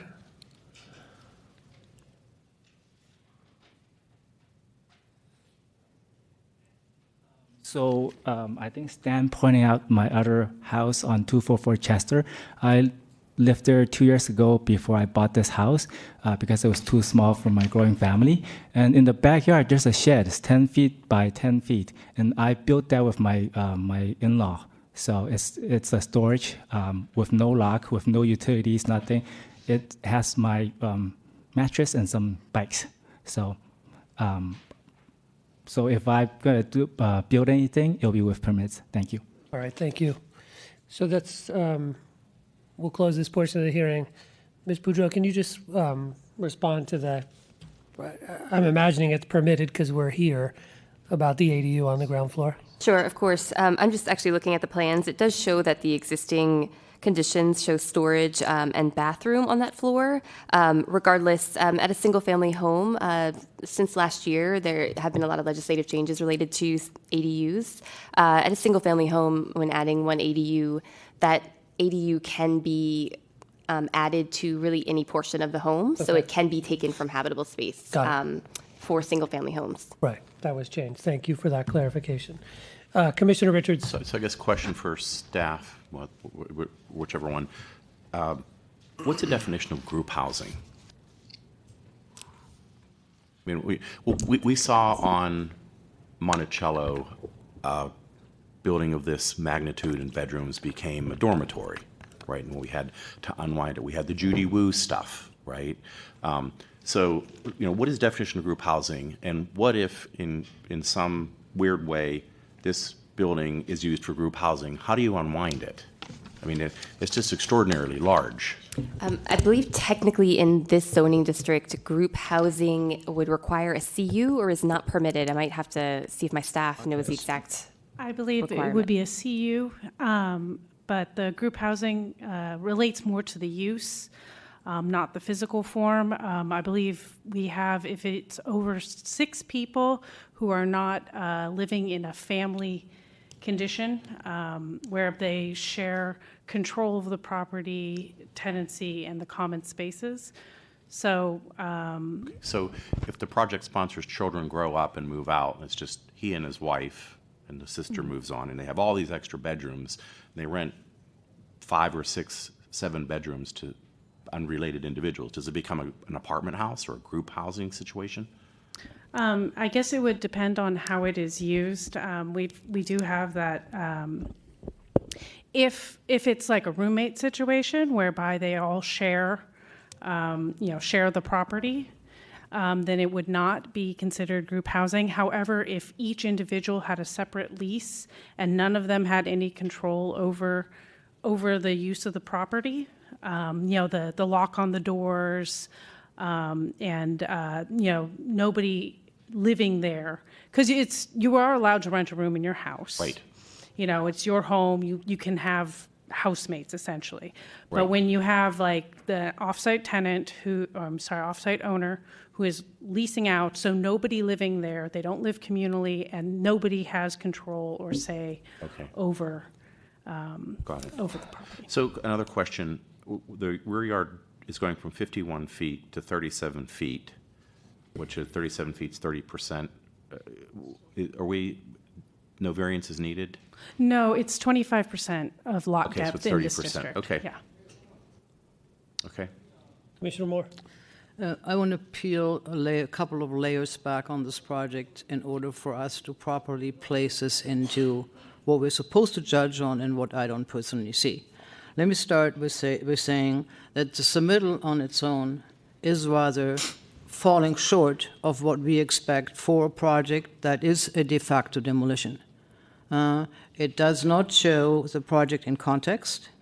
It does not have any 3D, and it does not have any material descriptions which we normally expect for projects of this magnitude. The second thing I'd like to talk about is it is very difficult to understand this project as a family-oriented project. It is almost impossible to do so when indeed the living space, including access to the rear yard, which has to go through the bedroom, is really making it difficult to understand of how we interpret family space and what normally is a pretty standard discussion and a pretty standard interpretation. Not talking about the fact that a family has more bedrooms, but these are set up like a hotel. These are very luxurious bedrooms. They are, with the bathroom, bathtub, shower, etc., are far larger than what we normally do. Let me jump forward quickly as I throw out a couple of observations. The ADU on its own does not really work. I think Ms. Boudreau indicated that, one, there is a stair connection which has to be severed, but number two, the living room itself is completely without ventilation, would require mechanical ventilation. There is no indication that that is being entertained, so that particular ADU on its own doesn't really work as it's shown. I think you need to look at, there's a window into the light, a door and window into the light well, I think is what, because I had that same question, but I think the ADU on the ground floor, the living area, has a window and door into that light well. I don't see that. The living room borders a hallway, and the living room borders an outside wall, and that's it. Towards the street, there's that light well. From the living room on the ground floor? Because I looked at, I thought the same thing. It looked like it was almost a nested living room, but there's a window and a door. I think from a general ventilation standpoint, it is not what, I think you need more than what you have there in order to have a fully functional living room. But that aside, the quality of the unit is, I think, really something I would question. And if we are talking about ADUs, our responsibility to deliver ADUs that have a degree of livability is just as important as not asking that question.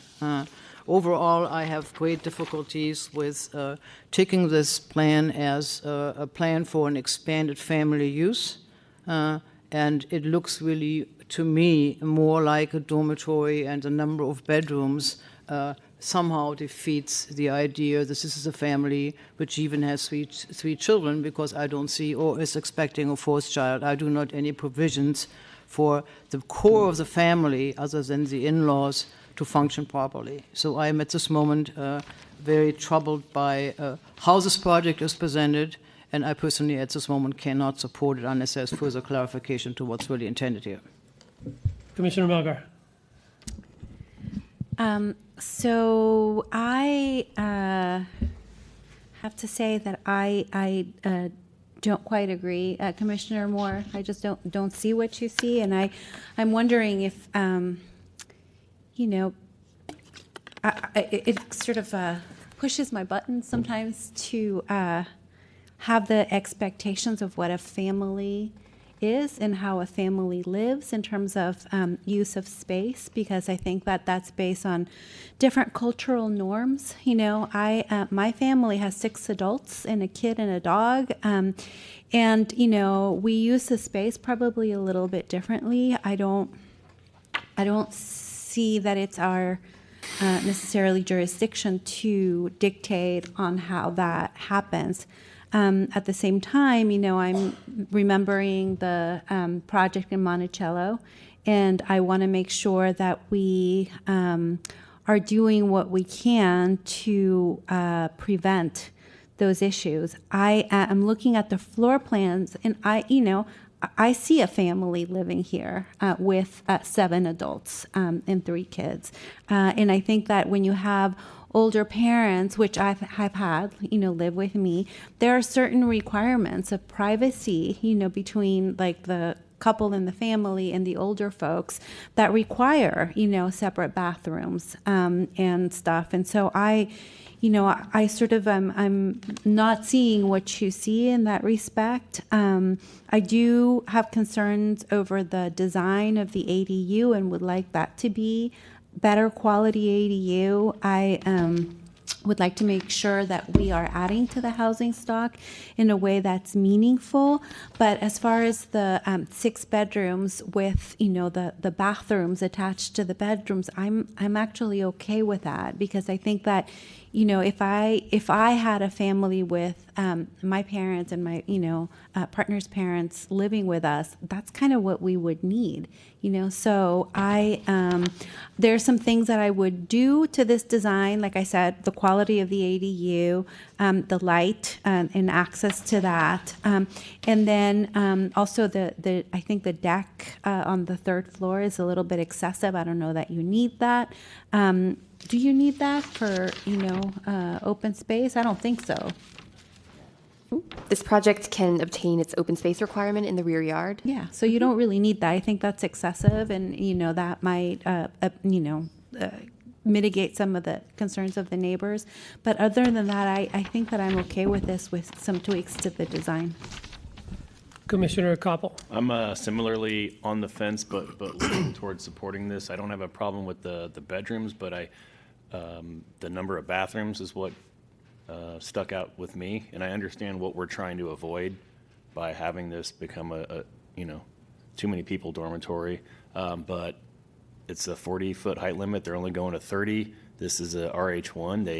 They can't add a second unit, which is something we would normally suggest or look at. And they're utilizing the ADU. So, I mean, I'm up to see what you all else think and what you might want to see, but I'm leaning towards supporting it. Commissioner Moore. I am not opposed to supporting an enlarged family if the plans that are being brought forward indeed resemble a credible story of how these people live.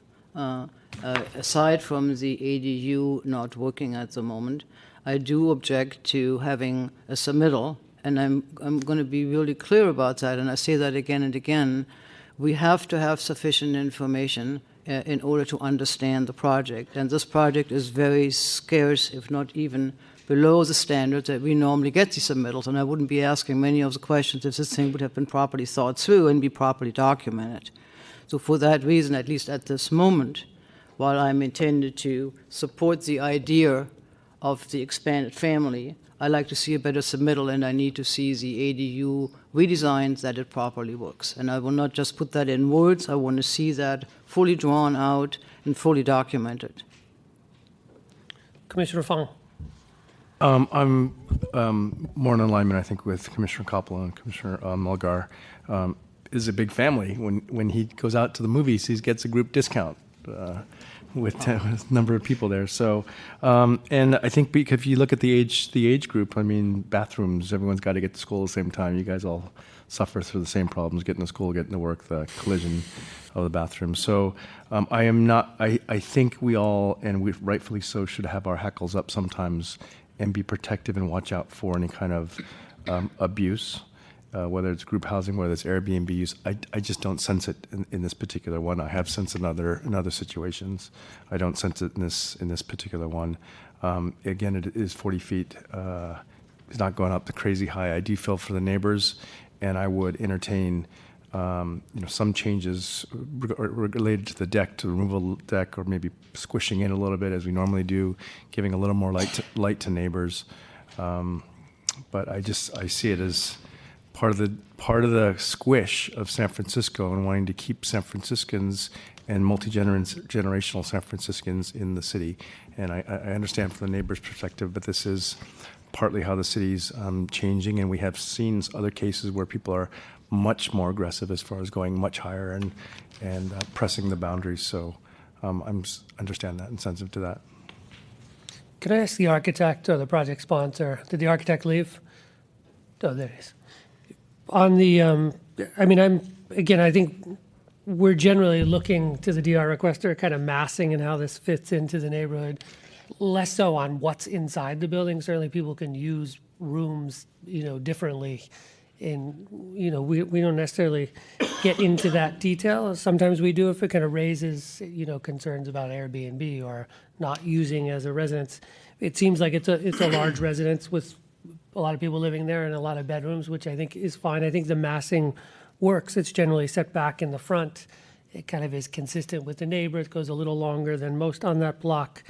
But there's a neighbor that bumps out too.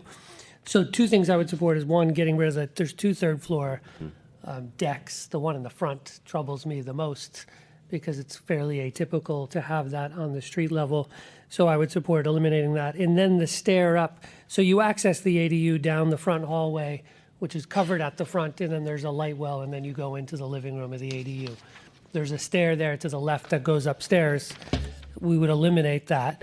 The other staircase goes down into the garage, which I think is fine from the main residence. There's that other stair down. But I think we all kind of raised the issue, your living room there is a little odd in that there's a door there from the light well, and there's a window that's kind of half in that stairwell and half not. But that's it as far as light and air. I agree with some of the comments, like that could be a more livable unit, I think. I don't want to do it at the expense of losing a bedroom, because that's naturally what you would do, is just turn the bedroom into a living room. You'd have one bedroom and a larger living area, but I'd like to see two bedrooms there if possible. Can you explain that? Or what can be done to maybe improve the light and air into that living area? I think the concern about the ADU is, it makes sense to me. I think there's room to improve, definitely. So, but regarding to the upper floor addition, I think it's pretty.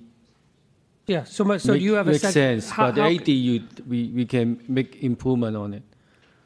Can you talk to us about how you may be able to improve that to add some more light and air into the? Yeah, maybe we can switch the living room between the living room and the bedroom. Those are options there. We can. I mean, I was thinking that, but then you would access the ADU through the bedroom, which is strange. Also, I don't know if planning staff looked at that. It's almost like an odd nested living room situation. Marcel Blager, department staff. I mean, with ADUs, we always have this balance between having an additional bedroom and then not having access to a rescue window that, leads onto a safe dispersal area. So, what we find with ADUs is often they are using some kind of mechanical ventilation. Because these are site plans, they have not gone through the full, plan development with electrical, et cetera, that would indicate or, show the reflected ceiling plans, et cetera, to indicate additional light as well. So, I think there is a possibility where they may be able to reorient the door and then make where they have the door now and window, there may be some design moves where they could increase light from that light well.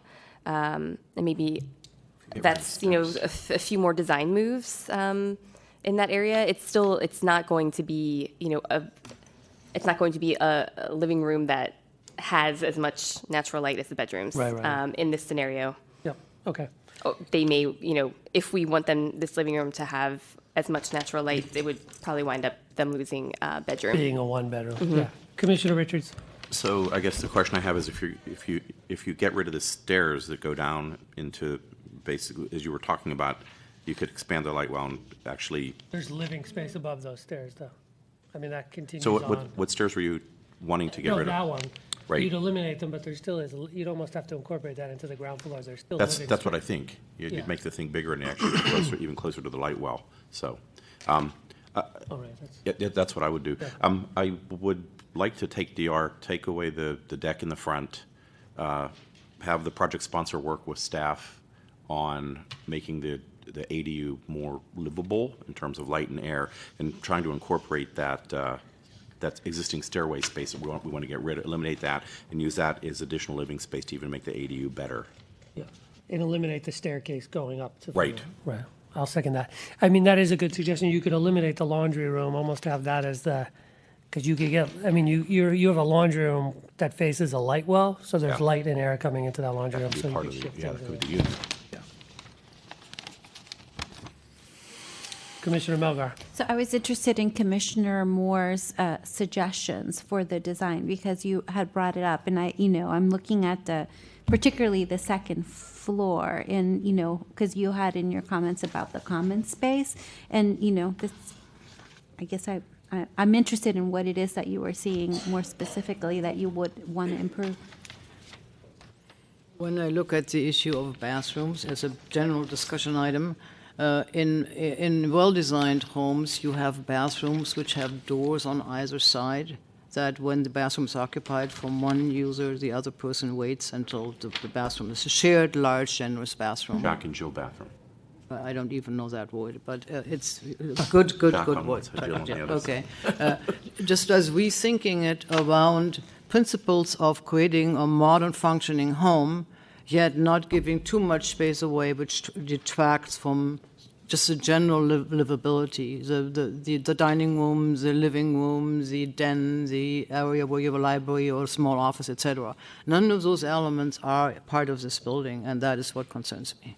And again, I am not trying to raise any suspicions or questions that this owner would not be doing what he is saying. It just leaves too many unanswered questions, and I personally believe it is my responsibility to look at these drawings as roadmaps of how people live. And if there are too many questions, I end up at the Monticello or the other project where there is a pretense and it's not really it's not a credible story about a family home.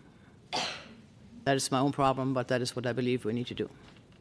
So I think this project has all the possibilities to become a better design project if we just spend a little bit more time thinking about the functionality of all the things that we are now trying to amend. It is already, we are already taking DR. So we might as well send the project back and have it thought through a little bit more around those lines. Commissioners, there's a motion that has been seconded, and Commissioner Richards. So I'm just a little bit, wanted you to amplify what you just said. So we are taking DR, we're sending it back to staff to work on the livability of the ADU with rearranging the laundry area and the steps, eliminating the steps. We're getting rid of the deck, and I believe that's it. But when you say when we're sending it back, like what other concrete things would you want done? Because, I mean, I'll be honest with you, I was looking at homes in Palm Springs when I was there on recess, and we kept coming to these homes that have these bathrooms that have two doors on them, and we kept saying, we hate these, because you have to wait for the other person. We'd rather have our own bathroom. So, I mean, I think it's more of a preference. The parlance is Jack and Jill bathrooms. Is there anything else that you would concretely add that we could tell staff, hey, do X, Y, or Z while it's being sent back?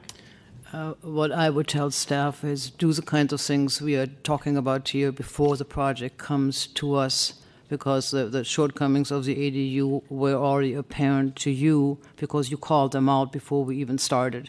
And that goes to some slightly more questions about the completeness of the submittal, et cetera, et cetera. Those will be my comments. I'm not going to add any further design suggestions. Thanks.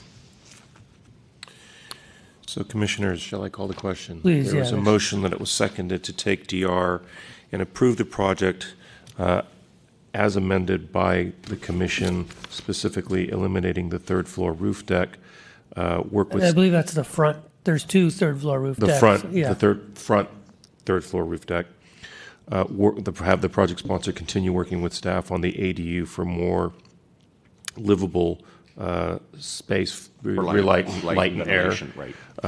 Eliminate the stairway from the first floor to the second floor, and that would have been the one adjacent to the The entrance to the laundry. ADU, yeah. Yeah, we And don't I want think to- that would give the opportunity to improve the design. Yeah.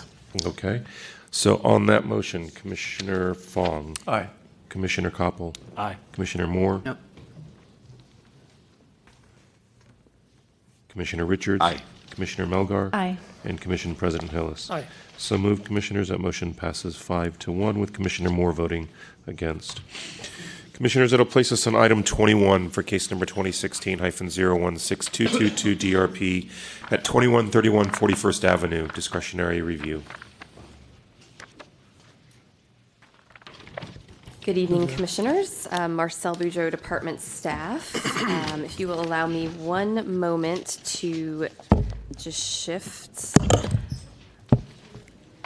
Before you this evening is another discretionary review application against a project at 2131 41st Avenue. I'm speaking on behalf of staff for this abbreviated discretionary review. This project includes remodeling the existing two-story single-family dwelling with a 16-foot horizontal addition to the rear of the building at the existing first and second levels and a stair penthouse leading up to the third level proposed roof deck. The project also includes interior renovations. The concerns of the discretionary review application are as follows. Permanent loss of light and view from both of the discretionary requester's bedroom windows, potential increased volume to an already crowded street parking, current homeowners' history of flipping houses, and negative property value impacts. The Residential Design Advisory Team reviewed the project following the submittal of the request for discretionary review, and once again, when the revisions were made by the project sponsor to remove the proposed third level entirely in regards to the DR requester, as well as setting back the first and second level addition by 5 feet on the side to the DR requester's property line. RDET found that the project as revised does not demonstrate exceptional or extraordinary circumstances and meets the standards of the Residential Design Advisory Guidelines. The public has received from the project sponsor 4 form letters signed by neighbors within the vicinity of the project who are in support of the project. And the department has received 1 letter from a neighbor which supports the DR request. The department finds that the project is compatible with the surrounding neighborhood and recommends you do not take DR and approve the project as it is currently proposed. This concludes my presentation. Staff is also in the audience to field any questions, and DR requester and project sponsor are also available. Thank you. Great, thank you. DR requester? Welcome. It's me. We have a PowerPoint. Do you want paper copies? It's basically. You have it'll- them? Sure. It'll be on our screen. Yep. Do I? You can leave them right there on the Leave 'em right podium. We'll grab them. Thank you. Yeah, SFG GovTV, can we get the computer? Okay, so this is a typical street in the Sunset District, the best district in San Francisco. Notice 2-story houses, real close together, and the windows are either on the front or the back. In terms of in the 1940s, when these were built, they were described as having spacious and sunny rooms, priced unbelievably low. That ship has sailed. And we notice that they have well-considered design and combined with thoughtful planning. So this is the current situation. I own the house on the left. My mom and dad bought it in 1948. I grew up in it. My son currently lives there. This very, very large addition on the right to the south was built in the early 1950s. The Wells purchased the property in between in 2015, and these conditions showing significant shading on the Wells property were, of course, present in 2015. Looking at a Google Earth image, we again can see this very large, the single largest modification in this neighborhood, putting a significant shade on the Wells property. You can see 3 out of 4 windows are in deep shade. This is what their proposed 2-story addition that projects beyond, I think it's 19 feet into the backyard. Notice what happens to the shade. They're in full sun. Now we get the shade. Let's just look at that again. They've got the shade. We've got the shade. So what are our concerns and impacts? Loss of sunlight. We're going to be boxed in, cut off from the mid-block open space. We lose any solar heating, and we feel there's a very likely possibility that our property value will be reduced. These are permanent impacts, and they're 100% on us. So what does the residential guidelines say? That an addition should be compatible with the height and depth of the surrounding buildings, and we want to preserve the neighborhood character. So what's the neighborhood character? 2-story homes, a very large mid-block open space, front and back exterior faces, and no exterior sidewalls, meaning that you have no side windows, just front and back. So here's a little close-up. I guess, it's easy. Which of these doesn't belong here? Well, the one to the right of the circle. The circle is around the house that's being modified. The one to the right is the 60-plus-year-old modification. There are 24 houses on these blocks. The developer considers his proposed development to complement the 1950 very large addition. That means it's substantially out of scale with 23 other homes. Going back to the residential design guidelines, building expansions may not be appropriate if they are uncharacteristically deep or tall, and an out-of-scale rear yard addition can leave surrounding residents feeling boxed in and cut off from the mid-block open space. Current view from our master bedroom, this is the one to the south, with the addition. If that's not boxed in and cut off, I don't know what is. So going back to the residential design guidelines, we're in a 3-story neighborhood. What are the recommended additions? 2-story addition on the left, a 2-story addition on the right. A 3-story addition is described as substantially out of scale with the surrounding buildings. The remedy is to scale it back to 2 stories. So if we apply that to a 2-story neighborhood, I would have to say that a 2-story addition is substantially out of scale with the surrounding buildings, and the remedy is to go with a 1-story addition. Here's the clear guidance from the residential design guidelines. In a 3-story neighborhood, you're good for a 2-story addition. In a 2-story neighborhood, stick to a 1-story addition. This is what's on the books, a 2-story addition with some additional height up on the 3rd floor, a stairwell. Our proposed alternative is a 1-story rear yard addition and a 3rd story on the existing structure, which is consistent with a recommendation from the Residential Design Advisory Team. This is what's proposed. 100% of the sunlight on the addition. We're in the shade. This is our alternative. A 1-story addition, a 3rd-story addition on the existing building. They've got plenty of west-facing windows in the sun. We keep our 2 windows. They get a couple in the shade. I think this is a much more equitable division of the impacts. Thank you. Thank you. We'll take public testimony in support of the DR requester. Sorry, so are you supporting the DR requester or supporting the project? Okay. Okay, then this So is your now's your opportunity time. to speak. Yes, my niece is. Speak in the microphone, please. Yeah, my niece emailed the letter to all the commissions. Actually, I live in the house with the 3 stories that this gentleman referred to.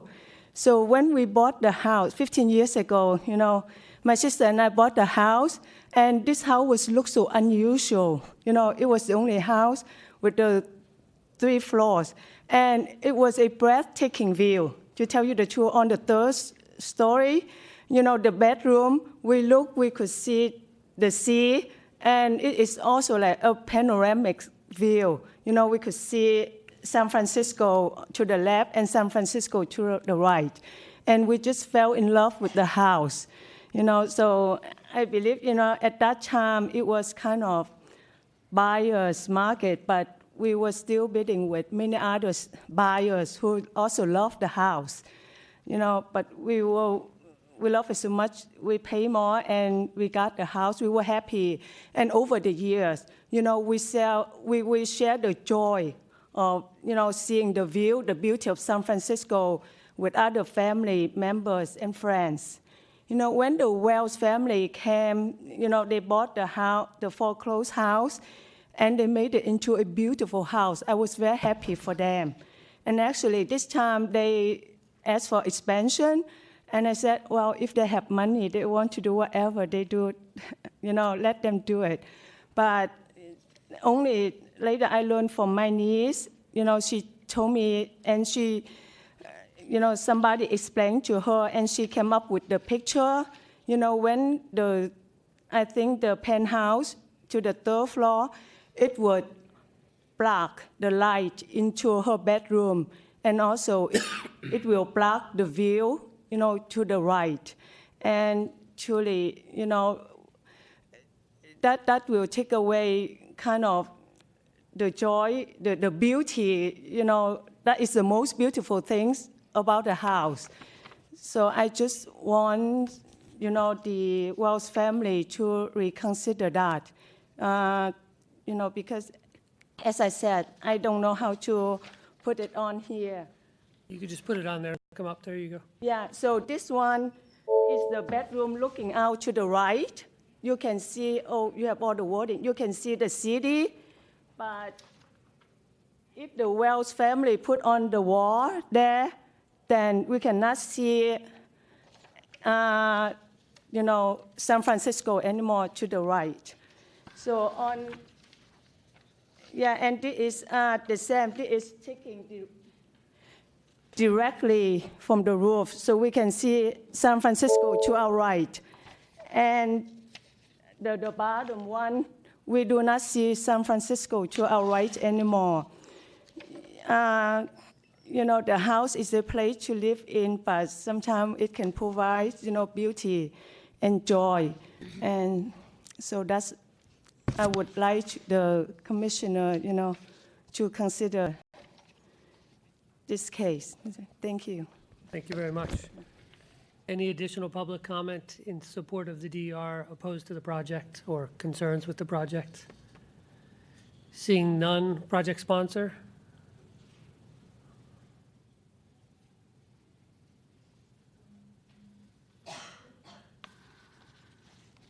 Hi, my name is Deborah Wells. We bought the property back in 2015.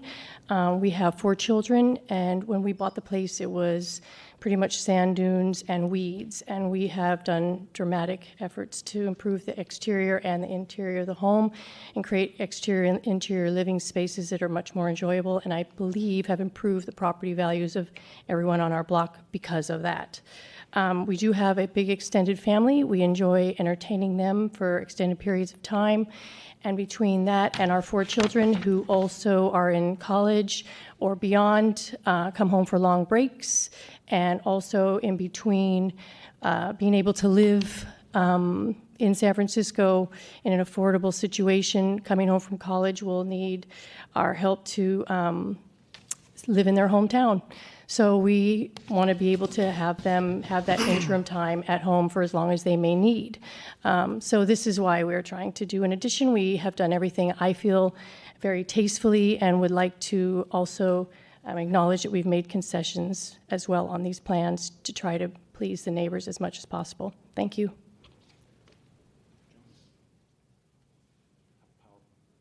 Just go ahead and get started, Gary, and Is it on? Okay. SF Gov will go to the PowerPoint. Is it? Let's see. Okay. It's not showing up on the There it screen. goes. It's on. There you go. Here we go. Commissioners, Gary G. Architects for the architects for the project. Very quickly, on the screen, we're showing you some of the aerial that you might have seen earlier. There are some 2-story and 3rd-story additions. You can see them here. There's one over here on the block to the left, to the south here. This is the one that's adjacent south neighbor. There's some over here, and there's some also further down the street. What's important here is that the Wells family, in our first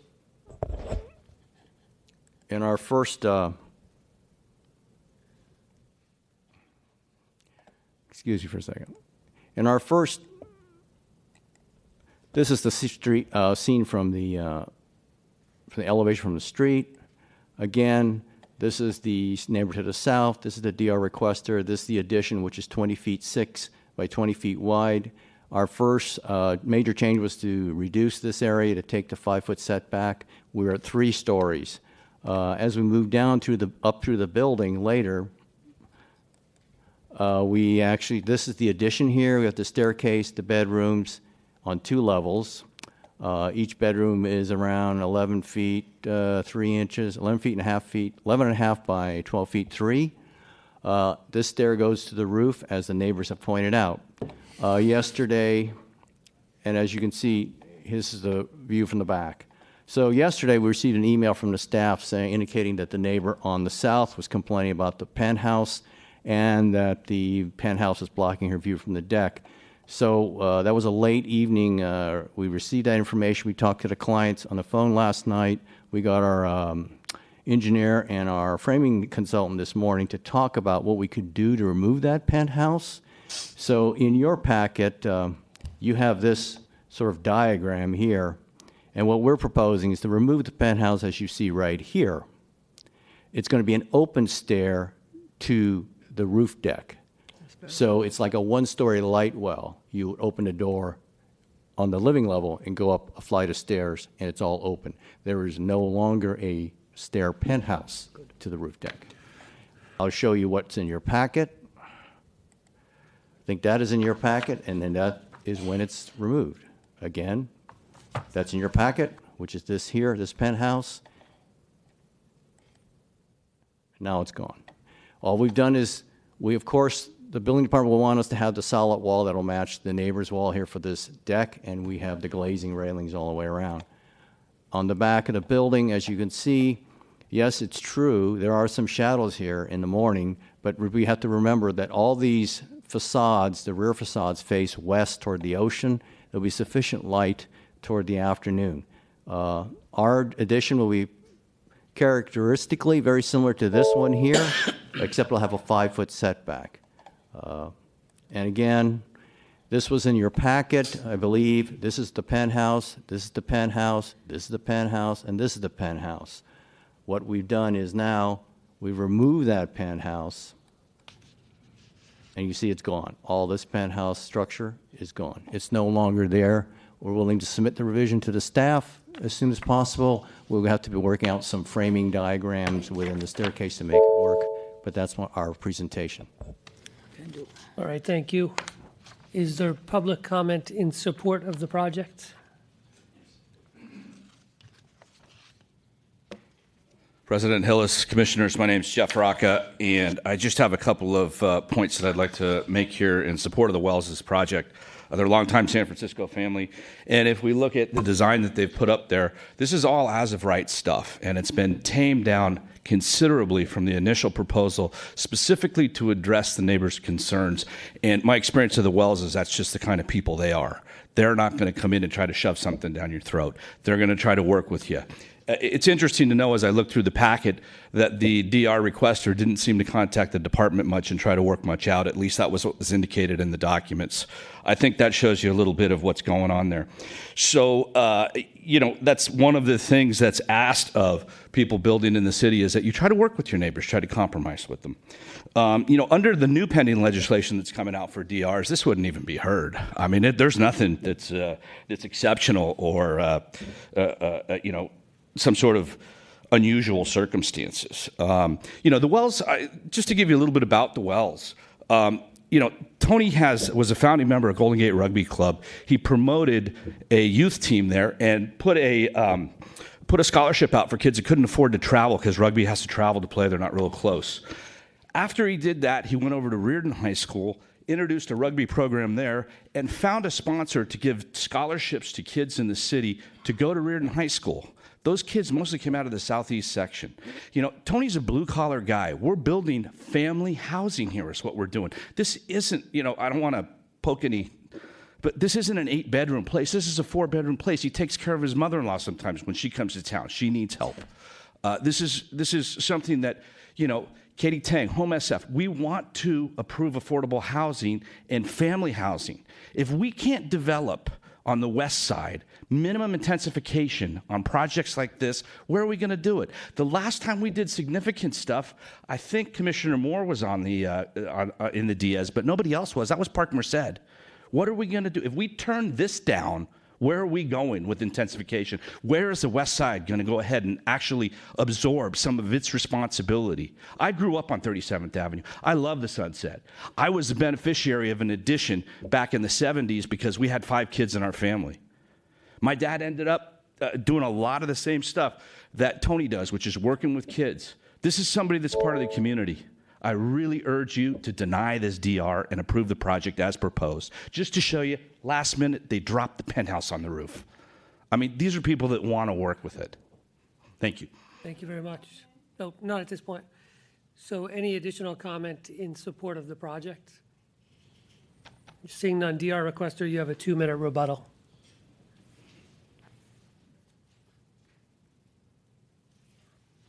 Good afternoon, ladies and gentlemen of the commission. My name is Monty Travis. I represent the DR requester. I'm going to be obviously handling the rebuttal. I just want to make one quick response to the last speaker. The DR requester has tried to work with the Wells from the beginning, and there have been some concessions, but not all the concessions that they claim. The 5-foot setback was part of the plans as originally seen by the DR requester and his family. In addition, the DR requester attempted to schedule a community board's mediation. The Wells has refused. Now, I don't want us to be sidetracked by that because that's not the main issue here. The main issue here is all about the possible destruction of the character of that portion of the Sunset, and in particular, the mid-block open space with its light and its air and its sun.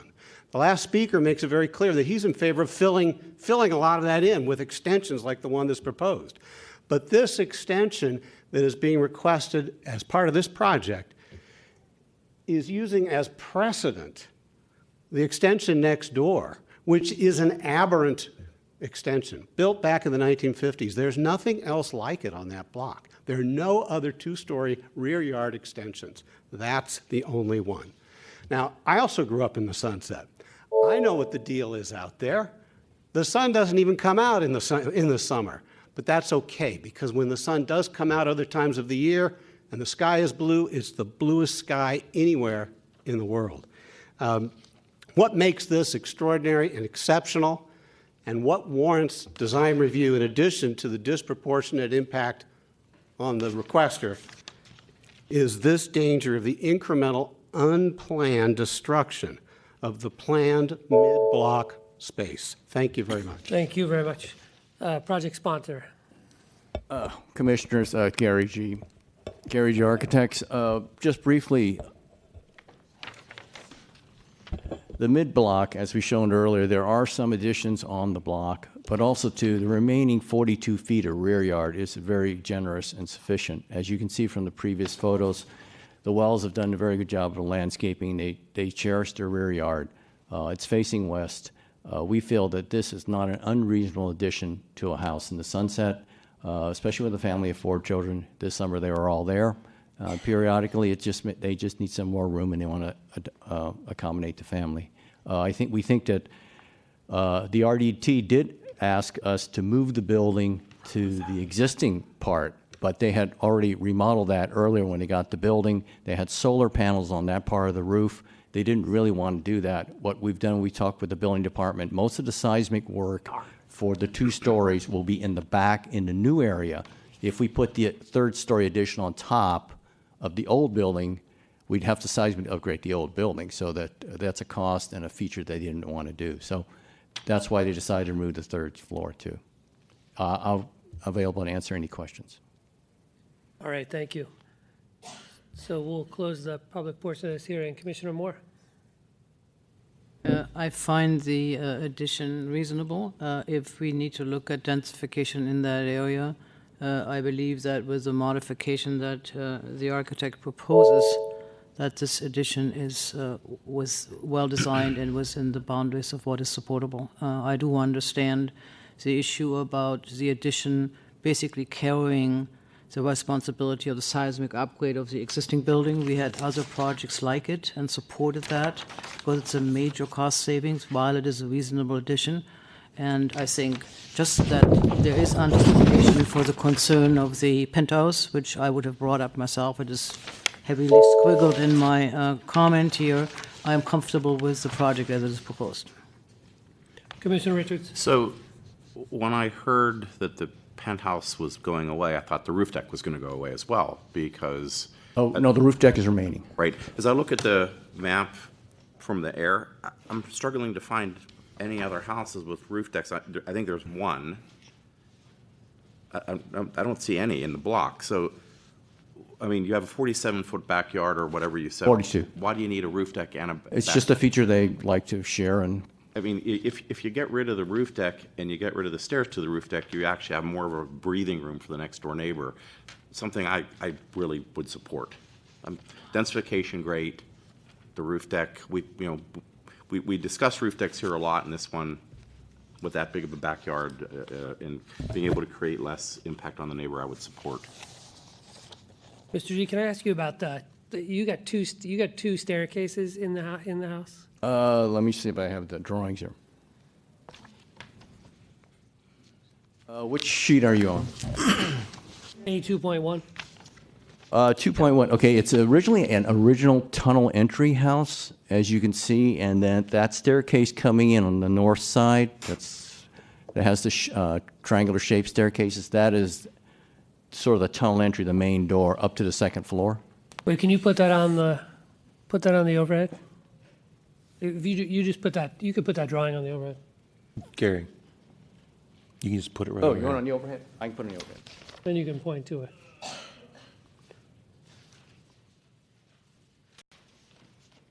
Okay, you were talking about this staircase? This is the ground floor? Right, you just speaking to pull the mic towards you. That is the ground floor. That's the stair in a typical tunnel entry house. This is the stair that comes up to the main floor. Of course, you have it's really this one here.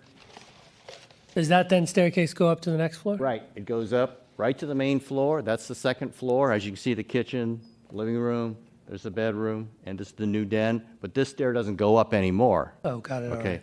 So what happens is you see this other staircase right here back. This goes up to the roof, and it also goes down to the lower level, which we have.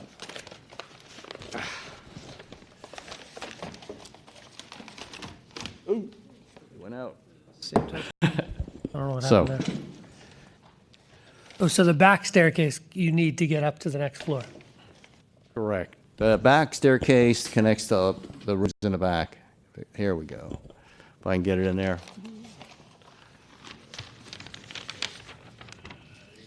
There's your back staircase.